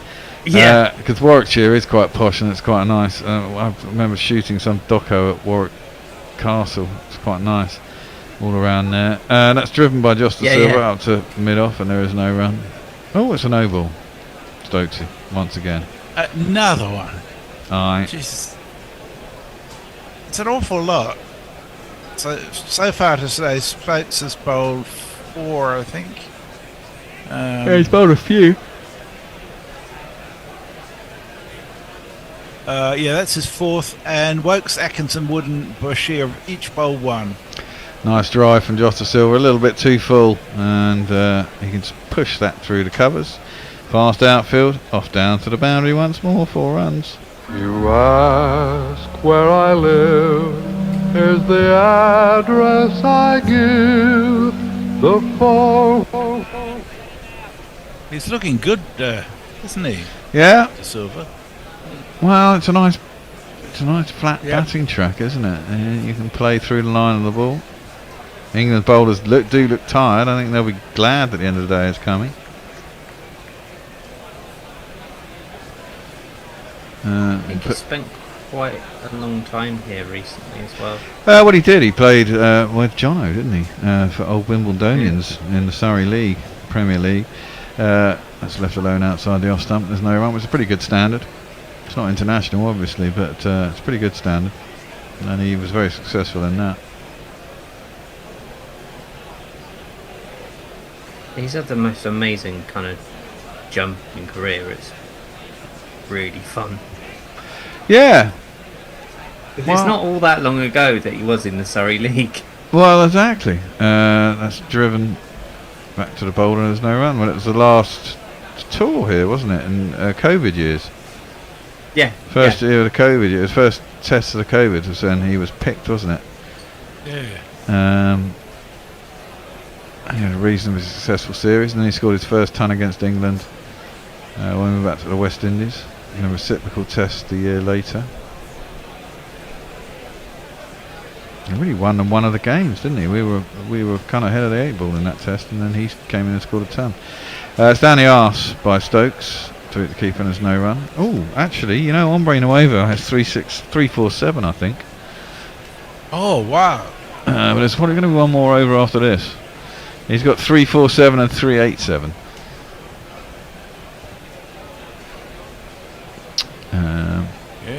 Stokes is in. That's left alone outside the off stump through to the keeper, no run. And we probably one more over after this because there's one ball left here. Yeah. It could be a winner, Hombre. What's the pot? Pot's looking good. 6 on top of that. It's 90 quid. That's not bad. That's not a bad little pot, eh? You can all win that if you're listening on YouTube. You go to Gorilla Cricket competition. That's more money I've got in my account right now. Well, that's full. Ooh, driven out to cover. Can't beat them. Full toss, no run. 28 or 31 for De Silva, 22 or 65 for Holder. The West Indies are 346 for 5 after 83 overs. 1 over to go in the day. They trail by 70 runs. Atkinson is going to bowl the last over today. Kieran Roseblade says, if only England had a left-arm spinner, one with a legendary reputation for masterclasses, and who reckons he could have made it in the IPL. If only. If only. Thanks for the coverage, guys. And Kieran says, no, Messi can't win back his own money. Mr. Charles says, well done, West Indies, putting up a real resistance. Nick Vickers says, hi everyone, this is a fantastic. The sun is shining and we have a competitive test match. Theophilus Sandy says, give them West Indies, let them feel the power of our players. Give them trouble, the West Indies. And Sandy Bahari says, this is a Ranzarama cricket test match. Must have a result. Well, you've got 5 days to go, and you know what? There's a good chance of that. England have decided to take the new ball. They've decided they're going to have one last over with a new ball. If England take a wicket, of course, that will be the end of the day. There you go. But they figure... Give it to Bashir. Go on. Give it to Bashir. No. There's only 1 over left, so they might as well. He's bowling at Holder. Jono's with you. Headingley's his favourite. Nick Vickers says, do you guys think more effort should be made to organise proper warm-up games for touring stars? Yes. Well, we all think that, but the problem is the cricket calendar these days, isn't it? I mean, it's not just that. The counties don't want to release their players for something like that. It's not a money spinner anymore. Driven by Holder. We can't beat mid-off, the skipper. 1 run required for Hombre Nuevo to win the GPL, £90. 5 balls left. Can he get it, or will it be a 2 or a 4 or none? Nice drive by Holder. You got a feeling if it beats the infield, then he's probably going to lose. It's very quick to the boundary. Atkinson in again. Oh, smashed back over the the cameraman doesn't know where it's gone either. I think it's gone over the bowler's head. They will just get the single. Oh, 3-4-7. 4 balls without a run, and Hombre Nuevo is going to win the GPL. I think that went straight up in the air, but just over the bowler's head. The camera work was pretty shoddy, it has to be said. Yeah, he didn't really get hold of it at all. Just plopped over the head of the bowler. Messi, when you come to write your memoir, is this what you're going to put down as philanthropy? That one is off the outside half of the bat by De Silva. It's down to third man, Gully. Ooh, 3 balls left, no runs, and you wouldn't be surprised if they didn't really want to run here. Unless it's an obvious single, they won't take it. Outside half of the bat, I suppose, could split between gully and third slip. Put it this way, Will. If I went to see a therapist, I'd probably have to pay $150 for an hour or 50 minutes. I get a lot better therapy from guerrilla cricket and it costs me a lot less. There you go, Ombre. It's gone. It's a 4. It's a short ball, and DeGrosse Silva is not pulling out of the pull shot, as it were, even though it's the last over. He's not going to let it go. It's gone all the way out to mid-wicket for one of these. 1, 2, buckle my shoe. 3, 4, shut the door. And Justice Silva says thank you very much. He's looked very good this evening. Justice Silva, quite busy. Not afraid to play his shots. That's your 90 quid safe then, Jez. Yeah, it is. Whew. Well, yeah, we play with it some more. Driven back to Atkinson. Just to get a foot on it. And it goes over his head and just misses the stumps at the bowler's end. No run. Chris Acquire's been irritated by the stewards jumping up all the time. He says, "What have stewards ever done for us? Apart from Mickey Stewart, what have apart from Mickey Stewart and Alex Stewart, what have stewards? Oh, apart from Mickey Stewart and Alex Stewart and Jimmy Stewart, what have stewards ever done for us?" Well, stewards. There's that really annoying family that was in charge for a bit as well. Short, wide, left alone, through to keeper, end of the day. 84 overs are all that's been bowled. Considering we bowled 20 overs on the spin, that's pretty poor, it has to be said. Runs have been flowing, as they did yesterday. 351 for 5, the West Indies end on. They trail by 77, I think. 65. 65, they 65. 5 wickets left. Sinclair still to bat. Holder and Justice Silva at the crease. England have just taken a new ball, so we'll get that first thing in the morning. I like this, poised nicely. This test match. This is good really day's cricket. Very good day's cricket. Well done to the West Indies. Athenaeus batted well for his 80 odd, and you have to commend Kevin Hodge, who's got his maiden test century today, 120. Before finally Chris Woakes bowled a decent ball. He did look better as the day went on. He looked like he finally found a little bit of rhythm, and the ball was actually doing something for him. There was a little bit of reverse swing or swing late on with the old ball, and he managed to trap Kevin Hodge, which is no mean feat considering he's on 120. He got one to nip back with a wobble seam.